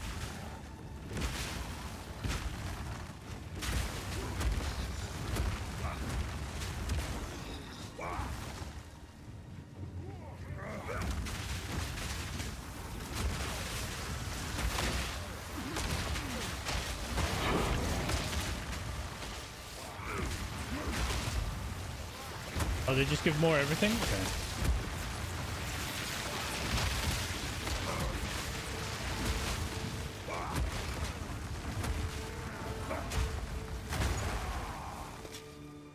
Yeah, so that just sounds... Now, that just sounds a wee bit convoluted and annoying, right? Like, every map you run, you have to do that dog shit? Fuck that. Right? Like...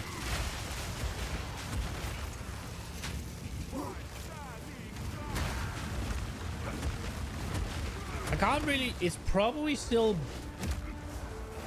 better... It's probably still better than rolling tier 17 maps in PoE 2 or PoE 1, sorry. But I wouldn't say it's a clear-cut easy improvement, that's for sure.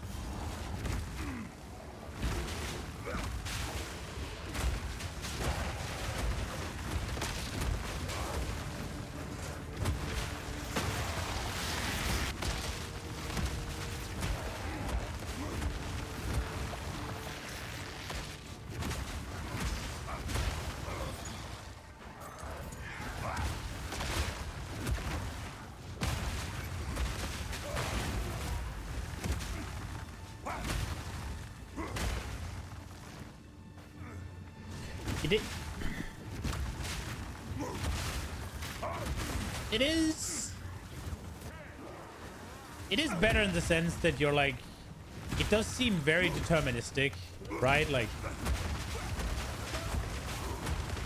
some of the mods is very powerful, increased experience, Abyssal leads to bosses, spawns incubator queen, because giga rarity and quant. Okay.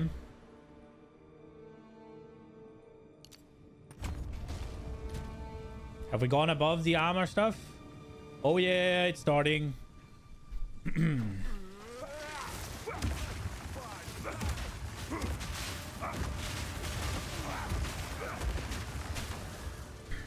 I mean, it's better than the... At least in the terms of determinism, it's better than, say, tier 17 rolling in PoE 1. But it also just sounds super tedious. Like, can I just play the game?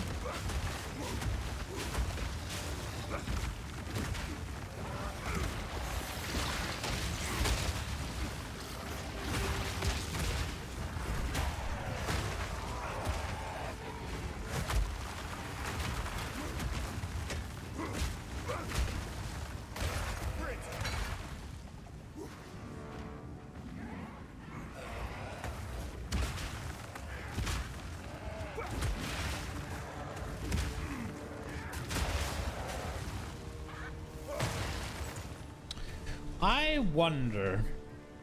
I can't yet.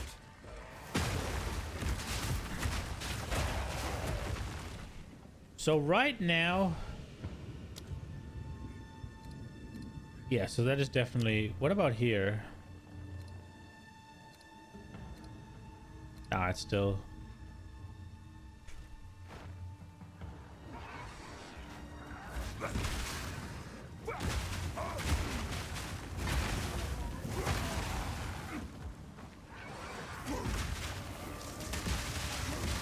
What the fuck?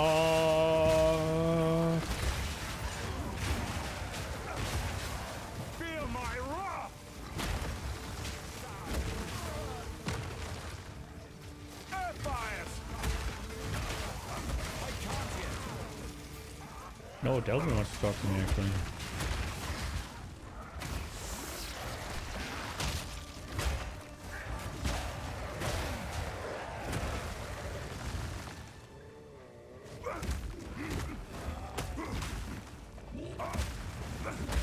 I think your Abyss Lich Bug idea just won't work. Blood Mage looks better.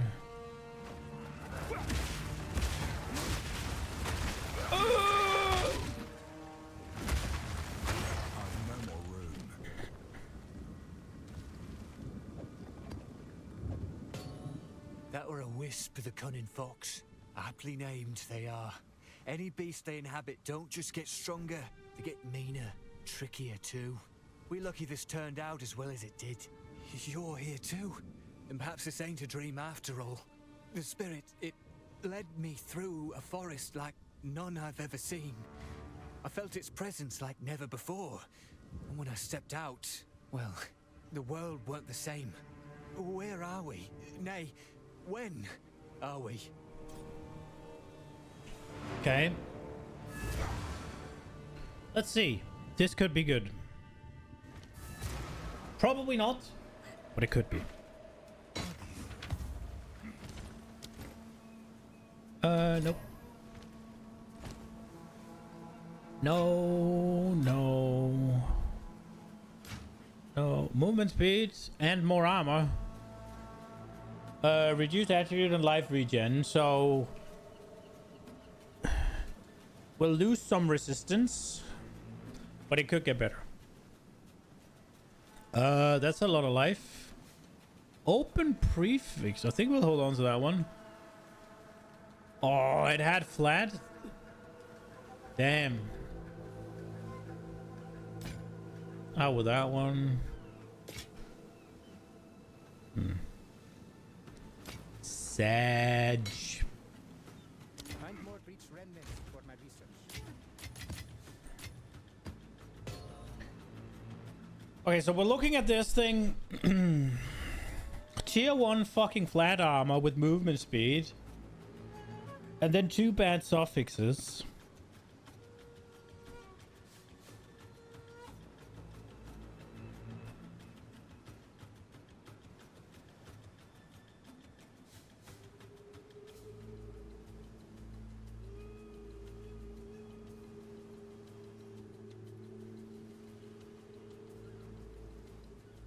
What's the kind of thing you'd keep to see if you can roll off a prefix on a perfect essence?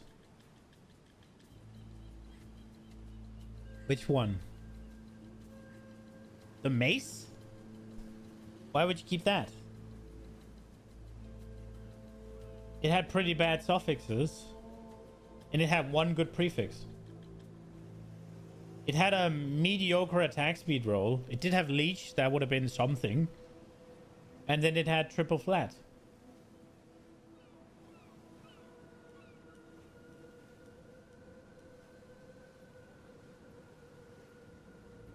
Like, what perfect essence would you use?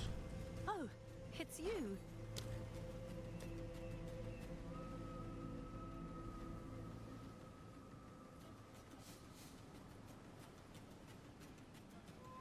Battle?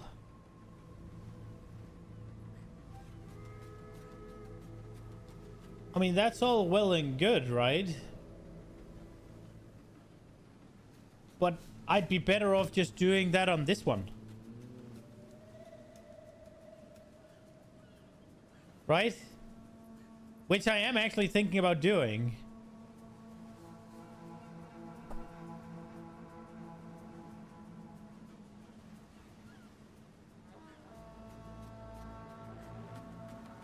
But it's just, if I hit the flat of battle... No, sorry.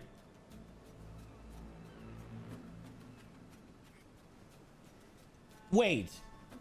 I don't even need the one... I don't need Dextral, right? Because it's full. So it's just a... I'm unhappy if it hits attack speed. I'm really unhappy if it hits attack speed. I am okay if it hits critical damage bonus. And I'm happy if it hit Grant's life. Because there's no way it's going to take a prefix, right?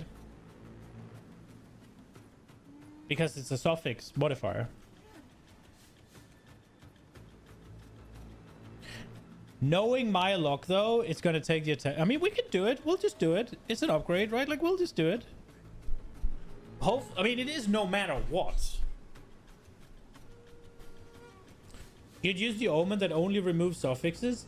But that doesn't matter, does it?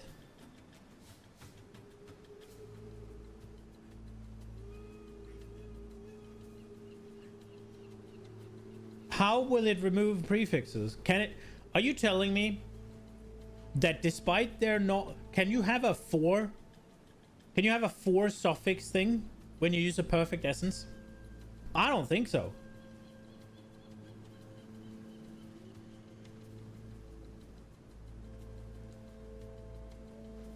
I don't think that this goes in and overrules the rules of the game.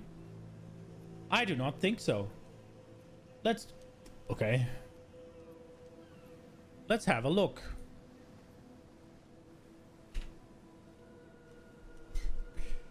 Hopefully it's here, right? Perfect essence of battle. Bam. Oh. Could not find space? What do you mean? Okay, so it did it there. Took the... Could not find space.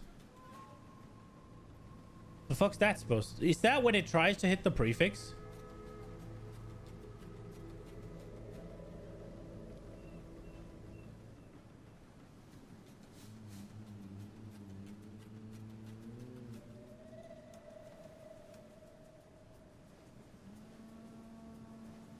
See, I don't think it can.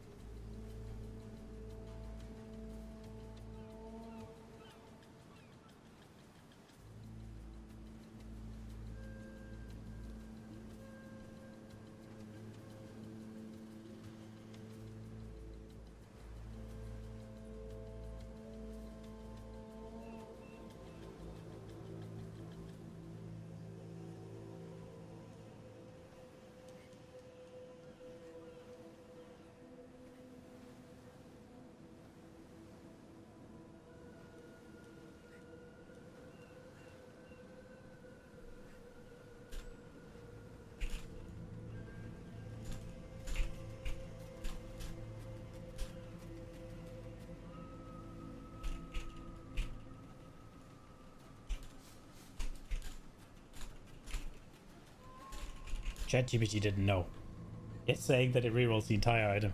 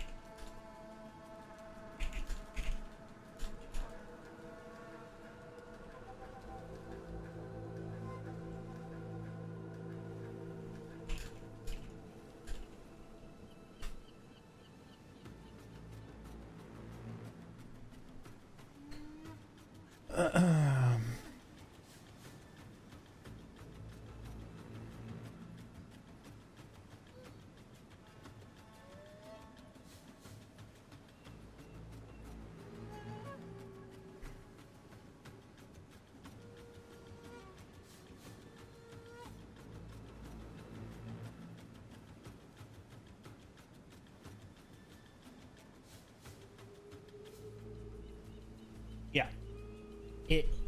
It doesn't. Last time you checked Craft of Exile, you used no. Yeah, it shouldn't be able to. So one is 25, huh? That sounds like a scam to me.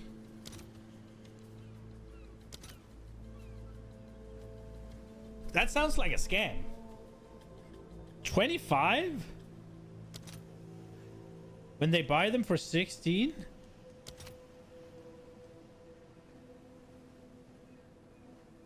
Whatever, I want it now. I got scammed. Right, no, I didn't. Look, 18. What the fuck? Something wrong. All right, YOLO. Don't hit the fucking attack speed game. Don't hit the fucking attack speed game.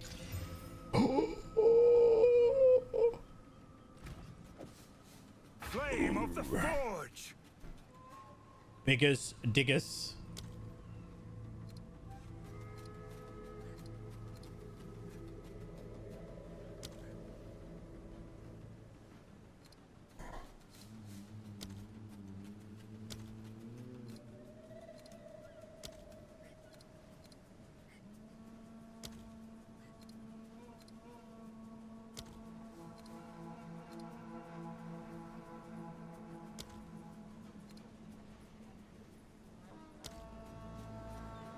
Okay.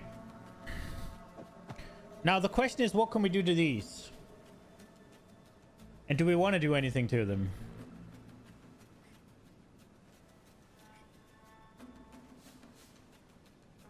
They're already kind of better, right?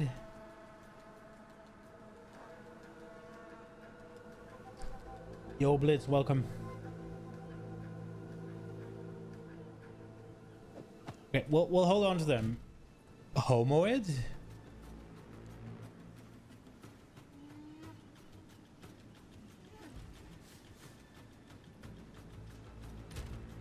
I see, I don't think that'll really do anything.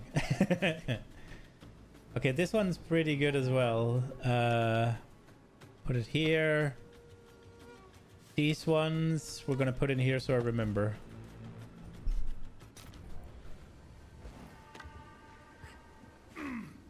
Homoid on prefix. It will give increased armor.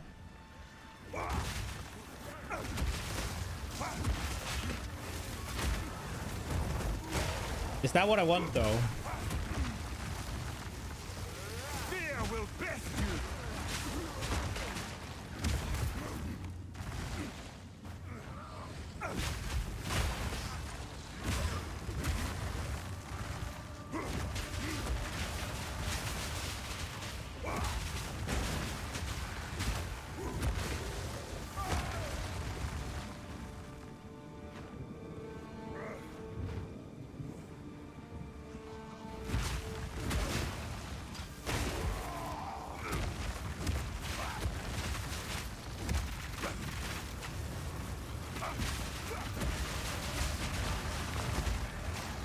Was it really that small of an upgrade to swap?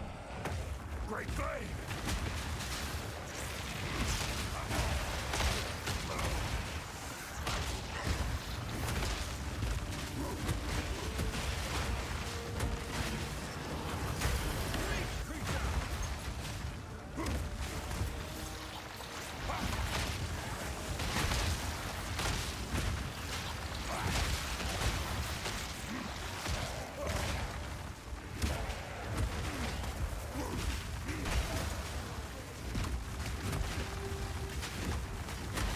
Can you use...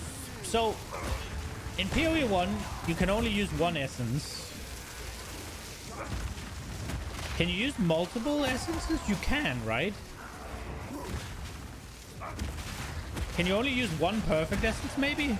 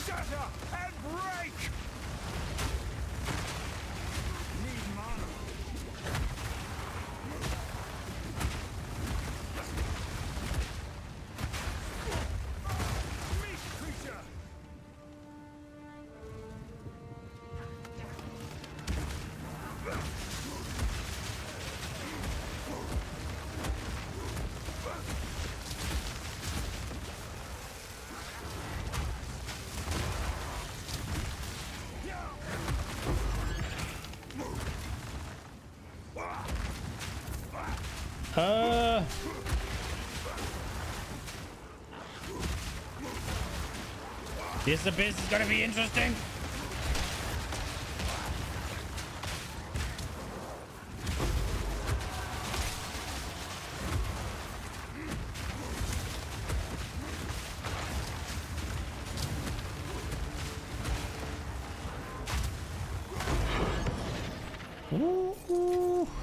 In the right hands, this could forge something truly exceptional.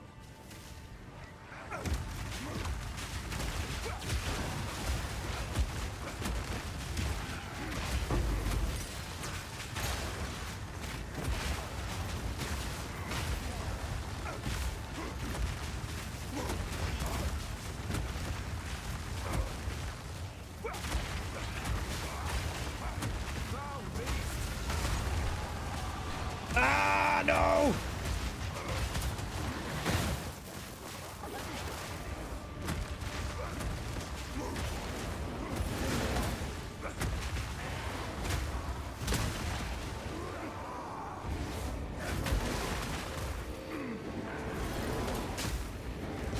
This... Oh my lord, this fucking bubble!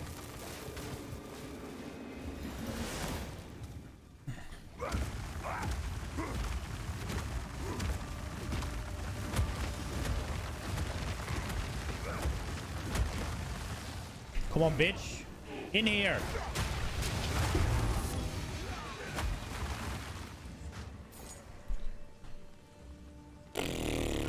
I will say, the ability to lay down traps with this build, like run away and come back with like better preparation. I think I've underestimated the power of that.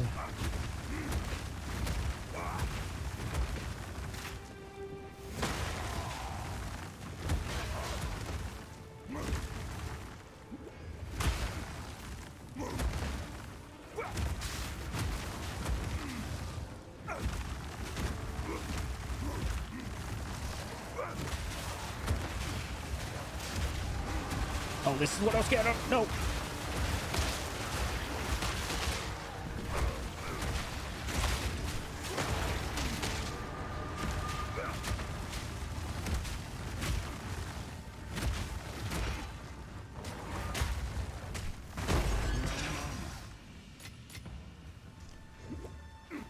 Ooh-wee.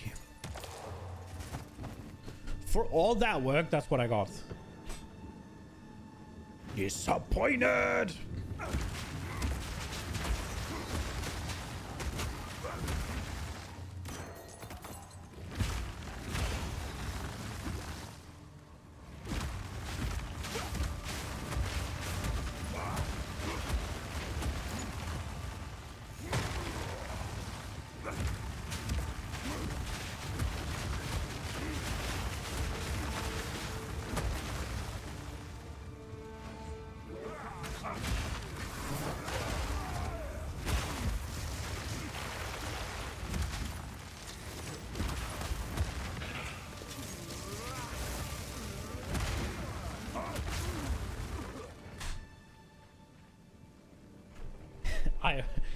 You underestimate my power.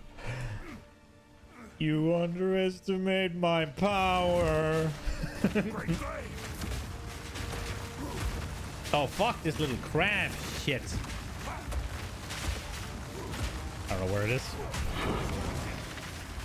My satchel is full. No, it's not.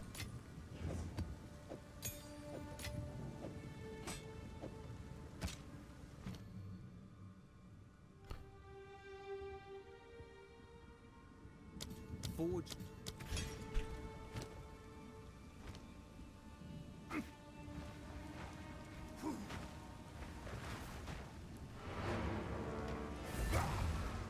Okay.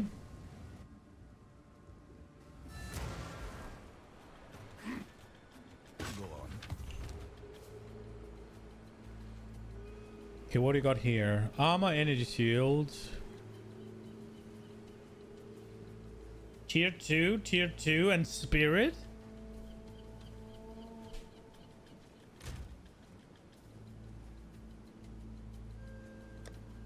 You can absolutely do things to that.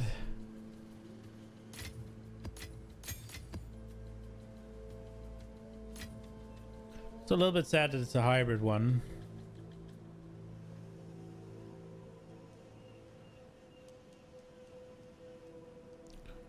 Edion's Tusk. Armor. Inflict bleeding on hit. Reduce slowing and thorns. Okay. Deflection rating and otherwise useless.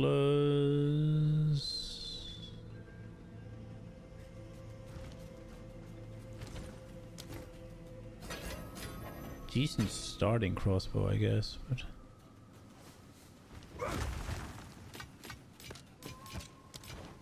we need to collect more. I serve.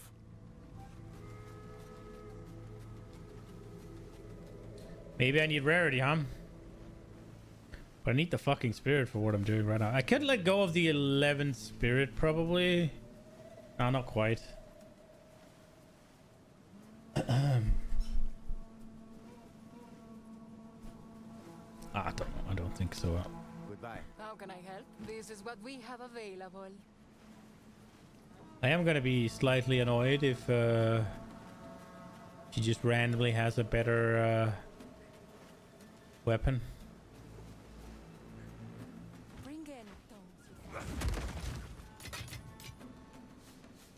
So I was kind of thinking what we can do with these. Now the reduced attribute requirement is useless. The life regen is okay.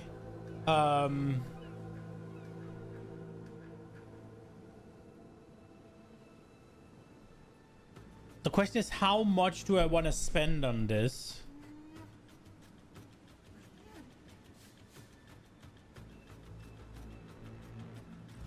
Have an order? Let's see what essences are available.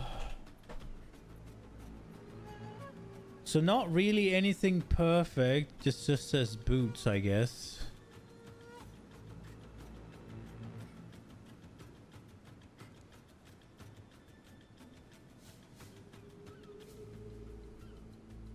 So it would be the essence of horror you'd want, right? Like, and that is guy.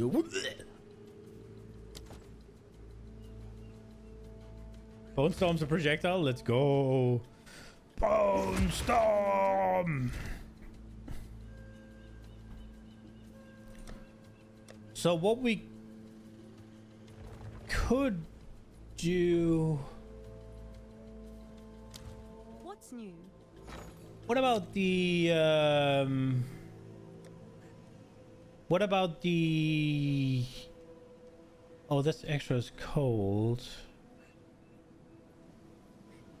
Lightning recouped as live.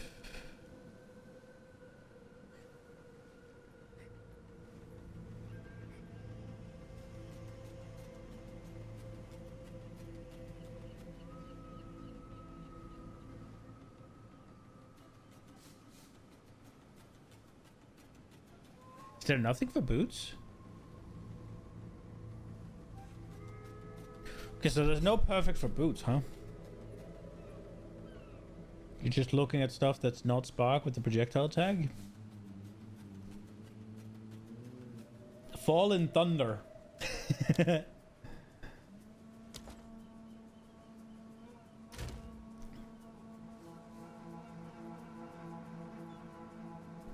Removes a random modifier and augments a rare item with a guaranteed modifier, Mark of the Abyssal.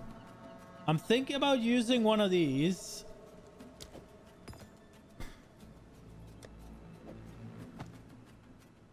With the Dextral one.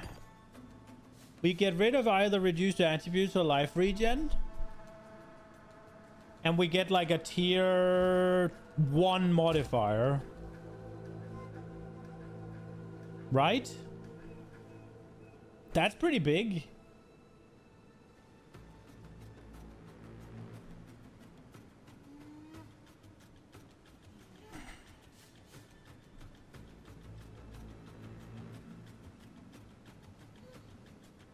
The question is, do we just do that first and then see what happens?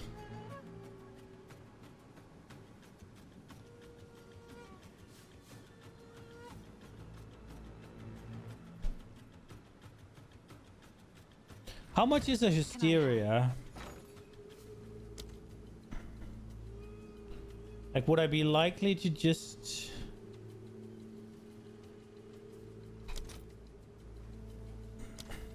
No.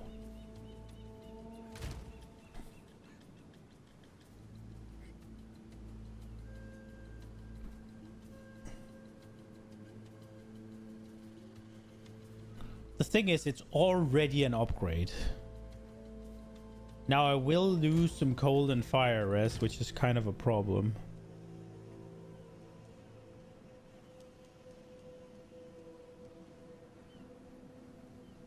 How good are these? Can I even get tier 1 modifiers? I can't, right? It's not high enough eye level. It's 68.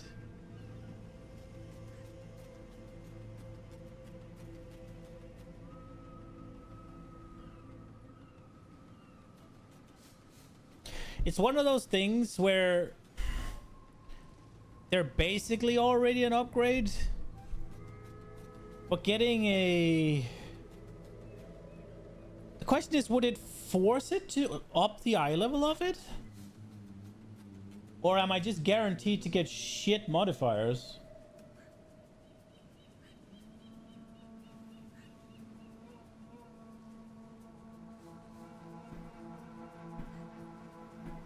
So like they are 68. There is not a single tier 1 modifier I can get outside of the ones I have.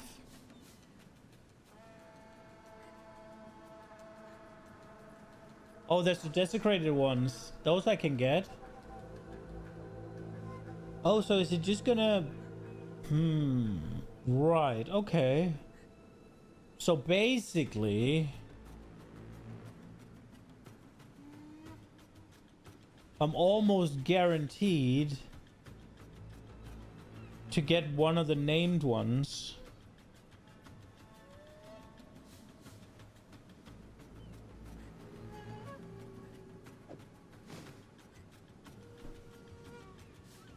Why can I not fucking hover over it?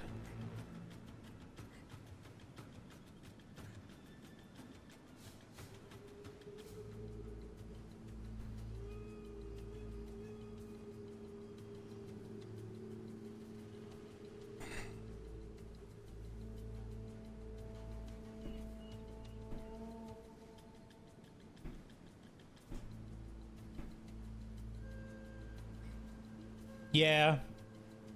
I was thinking about guaranteeing it to hit the... but it has tier 1 armor. What does that require?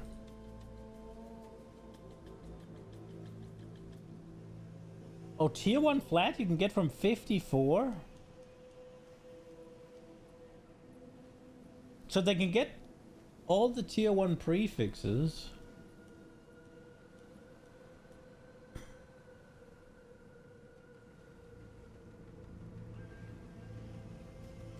I can't get... oh, wait. Can I? Oh, I can get armor.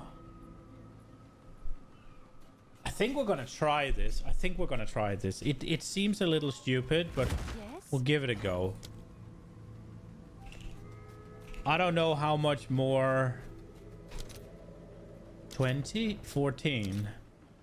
Whatever. Fuck it. I don't care. All right. Your order is registered. Okay, so we sent this, right? Removes a random modifier. Reduce attributes. Let's go. Bears the mark of the desecrating. An item with the mark of Abyssal Lord modifier always removes that modifier, replacing it. So if I desecrate it right now,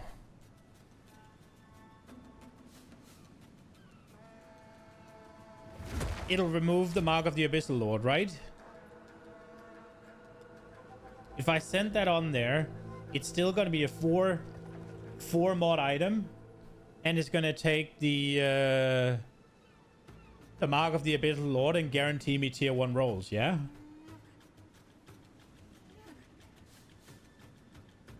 Yeah, we'll fucking try it. Otherwise, I don't fucking understand how this reads. Desecrating an item with the mark of Abyssal Lord modifier will always remove. Yeah, it has to be. Bam.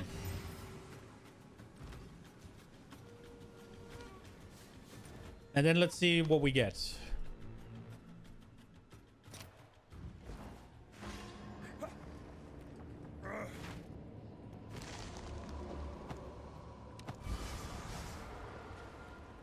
Cold resist. That doesn't look like tier 1.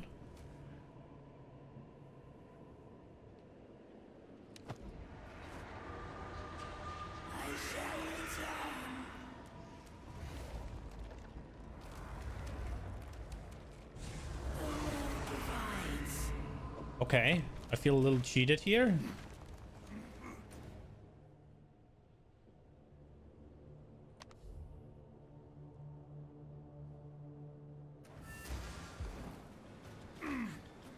It's not guaranteed tier 1. Some of those were though. Okay.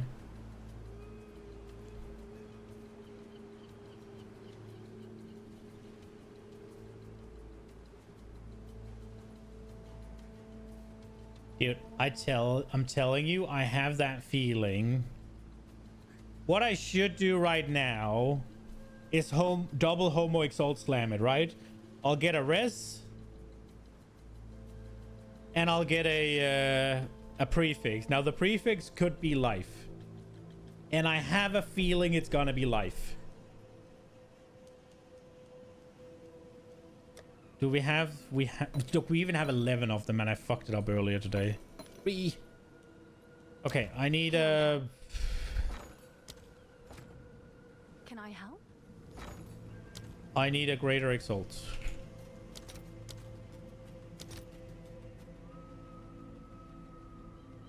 No, I want 1. Thank you. I'll fill that in as soon as I can. And then I need... Homo.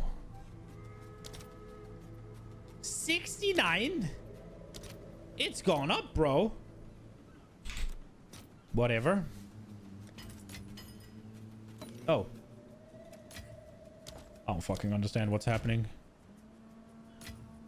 Bam, bam. Thank you, ma'am. Reduce shock duration. Okay, fuck this game.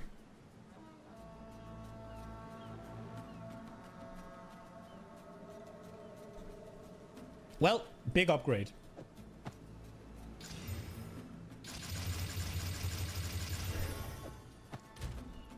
Where's my armor? Here. Bam! Oh. Let's go. Okay, resistances. We gained cold.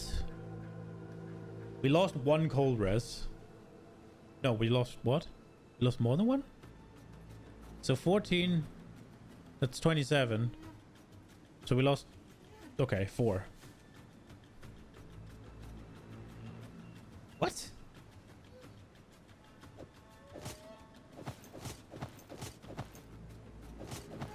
I thought my things were capped. Okay, they were not.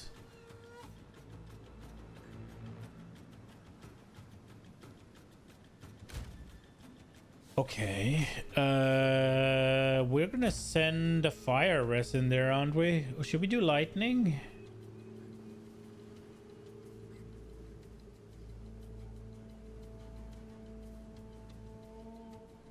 Let's send lightning.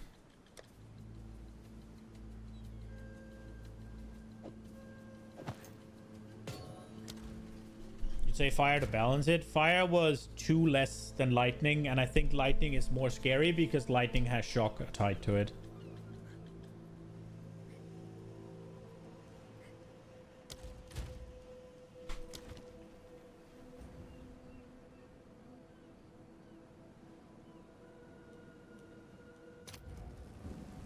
Oh, we were done with this.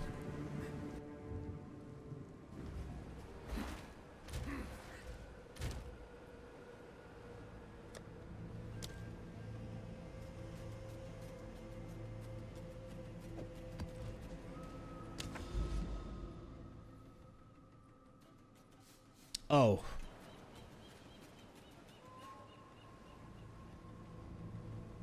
Can we do a 6 modifier one?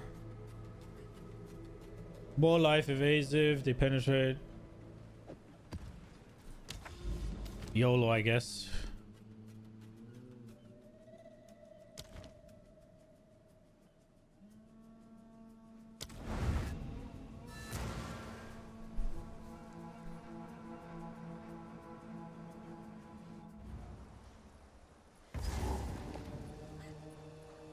Cool air, soft earth, a false sense of peace.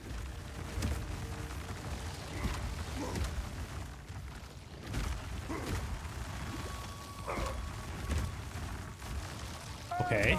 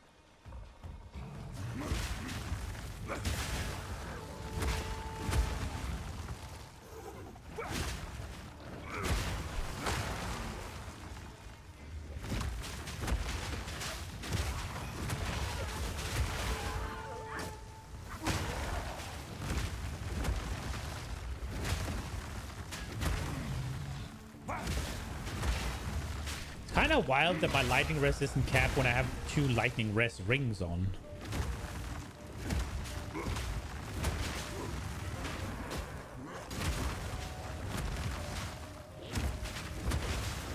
Okay, here's the Abyss.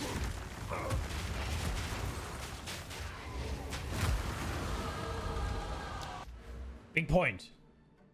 Let's see what happens when we pick it. 8,200, 9,100. Bam! Oh, that didn't do basically anything. It did give a lot of here, but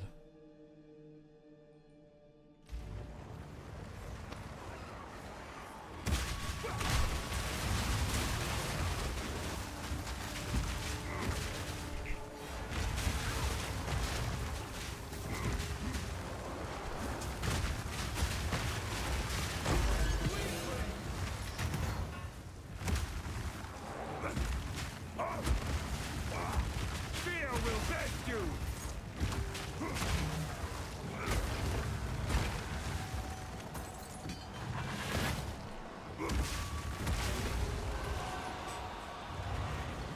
oh no.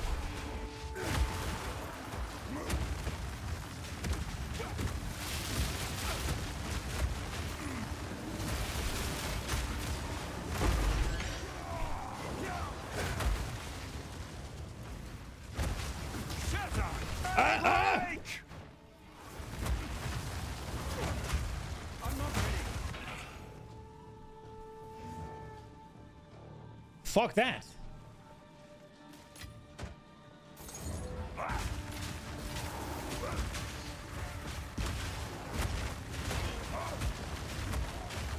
Big turtle.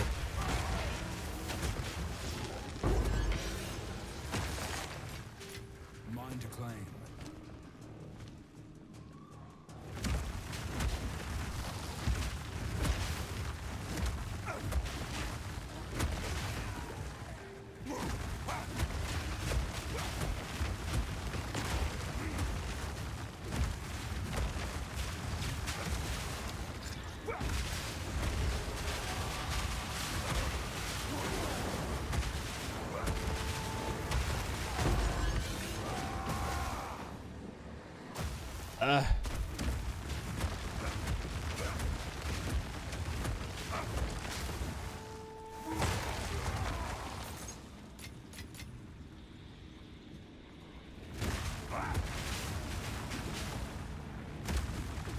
Let's set up the trap for this one.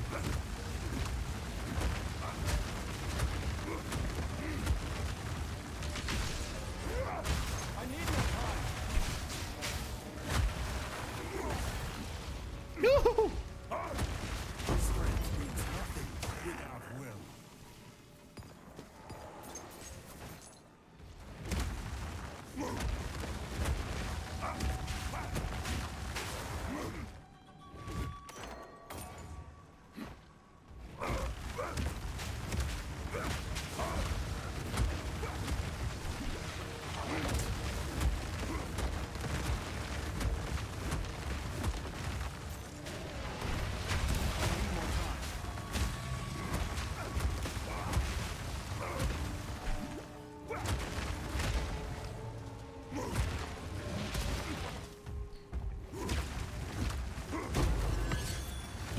Oh, that wasn't enough?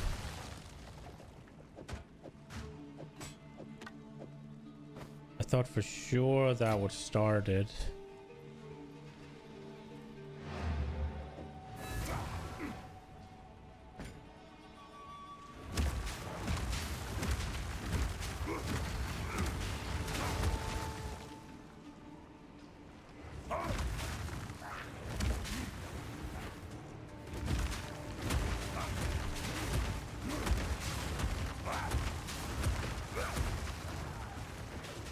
Really?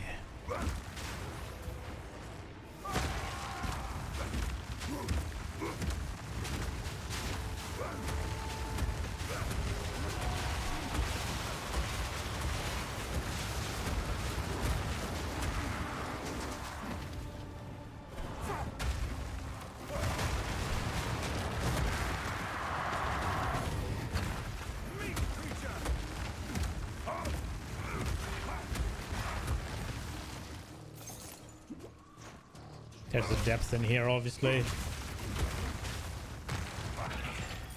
I've nowhere to keep that. Okay. It was it that we had nowhere to keep since the core stuff? Yeah, okay. Okay, the Chaos Barrage is kind of scary because I don't have that much Chaos Resist right now.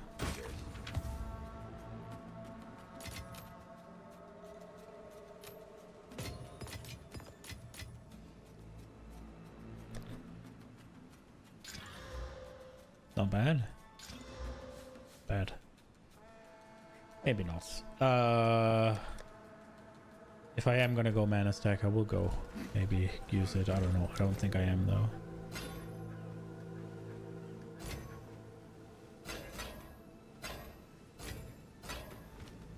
That spear had potential.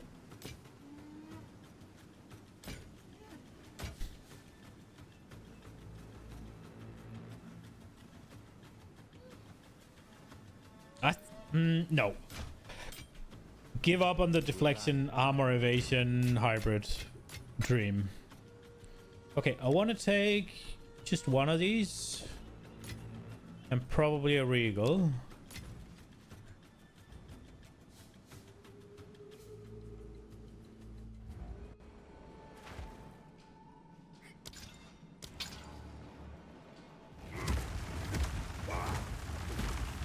Guarded by a pack of rare monsters.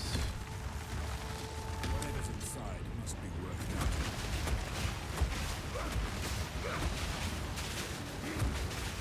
Shatter and break! Solve this one!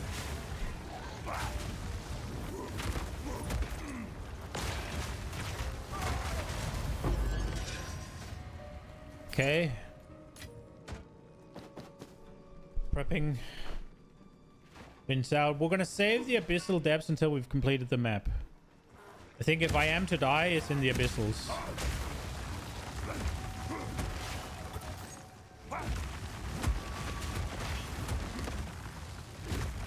Oh no! That is not just a yellow boy. Is it? Oh, it's just a yellow boy. Right? That's just yellow, yeah? Cat. Okay, cat is kind of dangerous, but...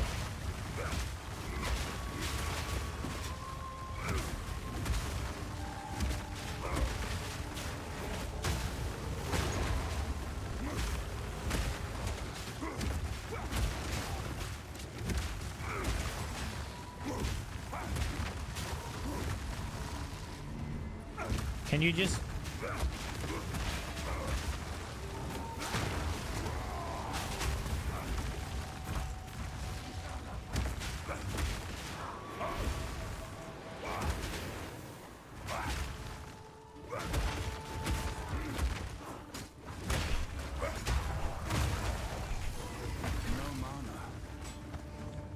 Okay.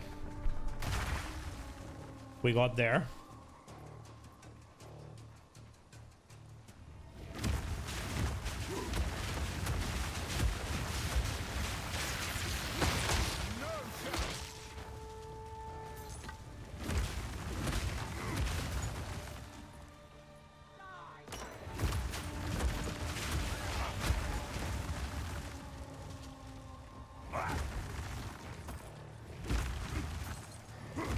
Okay.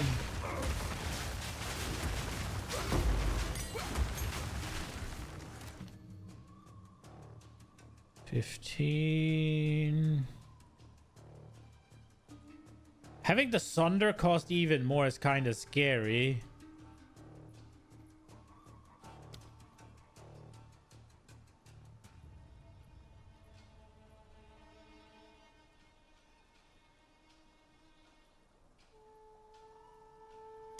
I think we'll go Earthquake. Oh.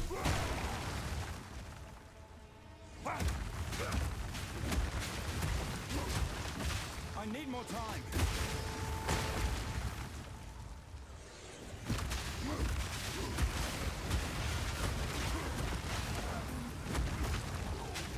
Ooh! Steel yourself. Get close. Roar!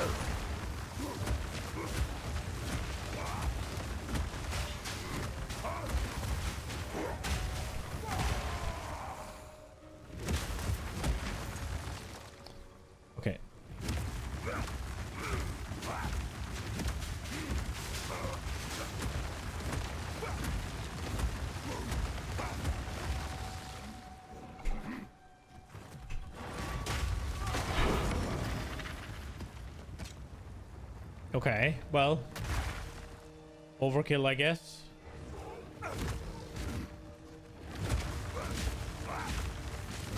Aye.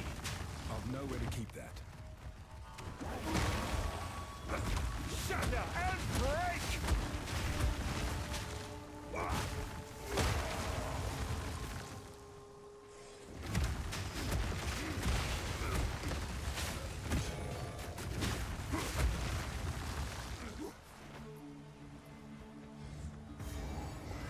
Oi!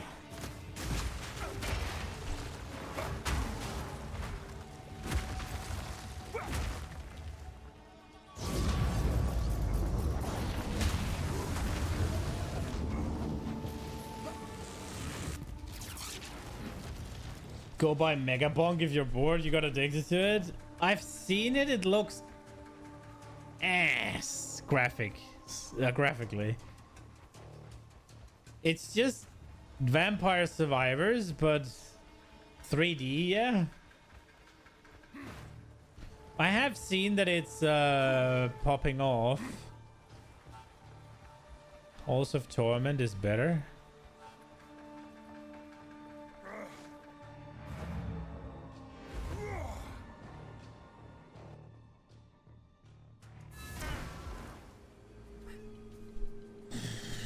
You just have so much fun in it? Yeah, I mean, that type of game with like sort of an endless progression loop is usually a lot of fun. I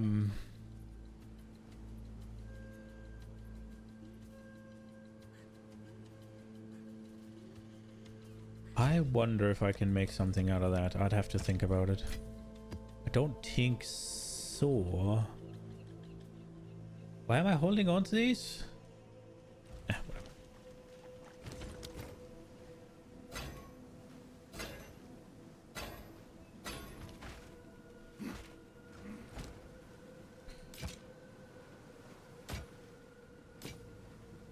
I did see, I think it was Quinn that started playing it. And then I started seeing updates from different content creators on the YouTube, sorry, on the Twitter. Where it's like, you should try Mega Bonker. Mega Bonker hit this many concurrent viewers. Mega Bonker is blah blah blah. Mega Bonker, Mega Bonker. More otherworldly remnants. We need to collect more. What do you need?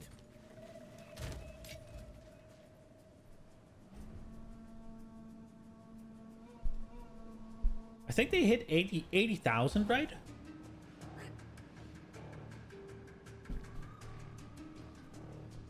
Whoever made that shit just got a fucking... He just released it at the perfect time, yeah? And he just locked out that... So, well, he made a good game, and then he released it at the perfect time, and then he kind of locked out that it got picked up by the right circle of people. Great flame. So he probably made a good bit of money.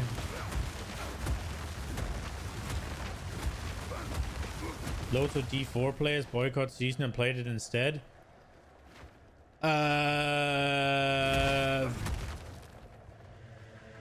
You might be right, but it came out before D4 season.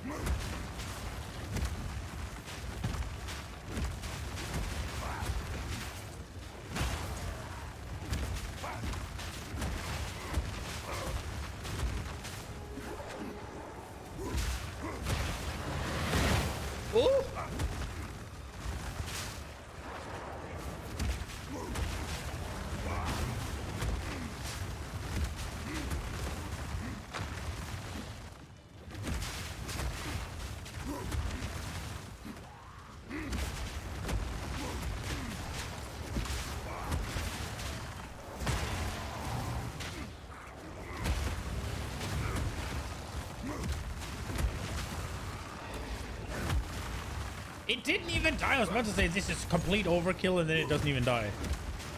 You a rare? No, you're just a regular bitch mob. I'm gonna press the button still.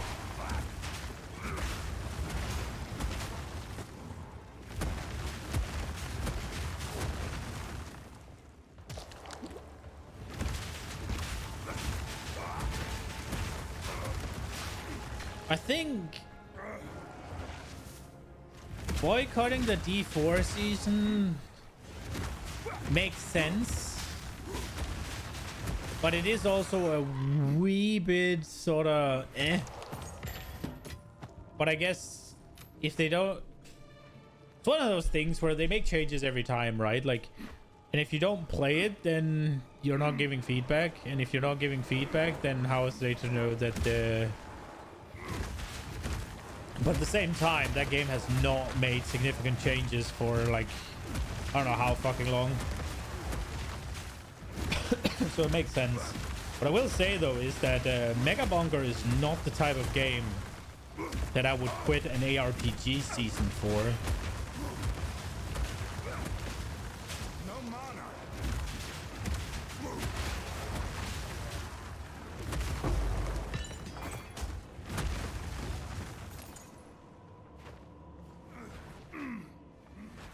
I have been thinking about it, but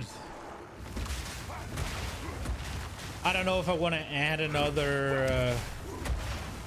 I was kind of thinking about what we're going to do if we're going to continue PoE 2 or if we're going to try something else, but I don't think Mega Bonka was... The graphics just look so fucking bad, and I don't know if they have the kind of stylized thing that'll make me look away from it long enough to get super... probably, because I got super addicted to Vampire Survivors.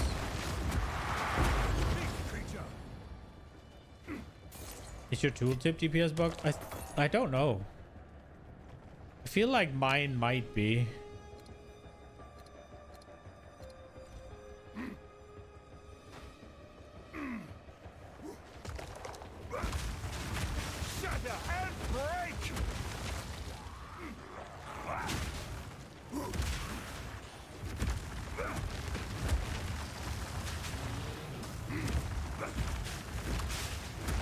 I think a game, I mean, unless it's really hard, then I guess we could bonk. I think Rax said as well, he's not playing till they add something new and exciting. Yeah, I mean, on a, like, it's somewhat the same for me. I'm not streaming it until something fucking groundbreaking. But because like Sovi plays like 4 games in total, then I will play it. It's just I refuse to sit and play it 6 hours a day in that state.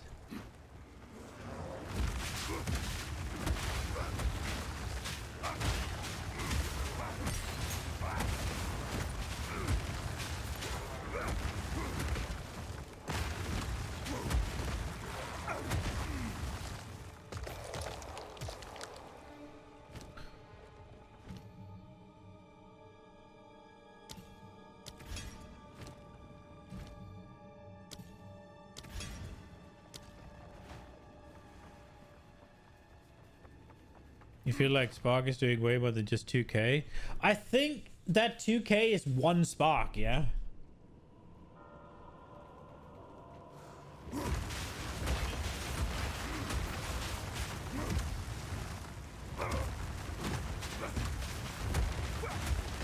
Aren't you firing off like 10 of them?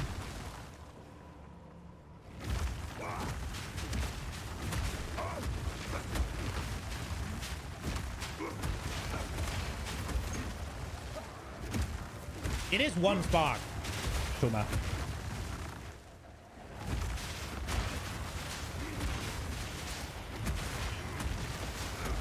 Like, how else would you quantify it, right? Like, because you could be like, well, they're firing off 11, yeah, but like, can you guarantee that those 11 hit, or 10 or whatever it is, right? Like, so it is just 1 Spark.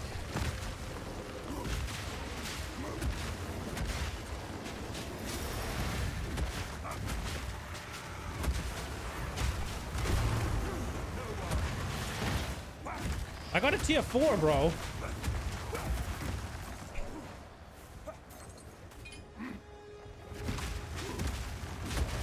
It was a rare though, sadly. Sorry, magical, sadly, but. Oh crap.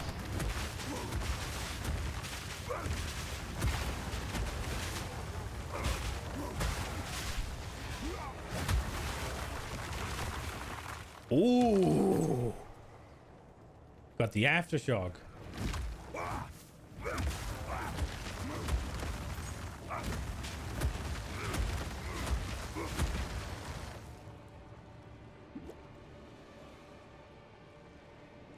Magic equals good crafting base.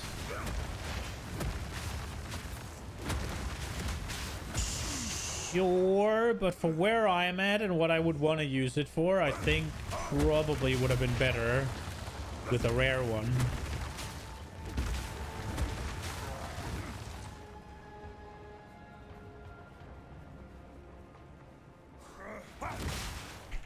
Send it, bonk.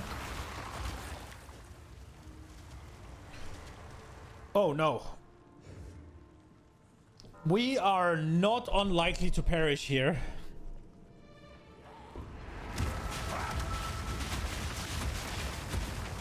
It's a Fokai.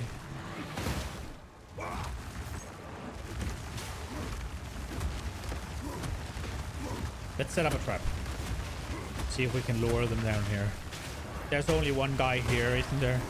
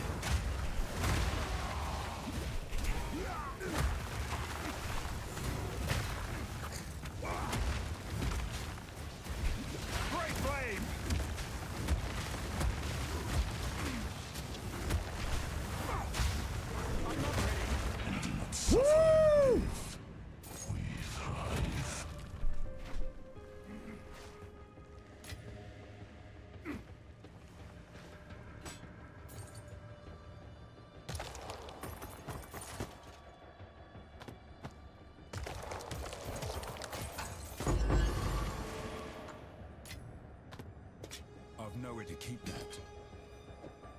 Actually not.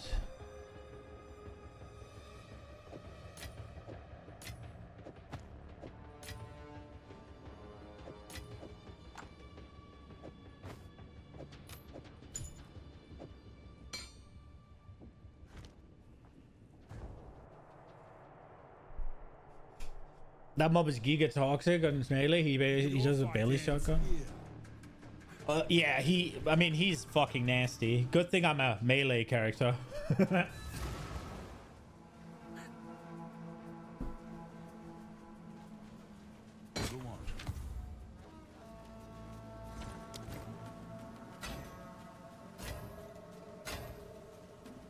So tier 2, I think we're holding on to that one.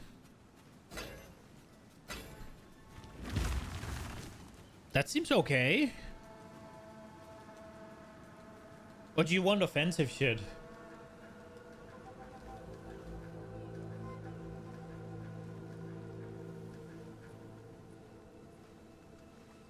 $20 chaos resist?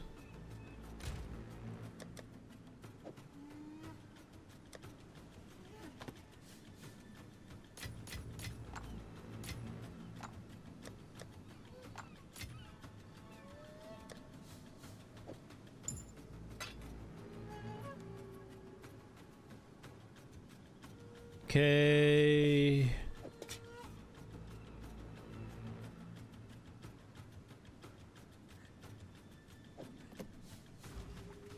You want plus to spell levels, but it's easier to do for medicines. Yeah.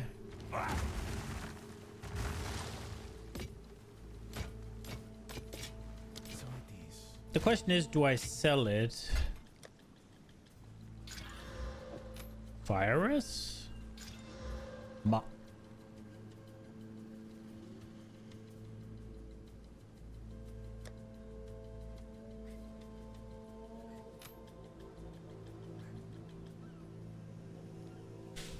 Game's telling me something. The question is, do I sell it, or what would this be worth? It's only tier 2, so not a lot, I would assume.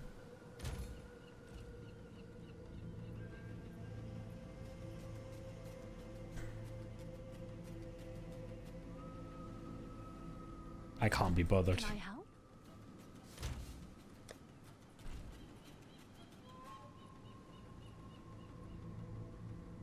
Am I gonna try and do something with spells? Let me just think. What were the things I wanted to try? I want to do the Witch Hunter. That doesn't require any spells. Maybe the Deadeye, but don't think so. That doesn't require any spells. This character doesn't require any spells. If I'm doing Monk, it's like unarmed quarterstaff skills, so no spells. Is there any spell shit I'm even remote? I did start an infusion character. So there is actually some things that I might want to try, but I don't know that I'll get there. It's one of those things where my interest is fading a little bit. So if I am gonna maintain the if I am to maintain interest, it would be from, say, re-leveling, or I guess if we get deep into endgame, that's also a thing.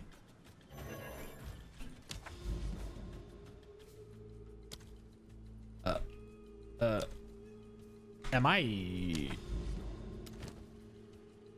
okay?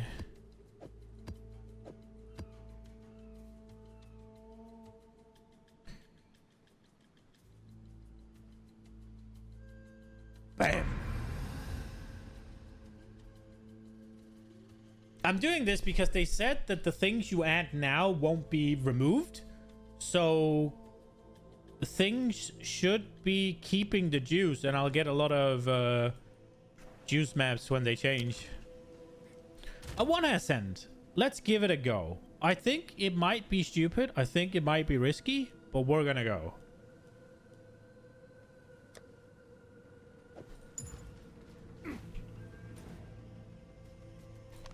I want to get the aftershock thing because it's just so cool to have an like 25% chance to just do double damage, basically. Now, as far as I am aware, we did take out the good ones. This one's pretty good. Movement speed, they drop double sacred order. This one's pretty good. This one's pretty good.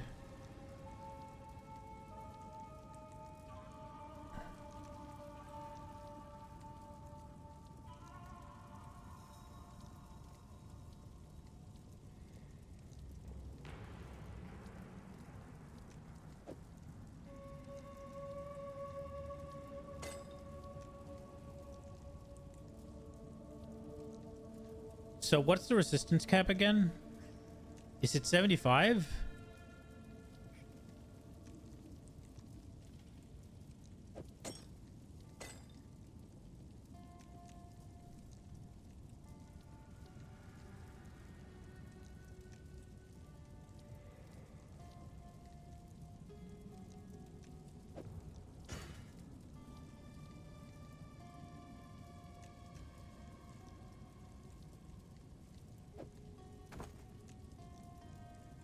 So 36, 68, Capped? Don't forget you can roll on these, by the way. What do you mean?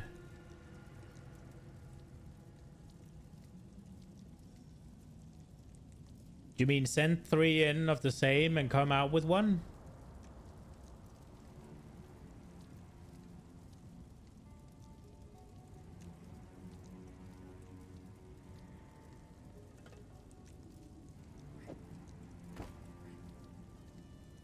Yeah, but these all have 2.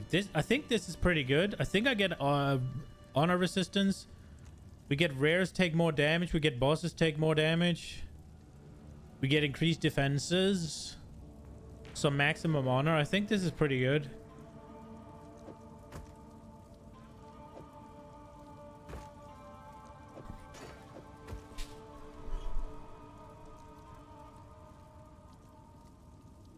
Nothing will stop us. Ready.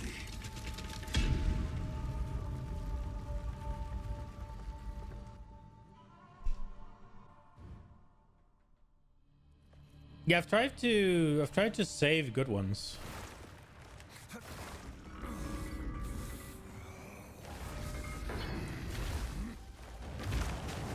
Right there.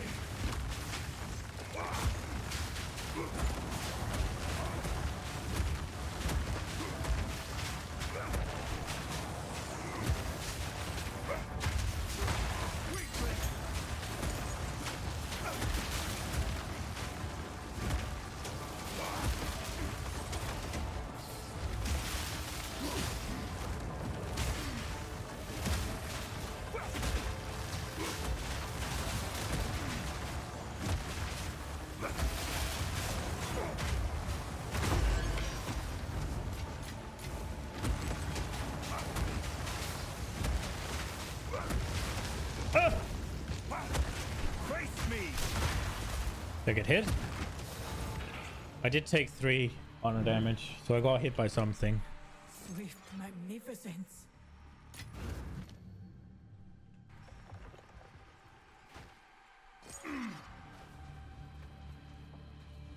Oh, no. Yeah, 3. We took 3.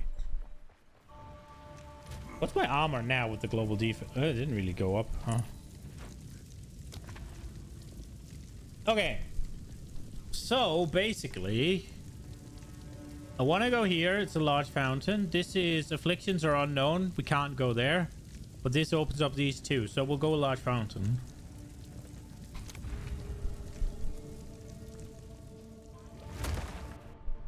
I didn't pay attention. Oh, right. Okay, I have to clear these out.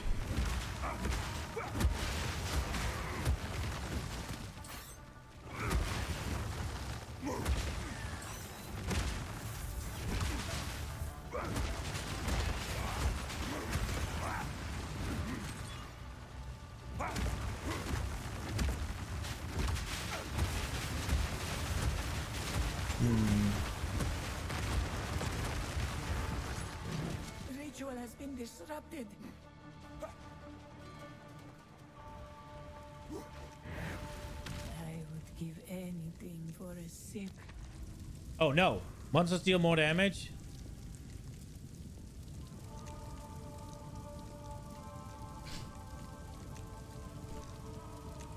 Okay, I guess.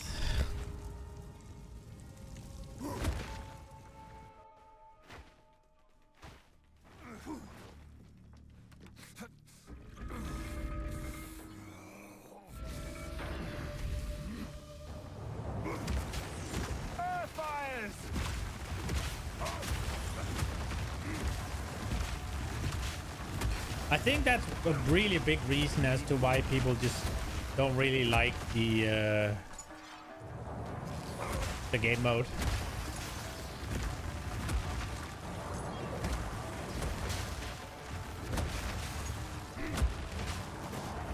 Because these experiences are not rare.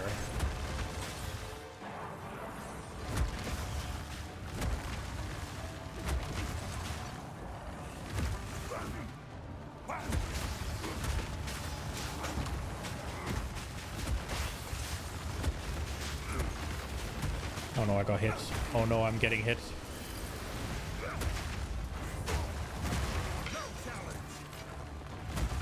I should have stayed in the corner.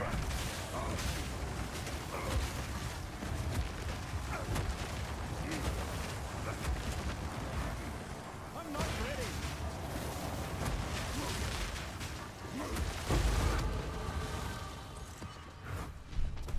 At least you can access Sanctum anytime you like. Yeah, and then just spend the coin, right? Like...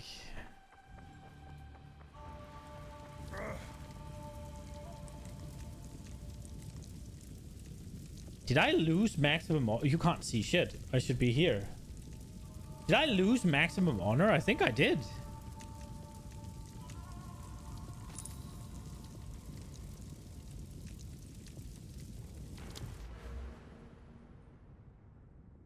I feel like I leveled up and lost maximum honor. Now, I could go out and get a jewel. Okay, so there's a boon here. And there's a pledge that changes the parameters, but we don't have a boon, so we'd have to remove this to get another random one or something.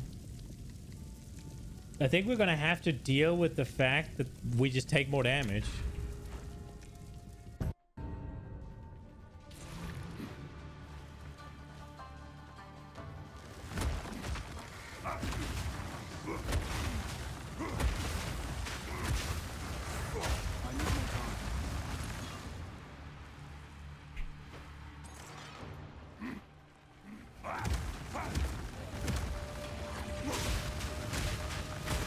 I don't like that when they're down in the ground, you can't do anything to them.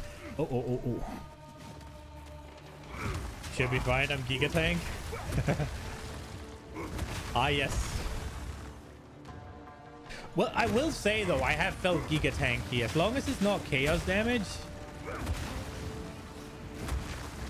Face me.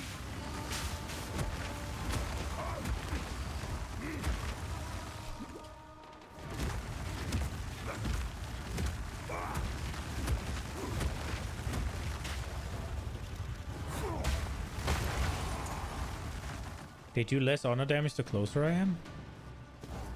Okay.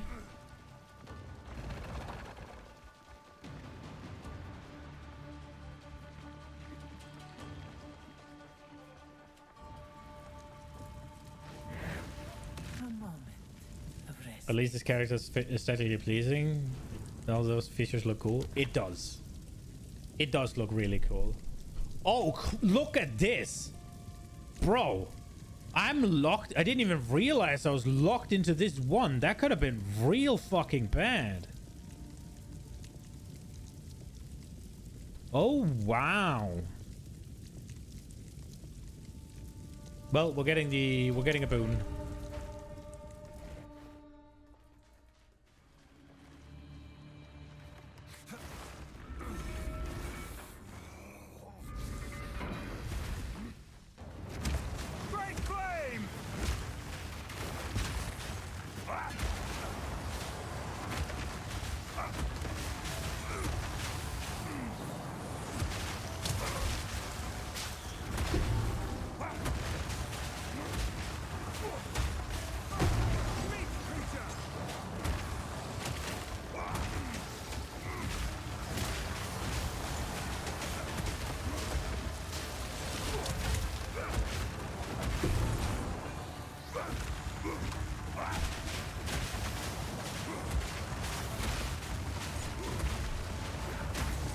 I got hit there, didn't I? Yeah, I did. Fuck.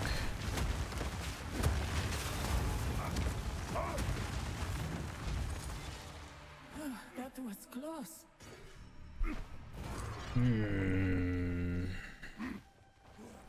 My damage is a wee bit underwhelming. Please give me damage.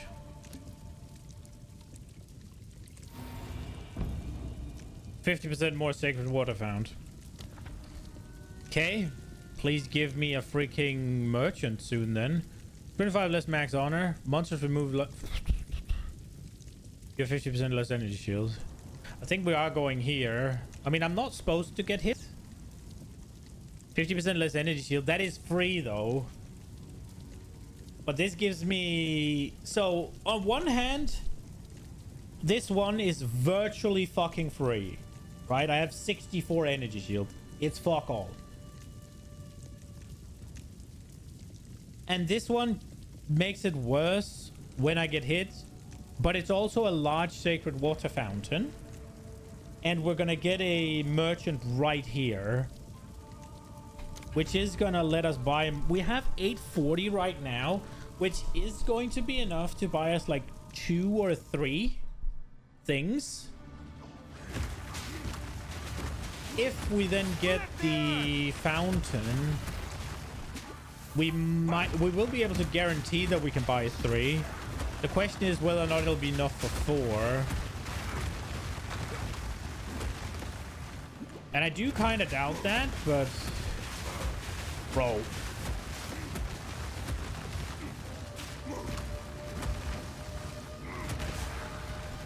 The ritual has been disrupted. It could be more if you get the merchant option of 50% off stuff. Yeah, that's also an option. So I do think I'm gonna go for the worst affliction.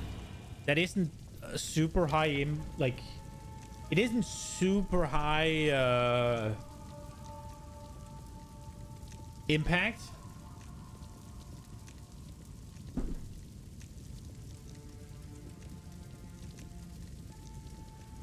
But it's the better reward.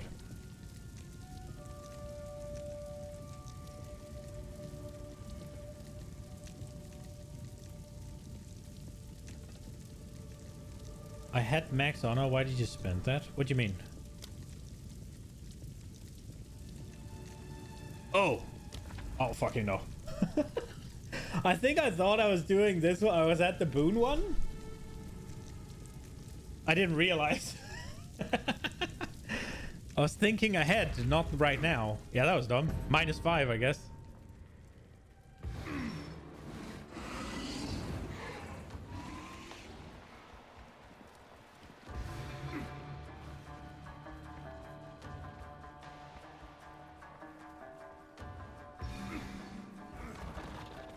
We can kill some things here I wasn't gonna kill and get the 5 back.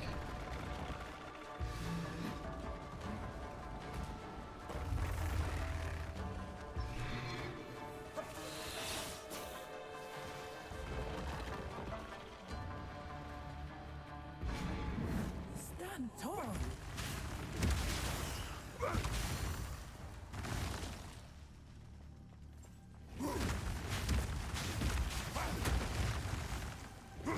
Well, maybe at least. There's 2 there. Shatter and break!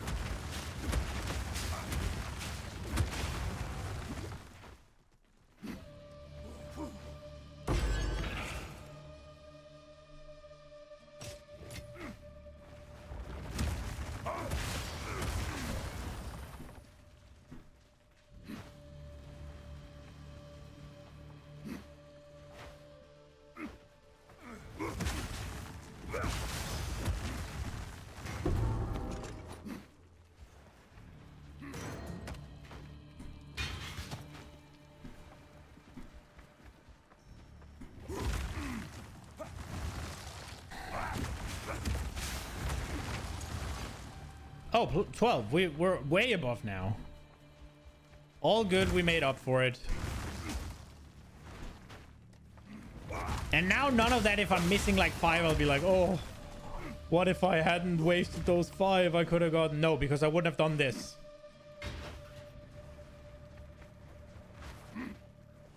Remember that when I'm about to tilt fence. Woo-hoo-hoo.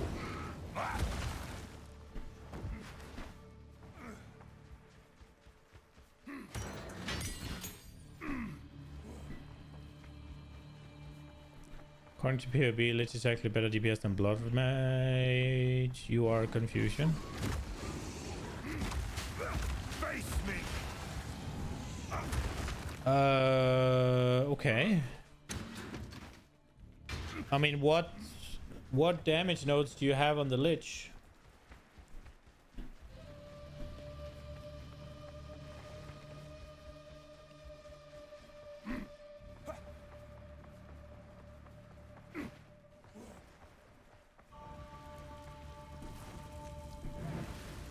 relish your mortality. You have both unholy might nodes. The foe ahead is formidable. And what are you getting on the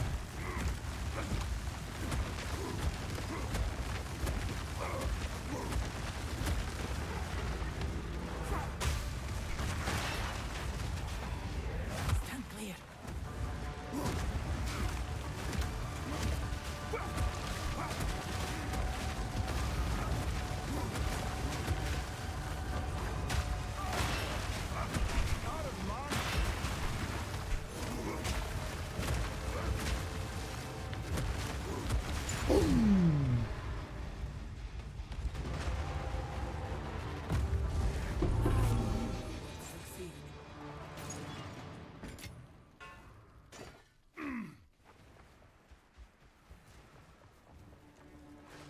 Let's plan. Okay, you see one room ahead. I think I'm taking that. Traps deal 50% reduced damage. Traps are slower. 25% maximum honor. Okay, so I'm definitely taking Scrying Crystal, and I'm definitely taking Orbala Statue. The question is, traps are slower. Is that gonna help me? I think it will. Definitely taking this, definitely taking this. I have 1,000. I could take all of these, yes, but I feel like a lot of the time, whenever you enter a what's it called, zone or whatever, I feel like a lot of the time you're faced with a merchant instantly. Rest a while.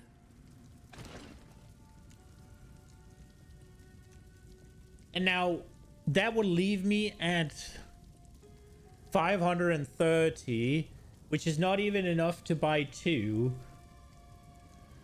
But those are huge. The traps deal 50% reduced damage. I don't think is huge.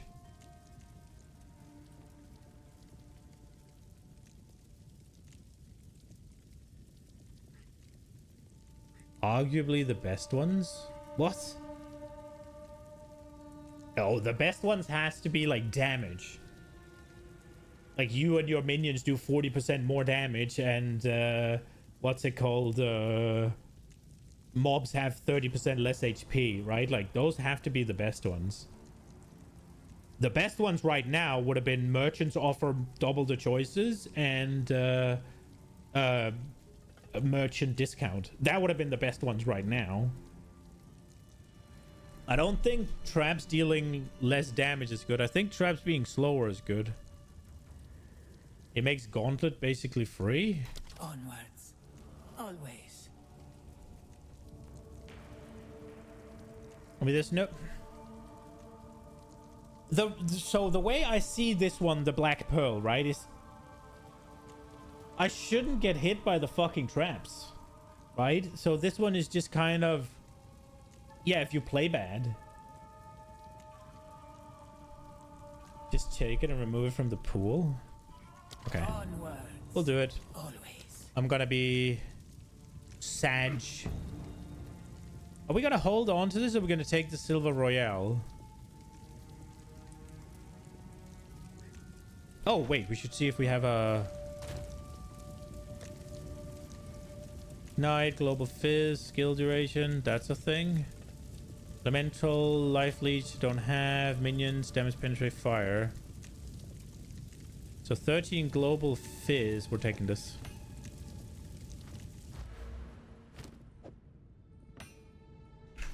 Not a good gem, but just something.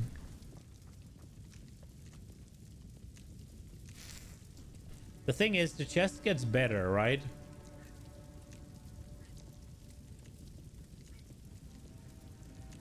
I'm taking it.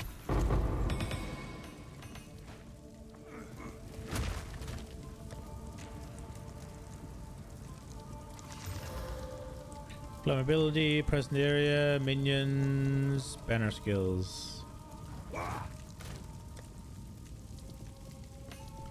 Temperature coal, global fizz, glory generation for banner. Damage taken recouped as life. What did this get? Fire dam. Global fizz and fire dam. Minions. 9% fire. What is the one I just put in? It's 7 elemental and then 8 pen.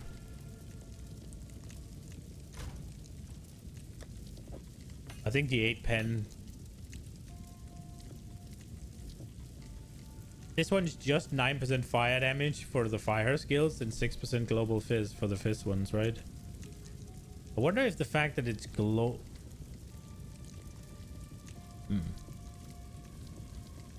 Okay, whatever. I wanted to use this one, but proceed.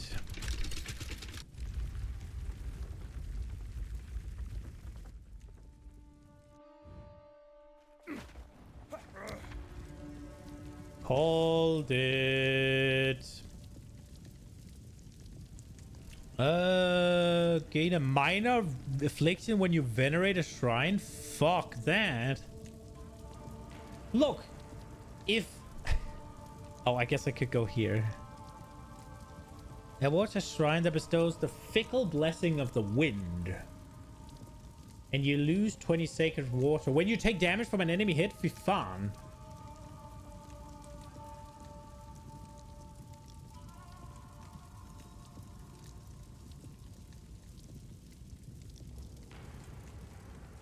Which one is the fickle blessing of the wind? I don't remember. I think I remember it being really good.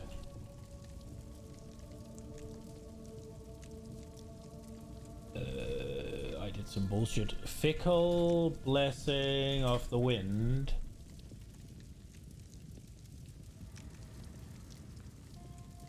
It restores a portion. Yeah, we're going. Bro, it cleanses a random affliction, so it could just... It's the 50-50. No, it's not. I have 3. We're going. We're going. We're going. We're skipping them. I want to do the merchant, though. It gives me a random boon, but for the merchant, I'll have... 30% less movement speed if you've been hit by an enemy recently. That fucking blows dick, yeah?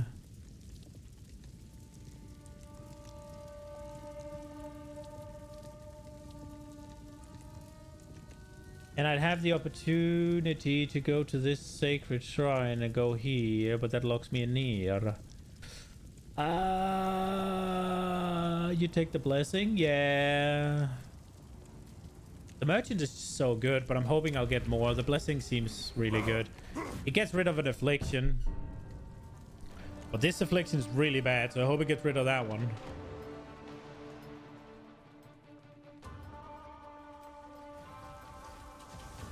Wait.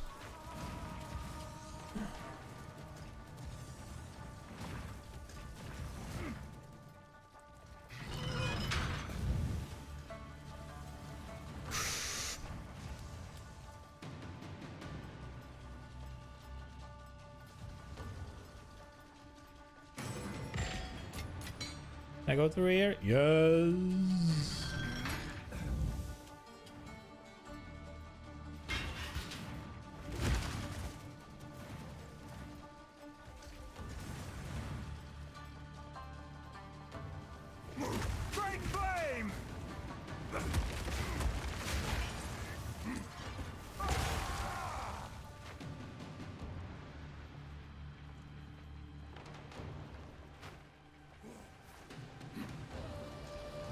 Okay.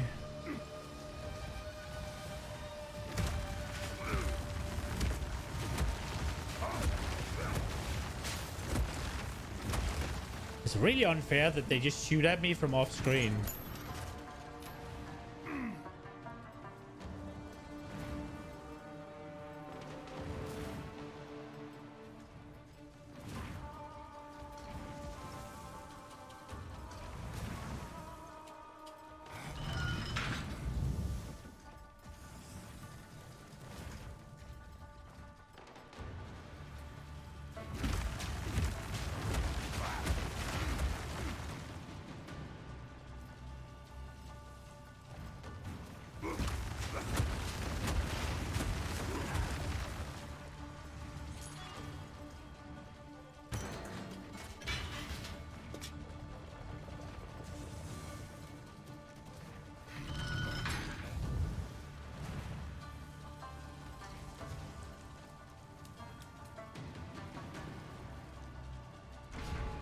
Okay.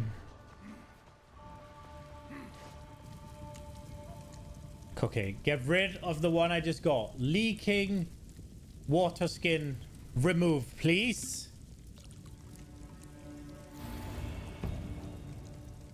Okay, we got cheat death. That was the one I wanted gone the least. Okay. Right. What is the affliction here? 20.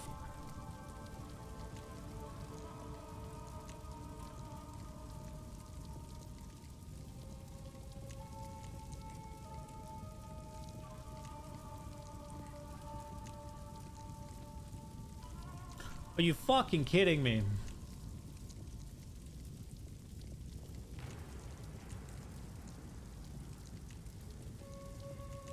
$25% less max honor to go to the merchant.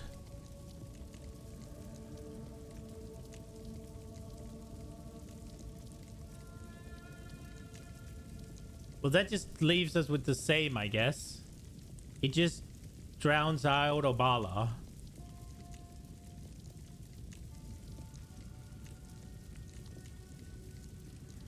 I think we're going here, see if we can get rid of the water skin.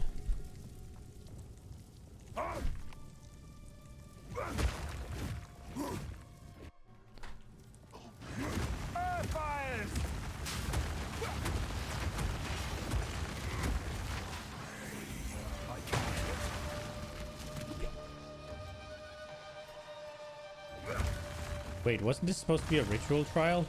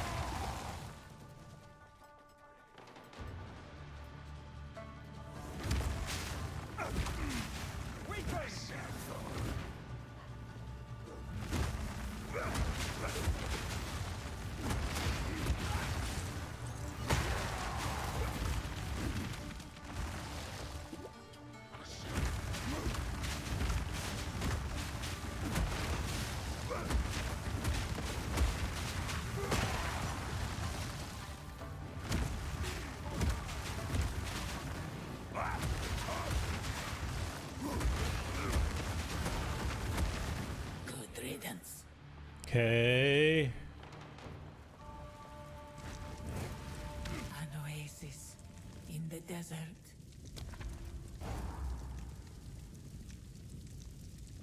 Oh, there's another pledge here. Ooh, is it worth skipping the merchant to get the pledge?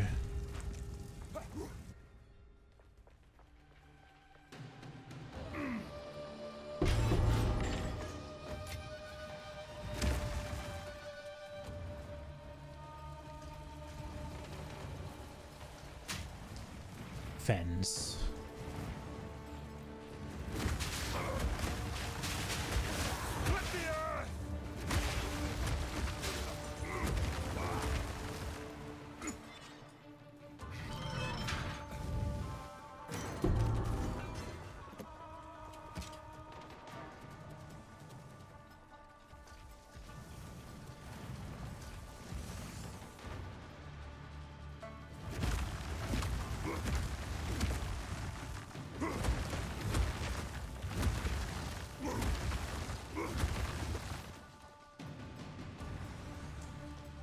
Okay.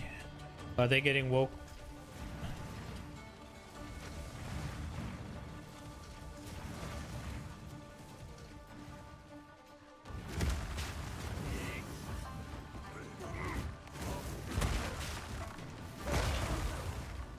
Bro, fuck that.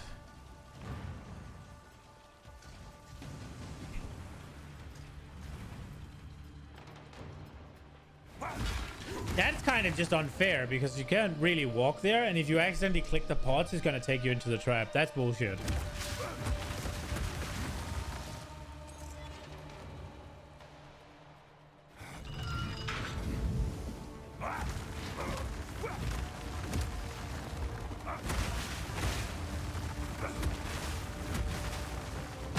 Oi!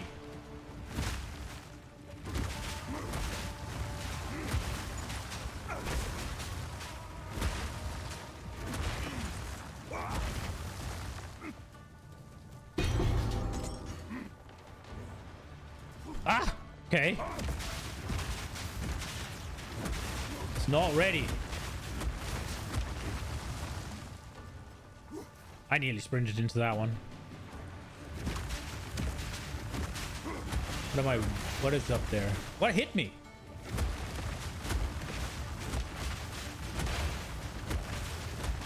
Oh my fucking god. Little flying bullshit.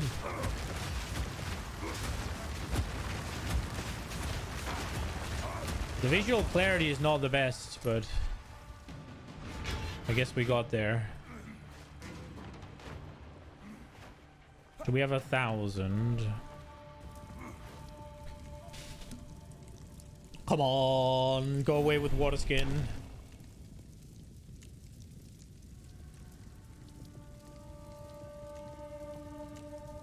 Oh, bro.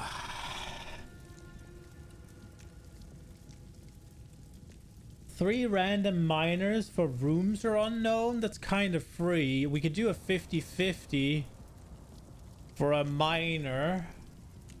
But Scrying Crystal is the best one, I think. We're not going there. So we would be going there. I feel like we have to take the 50-50, right? Because we could get it away. We could remove it here by taking away Scrying Crystal. But seeing one room ahead is so nice, isn't it?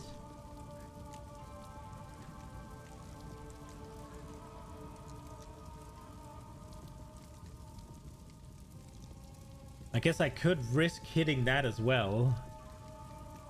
Let's see. I would be moderately sad from losing Flooding Rivers, but okay. I'd be sad losing Scrying Crystal. Glowing Orb. The next time you go below 20% max life, restore all life, any shield, 50% of honor. The fact that it's only life and not honor makes this less useful, so it wouldn't be too bad. Lustrous Pearl and Obala statue, I'd be sad to lose. Black Pearl, I wouldn't be so sad to lose. But then again, like, if I press this, I could take away Honed Claws. I keep leaking water skin, and then it removes Scrying Crystal, and then I'm just worse off. I could also get, just for not being able to know what the room types are, because it's not that I can't see them. It's not that I can't see what's in them. It's that I can't see it's a chalice trial, and I don't fucking care. And I'd get 3 minor for it. But it'd also make it harder to get rid of leaking water skin. It's a 50-50, or I can guarantee...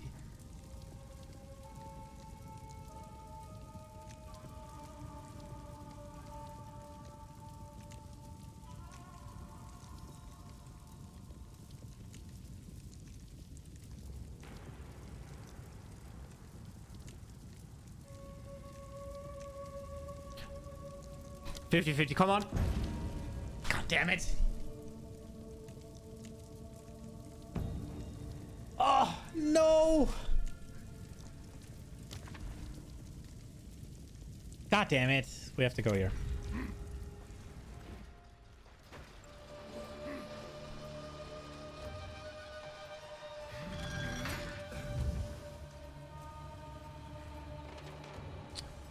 Oh, that's not nice.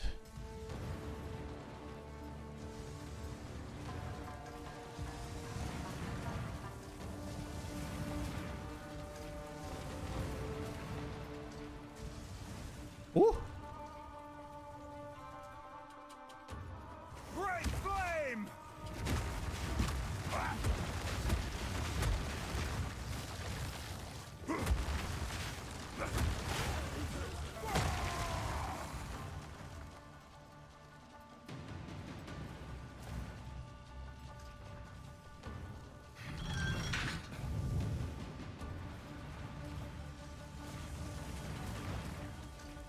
Okay.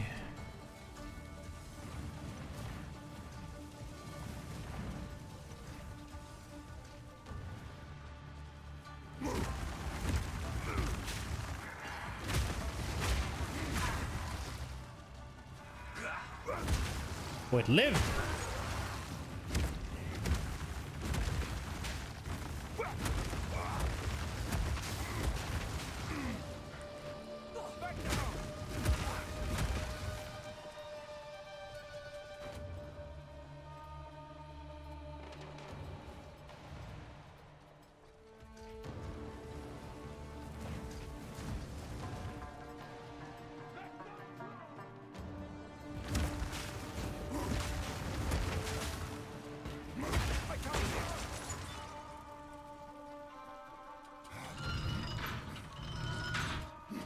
Did I not pull it?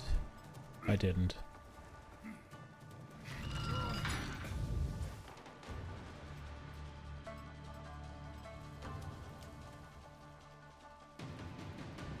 Well.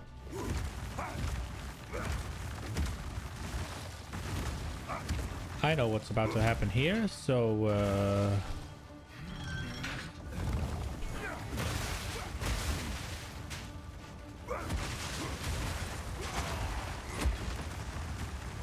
there we go.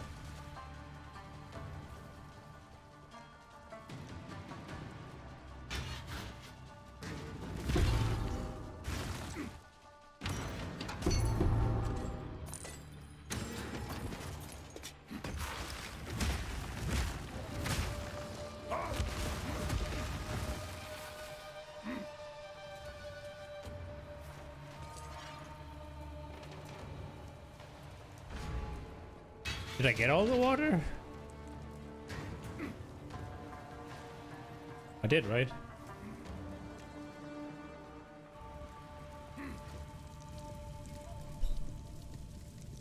$10? Yeah, sometimes maybe good. Sometimes maybe shit. Okay, so let's see here. 90% reduced light radius. That's shit. Flexes are unknown. Yeah, and then monsters. Bro, all of these are ass. I guess we have to go here. So not...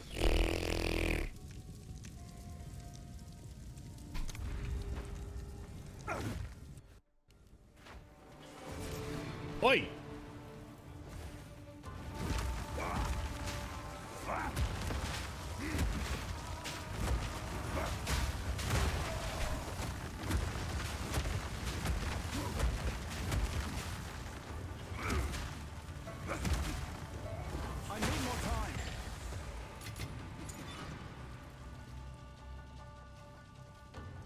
Light radius is kind of whatever, it's fine.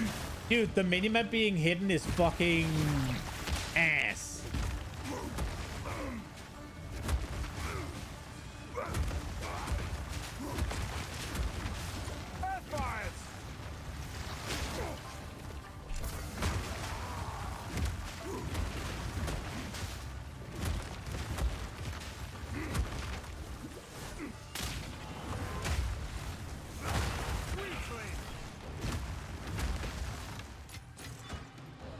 You're not gonna fool me. I have had it before.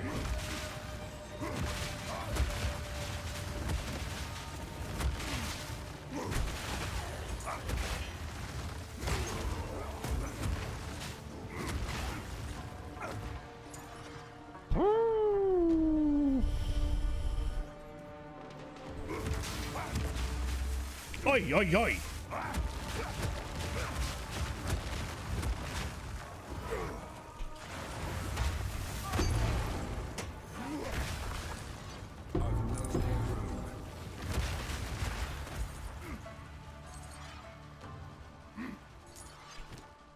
Actually, no more room, or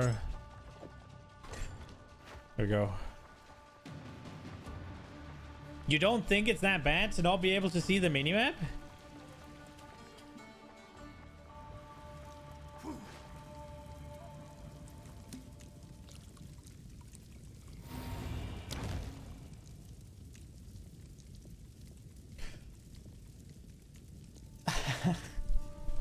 Why the fuck?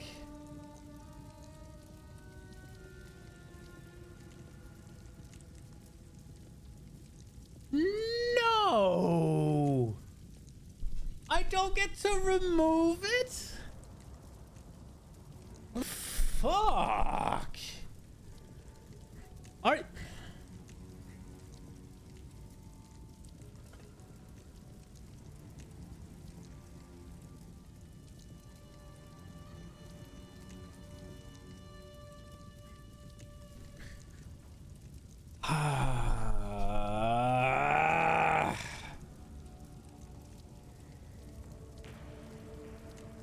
The Harefoot is so tempting, but no. No, we're not doing it.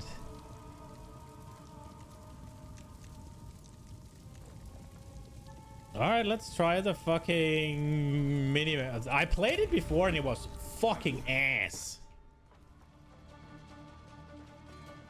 Great flame! I mitigate Fizz though.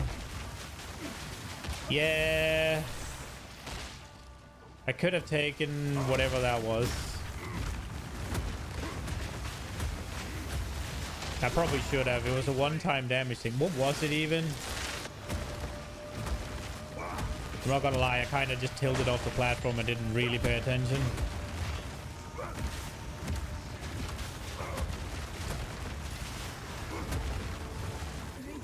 Yeah. What was it that I just didn't take for free?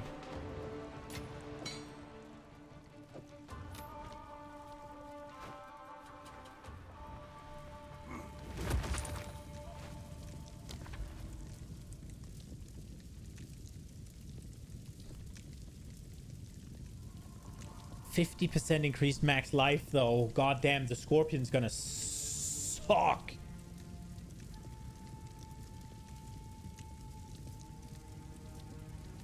Bro, this is gonna... No, I'm doing it. I played with it before. It was ass. I'm going here.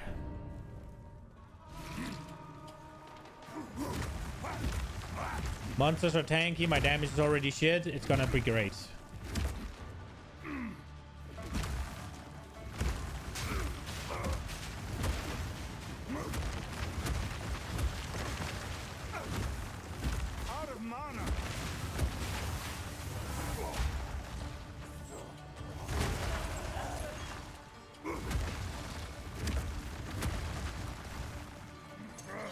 Surely through perseverance and massive penis play, I'll be fine.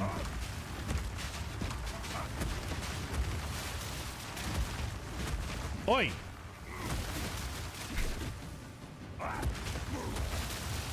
Oh, right. I remember what I didn't take. It was the one where once you get hit, you can't get hit for another second or something.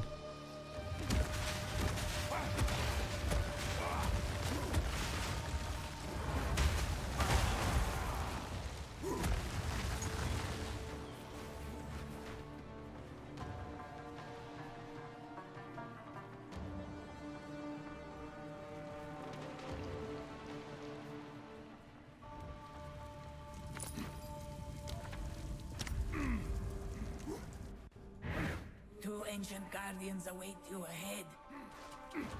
Oh, this is gonna suck. Light on your feet.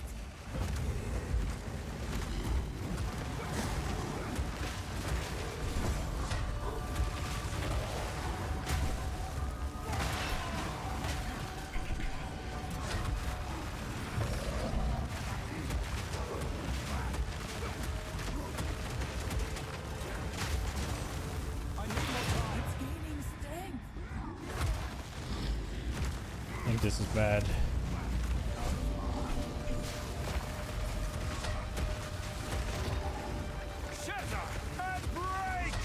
Did it just heal?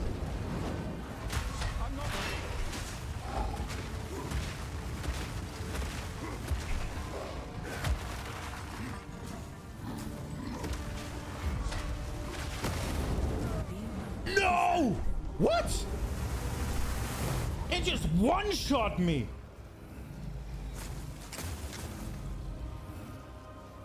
What the fuck was that?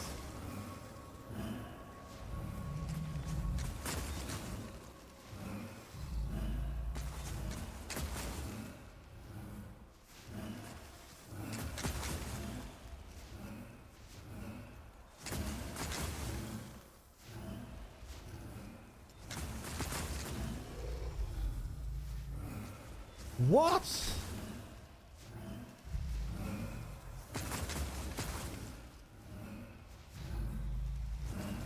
I tried to get to the other side of him before he did the stomp that shoots out the fucking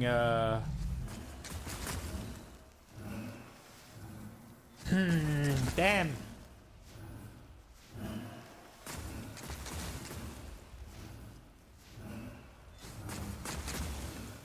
Well, our little character's dead.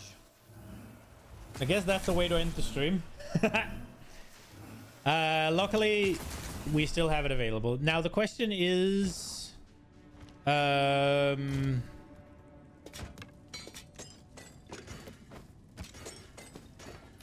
we're gonna do tomorrow. If we're going to... Oh, I need to... He just one-shot me.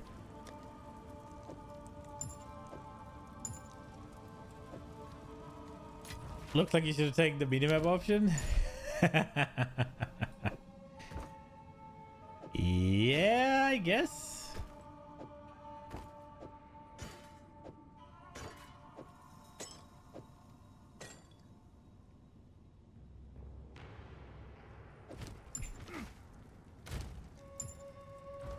Okay, the question is what we'll do tomorrow if we try again. Another hardcore challenge run, or if we do this one and try to get the end game going. I'll figure it out what I think I want to do. You guys have any suggestions or preferences? Now would be the time. But yeah, I am going to hop off. Sad ending, but it is what it is. I did not expect him to one-shot me. I was trying to get behind him before the attack went out. I guess I took one of the frost things. I also didn't expect I was gonna kill the frost guy so quickly, while the fire guy just took no damage. Lesson learned. I need to wait for them to walk together, I guess, when I have this much like burst damage. Yeah, I mean, that run was cursed. And I guess the death count, right? Yeah, it does. Wait, what the fuck happened to my thing? I had that whenever I dropped below 20%, I'd go to full life. What happened to that? How did I die?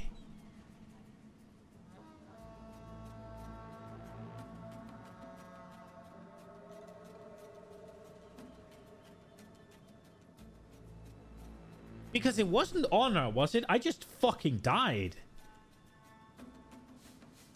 Was it honor? My HP went to fucking 0, didn't it? It might have been the honor that just got smoked. Because I had that cheat death thing. Oh, I'm confused. Whatever. It is what it is. We fucked up. We'll see if tomorrow is more try hardcore, see how far we get, or if we're gonna go into the map.